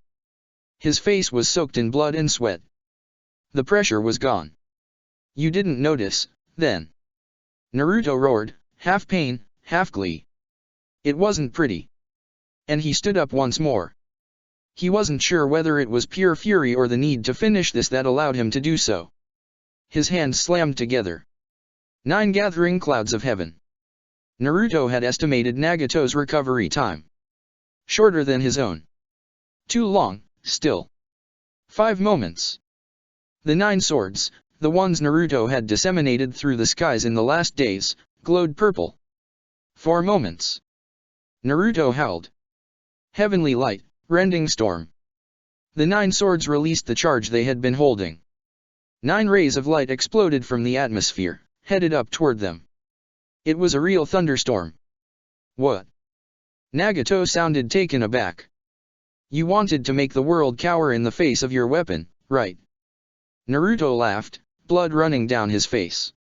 Here's a taste of your own medicine. Ninjutsu. Nagato spat, sounding angry. Have you learned nothing?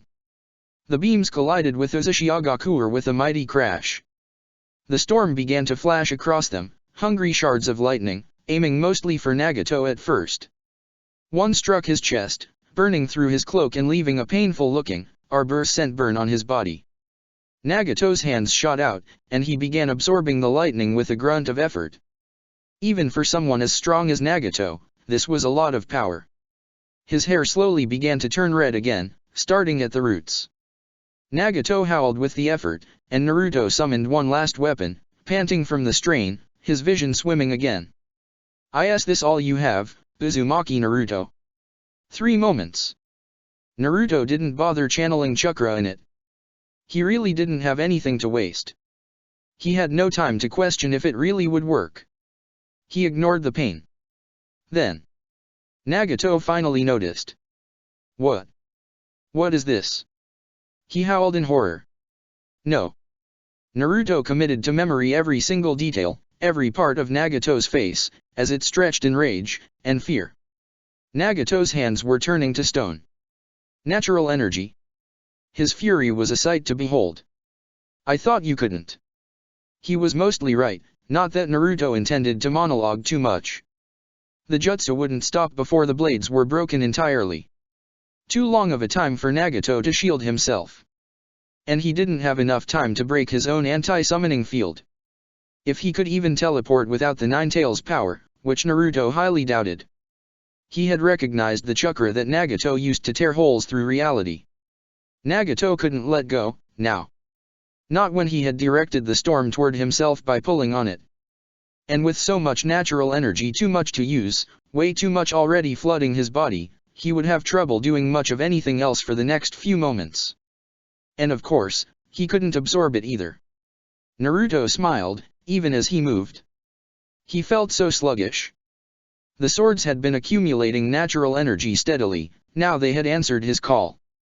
The resulting thunderstorm had not been born out of Naruto's chakra, as only the activation call depended on him. 2 moments.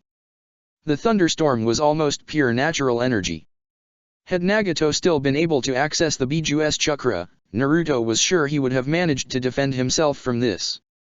Senjutsu alone would not have cut it. It was simply too much. Which meant he had had to wait for an opening.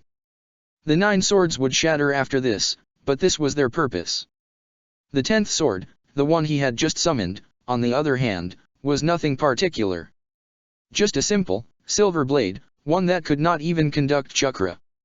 Is this all you have? Nagato. Naruto smiled a bloody grin. He slipped behind Nagato, who looked on, horrified. And immobilized. 1 moment. Uzumaki Naruto. The man howled, as his body began turning to stone. You're about to doom this world. Naruto grasped his sword with his 2 firm hands. You think you're a god, don't you? Here's something for you. Naruto laughed. Don't. Nagato roared. My god-killing blow. It was a last tongue-in-cheek joke, for the most straightforward attack he could think of. Nagato howled and tried to reinforce his body still. 0. Time seemed to slow. He struck. Naruto cut Nagato's head, with a mighty grunt, relying only on the strength of his body. It flew through the air, frozen in a horrible rictus, separated from what was quickly becoming a headless statue. Now before he can summon the Naraka path. Naruto's left hand tensed, middle finger, pointer and thumb extended. Plucking the defiant eye. Naruto remembered the story behind it. Of a harsh master that had a soft spot for women, even though legend said he had nothing but contempt for them. Soft was relative, of course, because as the story went, the master plucked a difficult student's eye out for looking at him in a way he didn't care for. Today, Naruto did what legend said the master did. He plucked Nagato's remaining eye. And he dug even deeper, feeling his heart and gut clench as he reached for the depths of his chakra. He absorbed what was left of Nagato's chakra. Human path. And just to be sure, he ripped Nagato's soul away. The memories came to him. His childhood in rain, every moment that slowly but surely led to him breaking. The pressure on his shoulders. The pain. Once, he had been a sensitive boy, who missed his teacher.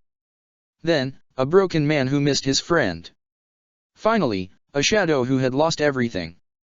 Naruto pushed that aside. A stray bolt of lightning hit him head on and Naruto screamed. He understood how Nagato had done it, now. And much more, too. It was a simple, elegant solution. Using the creation of all things, he had done the same thing Naruto had done. He had created a realm outside of this world. And in there, he had stored the statue, far from reach. The connection between the Gedamazo and Nagato was severed once he died. One remained. The one that connected it to Uzushiagakuer. All bonds shall break before the Rinnegan. All bonds shall break before the Rinnegan. All bonds shall break before the Rinnegan. And so it did. Naruto panted. With the last of his strength, Naruto summoned the Gedamazo, which he could now reach through a rift. There was a sound like a tear, which Naruto couldn't tell with certainty whether it came from him or not, and the monstrous statue was here, brimming with chakra. Naruto knew what to do. He linked himself with it, and pulled some of the vitality it held, just to go on. He felt the too powerful chakra burn through him. Even through his cloak, even through his link with the Gedamazo, Naruto's body was burning. Uzushiagakuer was quickly being reduced to nothing, and what was left of the lower floors wouldn't protect him for a long time. Another bolt slammed into him. His storm cloak, fed by the Gedamazo, allowed him to stay alive. Gods, there was still so much to do. Naruto gave the Zetsu one order. Hide, retreat back to the mountain's graveyard's cave, unseen, and do nothing else.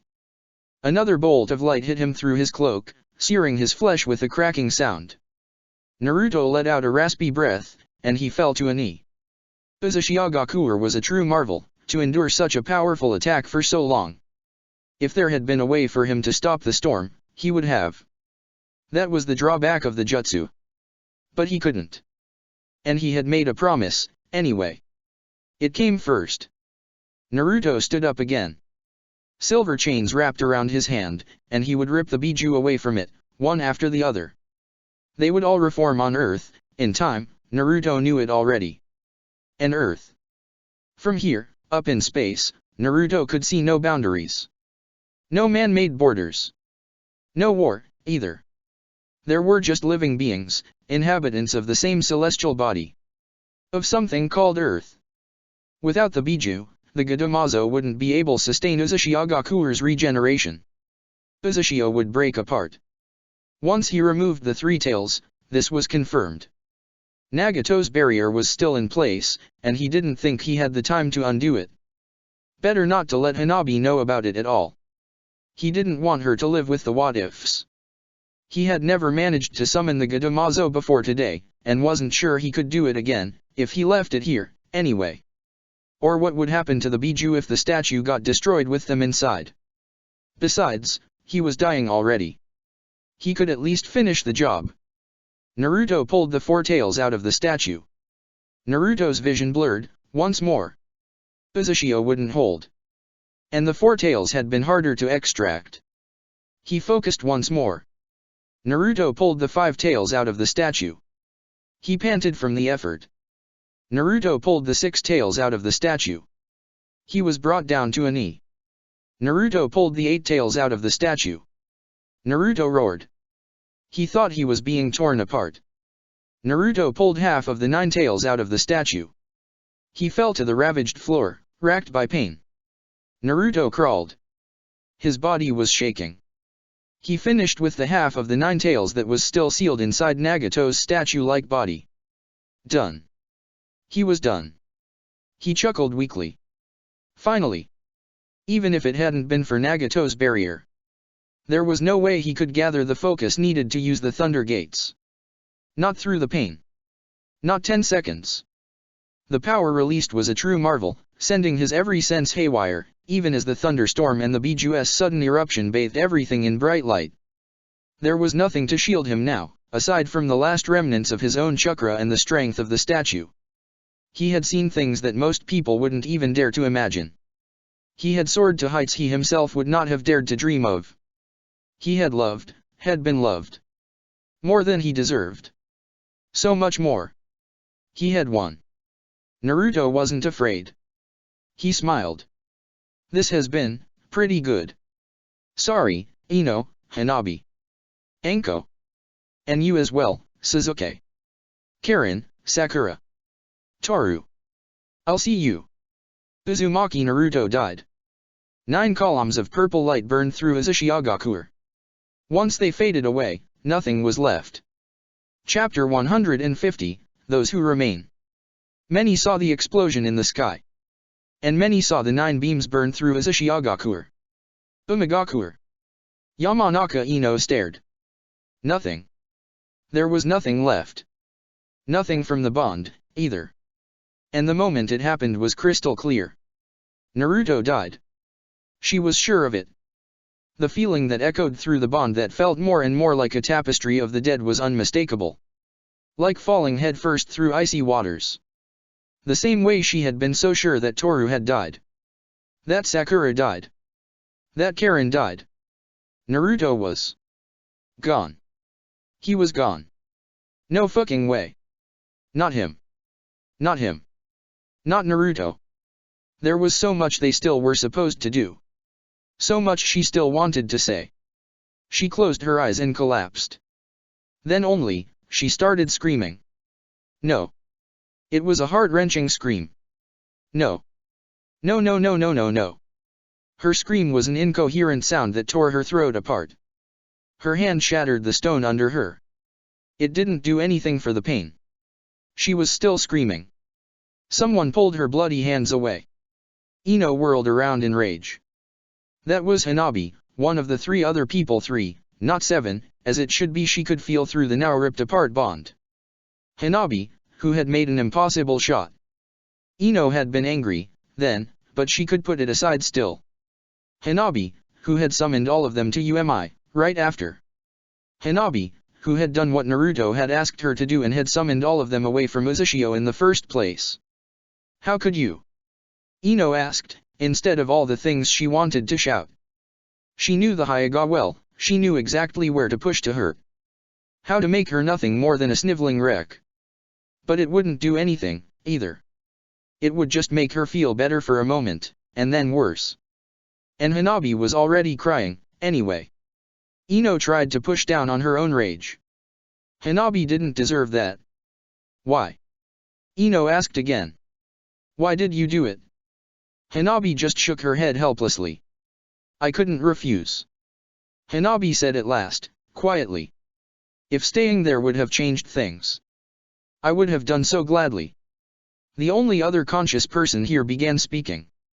Sasuke looked like shit. His clothes were torn in most places, and his hair clung to his face from the mix of sticky blood and sweat that ran down his forehead. Still, there was something solemn about him, now. He had calmed down from his own anger before Ino did. For you. Sasuke murmured. He did this for you. And, me, too. I think. Hanabi sniffled. For us? For me. Ino raged. I want no part of this. I should have died with I would. Ino trailed off. She picked up on some of his thoughts, unwillingly. Sasuke felt empty. He was the last of his team, now. Again. Both of his teams were gone entirely. Kurane was dead. Toru was dead. Kakashi was dead. Hell, even Jiraiya was dead. And so was his father.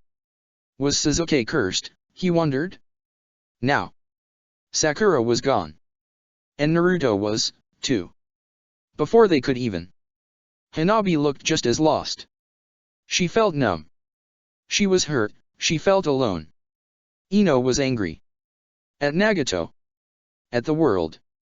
At Naruto. At Hanabi. At herself. Only then did she begin to cry. She fell to her knees and wept silently, the tears burning her eyes. Sakura was dead. If Ino had been stronger. Karen was dead. If Ino had been able to use the King of Hell. Naruto was dead. If she hadn't been so damn useless. Her chin wobbled and her sobs shook her. Great, shuddering spasms of grief that wrenched her whole body. Hanabi began to sob as well. Ino huddled closer to her, and Sasuke watched on, painfully. Ino wept for the end of a dream, the darkness of the shinobi world, and the departure of 3 people she had loved with all her heart. Sasuke looked away, and his own shoulders shook. Unfortunately, there were wounded people to heal and the end of a battle to call. The three ninja pulled themselves together slowly and dragged the two unconscious Uchiha, as well as Anko, away. Hanabi was the first to notice the seal on Sasuke's wrist. And she knew exactly what to expect. When they reached UMI itself, Hinata was already waiting anxiously. She saw her younger sister, she saw Sasuke's face. Hinata put an arm around their shoulders wordlessly. Itaka woke up a few hours later. "Sasuke, you," he began, voice croaking. "It's over. It's all over." Sasuke nodded slowly, eyes red. "Who?" Itaka looked around. Shisui was lying in a hospital bed, and his breathing was even. Anko was sitting up on her own, looking just as lost as she had been when Orochimaru had died. "Karin, Sakura." Anko confirmed, voice tight. Itaka knew about them already. Naruto, as well. They had won, and some of them had paid the price for it. Ah. Itaka closed his eyes. "I am sorry to hear it. Fukazaku and Shima, too." Sasuke finished. "So," he said tightly. "What do we do, now?" Hanabi finished. Ino looked conflicted. "We promised one thing to Shisui," she said at last. "We uphold the promise." Later that day, the man woke up to see nothing but darkness. He was fed every day through a seal that released 3 meals a day and water, but he had been entirely isolated for gods, he couldn't tell how long. Life, if he could call it that, was very slow and boring. Dreadfully boring. Someone was drawing closer to his cell, he thought. Yes, that was it, definitely. Footsteps. The door opened, and the light nearly blinded him. "Uzumaki Ryujin." A man's voice called, raspy but firm. Ryujin looked up. The room was too bright, now that the door was open. He saw curly black hair. Facial traits that he knew all too well. He had faced many Uchiha in the past, before. And had hoped not to meet this particular one. "No," Ryujin began, terrified. Something forced him to look into the monstrous red eyes. "Kota Amatsukami." Uchiha Shisui said flatly. "Are you sure this is how we should go about things?" Hanabi asked Ino. The Rinnegan hadn't faded from their eyes yet. There were still traces of Naruto's chakra floating through their systems, and before they used it up entirely, the Rinnegan would likely remain. And they had a spare around anyway. The one Naruto had sealed into Sasuke's wrist, without him realizing right away. They could manage. But Ino looked tired. There was no other word for it. She was in no state to take any decisions either. That was probably why Anko had said she would go and warn the cage by herself. "I don't think there really is another way." The initial plan was to go for Nagato himself, but Shisui confirmed that the jutsu would not have worked either of them. "I know. And considering how weak Ryujin is right now, one person, especially one who died months ago, is probably the limit. If he was any stronger, eye patch or not, he might be able to counter it. The Sharingan is strong, Shisui's especially, but might. I don't like it any more than you." Ino shook her head. She looked a bit desperate. "But Naruto promised that much to Shisui. And I made it binding. And now it was time to make good on it." Shisui had even seemed to feel a bit hesitant about it, but the terms of the promise had been pretty clear.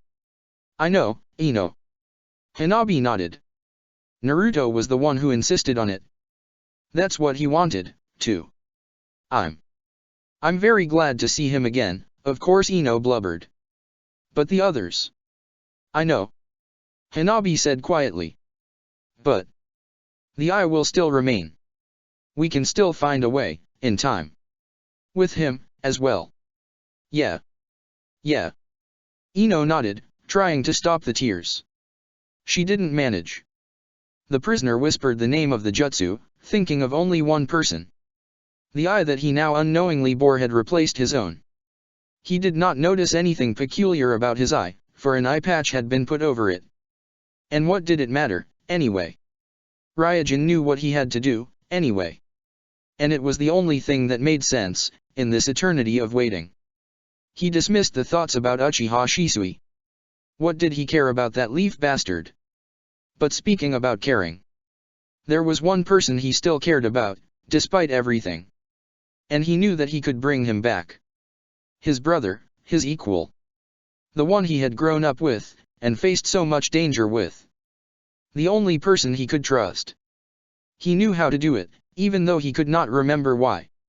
It was as natural as breathing, really. His chakra, unbound entirely, flew back through him. Its burn was a comforting, burning thing. He said the 3 words. Gado, Rein Tensei. The jutsu worked, he knew already. How could there be any doubt? He had been born for this moment. Ryujin smiled. Then his head slowly fell sideways. He was finally going to sleep. But it didn't matter, because his little brother, who had been taken from him, would live again. Ryujin had brought his dear Toru back to life. Uchiha Toru's eye opened blearily. The last thing he remembered. He gasped and tried to sit up, but the only thing he managed to do was to groan in pain. What happened? He remembered the most horrible dream in his entire life. He remembered terrible, terrible confusion. He remembered the Yamanaka men. Toru's hand went to his throat. There was nothing there. No wound, no mark. And his eye was in place, too.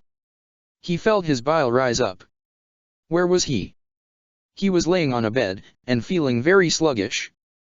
Then he managed to turn around and he froze entirely. Not because of the typical Uchiha ashes jar, that he understood right away, had been his own. Although it would have been creepy enough. Not because he was mostly naked, someone had draped a cover over him. Rather, it was because of who was here with him. Uchiha Shisui was looking at him, eyes full of tears. And the same thing went for Uchiha Sasuke and his fiancée, Hinata. Uchiha Itachi stood nearby, looking as emotional as Toru ever saw him. Yamanaka Ino was crying, and even Hyuga Hanabi wiped something away from her face. Toru meant to say a great many things. What the fuck? Long distance call. Namikaze is dead, then. Onaki asked, trying not to sound too gleeful. He was failing. Narashikaku nodded, looking somewhat relieved. He is. Yujito said nothing.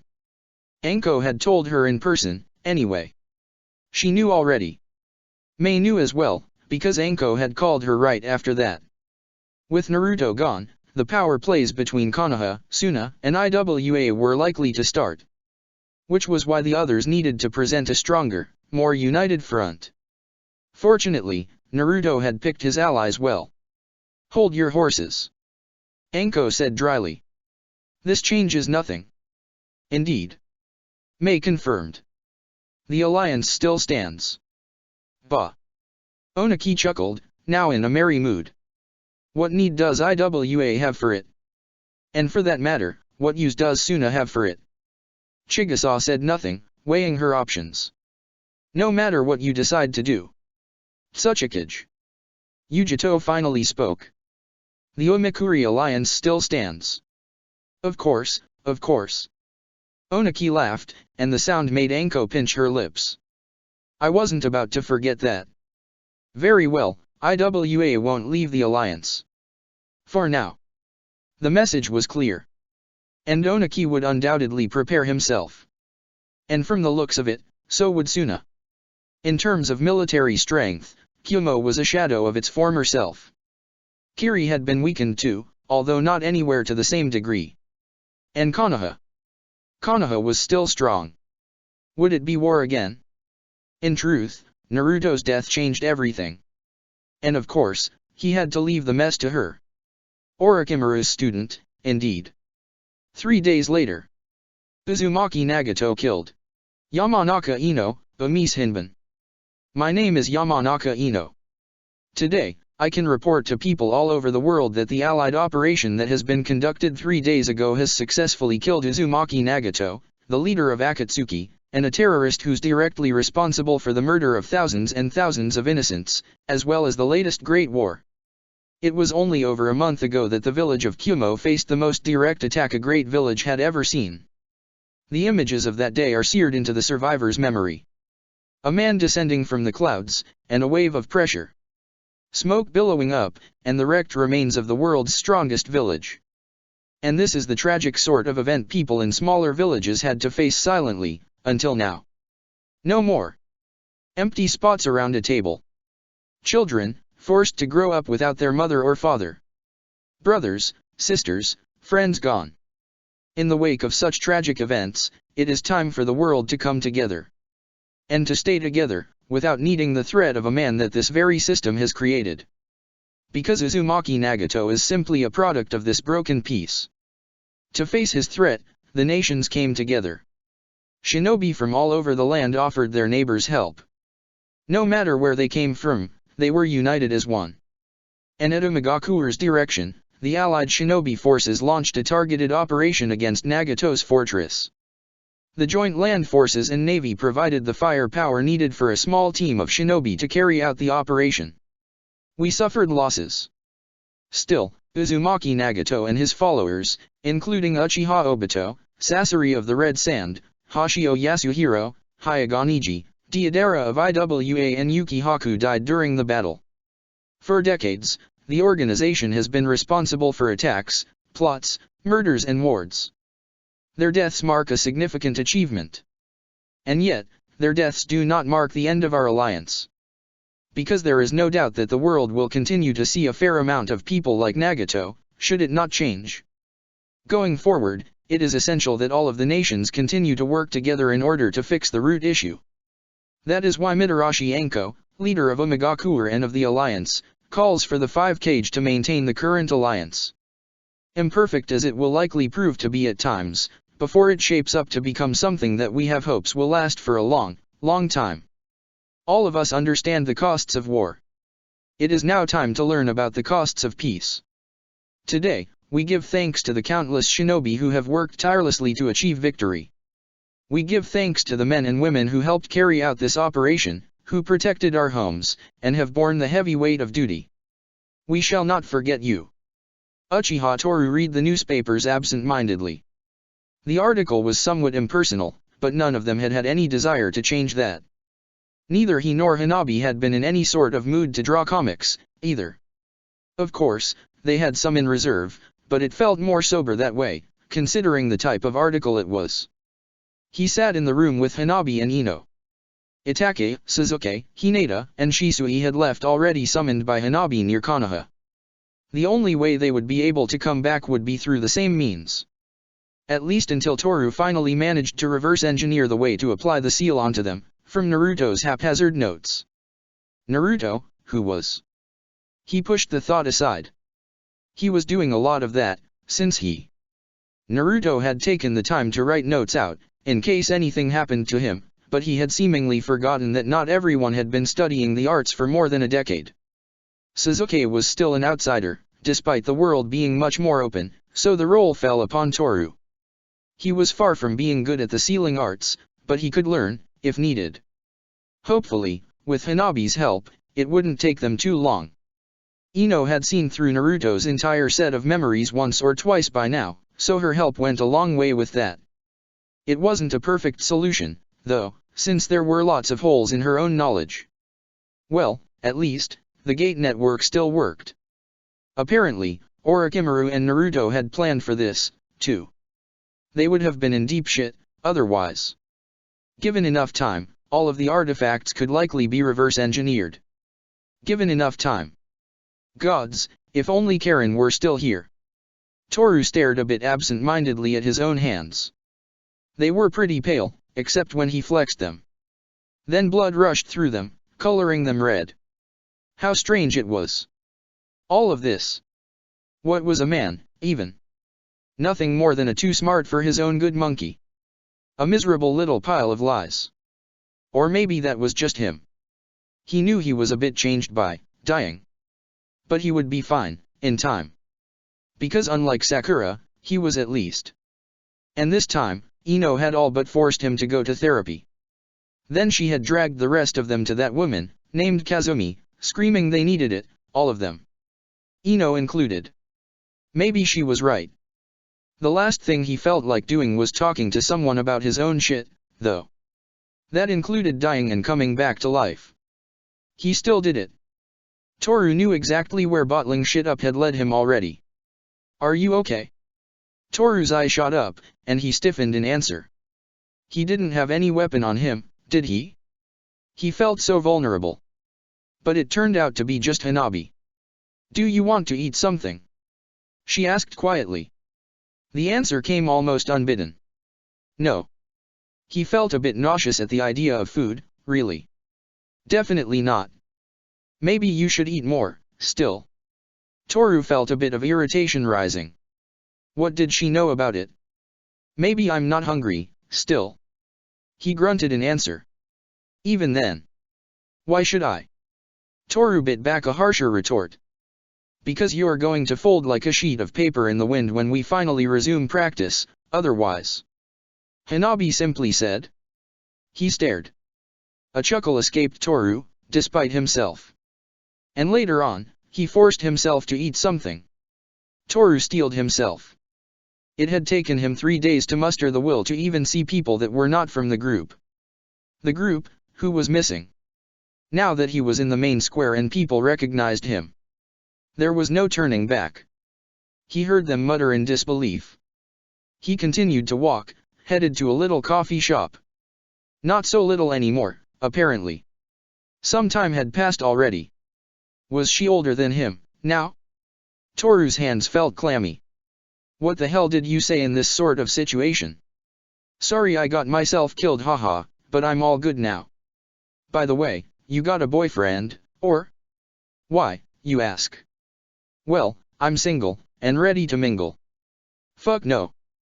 That was dumb, even for his lax standards. Toru groaned. Better to come back another time, really. It would give him more time to recover from this. This was the dumbest idea he had had in a while. Why did he keep on running away from his real problems? This was just a band-aid solution. He took a long breath. And slipped into the building before his thoughts carried him to more dangerous areas. Toru blinked. She was right here, in front of him, looking pale as a sheet. Hello, Akemi. He greeted, in a way that he hoped to be suave. He had practiced a bit, in front of a mirror. Anything, rather than thinking about. Apparently, he had missed the mark entirely. Akemi dropped the plate she had been carrying and fainted. Fuck. I thought you were dead. Akemi bawled. I was. Akemi made a strange, choked sound. Is this something shinobi can do? She almost implored, trying to make sense of the absurdity of it. Just come back to life after incubating for a while or something. Not exactly. Toru chuckled, a weak sound compared to his usual boisterous laugh. I was brought back. Okay. Okay. You're here, for good, right? Sure seems like it. You're not leaving again, then? No, why would I? Toru paused. Konoha is not that appealing, right now. I already told my big bro. I don't mean it that way. Ah. You're not a flesh-eating, decaying monster either. Akemi squinted her eyes. I mean, I'm a human and a shinobi, so. Toru shrugged tiredly. Depends how you see it, I guess. Good enough for me? Akemi decided. She jumped into his arms. He caught her, and for a moment, he could think about something other than Konoha. Uchiha Sasuke sat still in the gardens, not far from his sleeping fiancé. He had come back from Mount Miyaboku, where he had brought the elder toads' bodies, the day before. The toads had thanked him for his actions, which had been the worst part of the day. It felt as though he had failed and failed and failed again. These last few months. His mother had looked at him worriedly, today.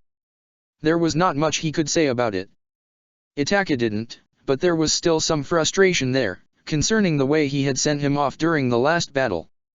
Ironically enough, that was basically how Naruto had sent him off, shortly after. So Sasuke understood the feeling. But, could he really complain? His family was alive, all of them. Sasuke. He turned his head, facing Shisui, who had appeared, as silently as ever. Mind if I sit? His cousin asked. Of course not. Sasuke shook his head. Be quiet, though. Hineda's asleep. Shisui was the only one who didn't seem to treat him like he was a bomb about to go off. Shisui, who seemed a bit conflicted about how to feel about Uzumaki Naruto's death. Shisui, whose shoulders looked a bit less slumped, now that he had recovered his brother. To think that Toru was alive again. He had broken down in blubbery tears that day, as had Shisui, really. Toru couldn't make much sense of their tearful apologies, or what they were apologizing for, really. They got him up to speed on the latest events. Naruto's actions, following his death. Kakashi. Sasuke couldn't remember the last time he had seen Toru look so angry. Or if he ever had. And then, everything that followed after. The worldly events. Naruto seizing control of the world. Sakura's death. Karen's death. Naruto's death. At the end of it, Toru was just looking, empty. Ah. I see. He had said. No more words after that. Sasuke had stayed a bit longer, as if to assure himself that he really was here and fine mostly, and once he had promised over and over again to come see him, once Toru and the others managed to design a workable seal. He had left for Konoha with his fiancée. He wondered. I refused the Hokage seat. Shisui finally said. Sasuke blinked. What? Yeah, I know. Shisui sighed. After all this shit, after all the rumors of madness. They still tried to give it to me. I can't believe it either. Not that. Sasuke grunted. What? Shisui blinked. Me refusing? Yes. Well. Shisui shrugged. Everybody knows that the only reason they didn't ask Itaka first is because he's already the clan head and because people complain about nepotism too much already. Sasuke didn't necessarily agree. Itaka was well liked and extremely respected, but Shisui had been beloved in his own right. Or he had been, before the last months, at least. No. Even now, actually. So they will ask him, then. Yup. Shisui nodded. Which will likely mean you will become head in his stead. Sasuke almost cursed. The last thing he wanted now was to deal with clan politics. Shisui laughed. Come on, it won't be that bad. You just refused more responsibility and you want me to believe it's all fine. Ah. Shisui said sheepishly. I don't think I'm fit to lead a village, really. Why not? Shisui gave him a dry look. Because rather than entertain the possibility of gaining Konoha the Rinnegan, instead of bringing back some of the Konoha ninja who did die during the battle, I chose to bring my dead brother back. Sasuke winced. If he put it that way. I don't think any of the UMI ninja would have been fine with us taking the eye. Perhaps not, but even then. A Hokage is supposed to put the village first. Shisui shrugged. I can't do it, easy as that. Itaka. Yeah. Sasuke nodded at last. Itaka can. And he wanted peace anyway. Better that he work with UMI, rather than Shisui, who had complicated feelings on the issue. Wait. Sasuke blinked. Shisui looked sheepish. Are you fucking kidding me? Sasuke growled. Is it also because of Anko? Well. Shisui said slowly. We can't have a village leader involved with another in this way, right? Sasuke gave him a disbelieving look. Considering the rumors a bit more than rumors Sasuke had heard about Naruto and the current Raikage, back in UMI, he wasn't sure that was actually a valid reason. But then again, the man had seemed to play by his own rules. And, pretty loosely, at that. Shisui likely just didn't want to bother with the hat. Not that Sasuke could blame him. Sounds nice, anyway, doesn't it? Shisui asked. Uchiha Itake, 7th Hokage of Konoha. Yeah. Sasuke smiled slowly. Doesn't sound half bad. Check the description for the links to the author.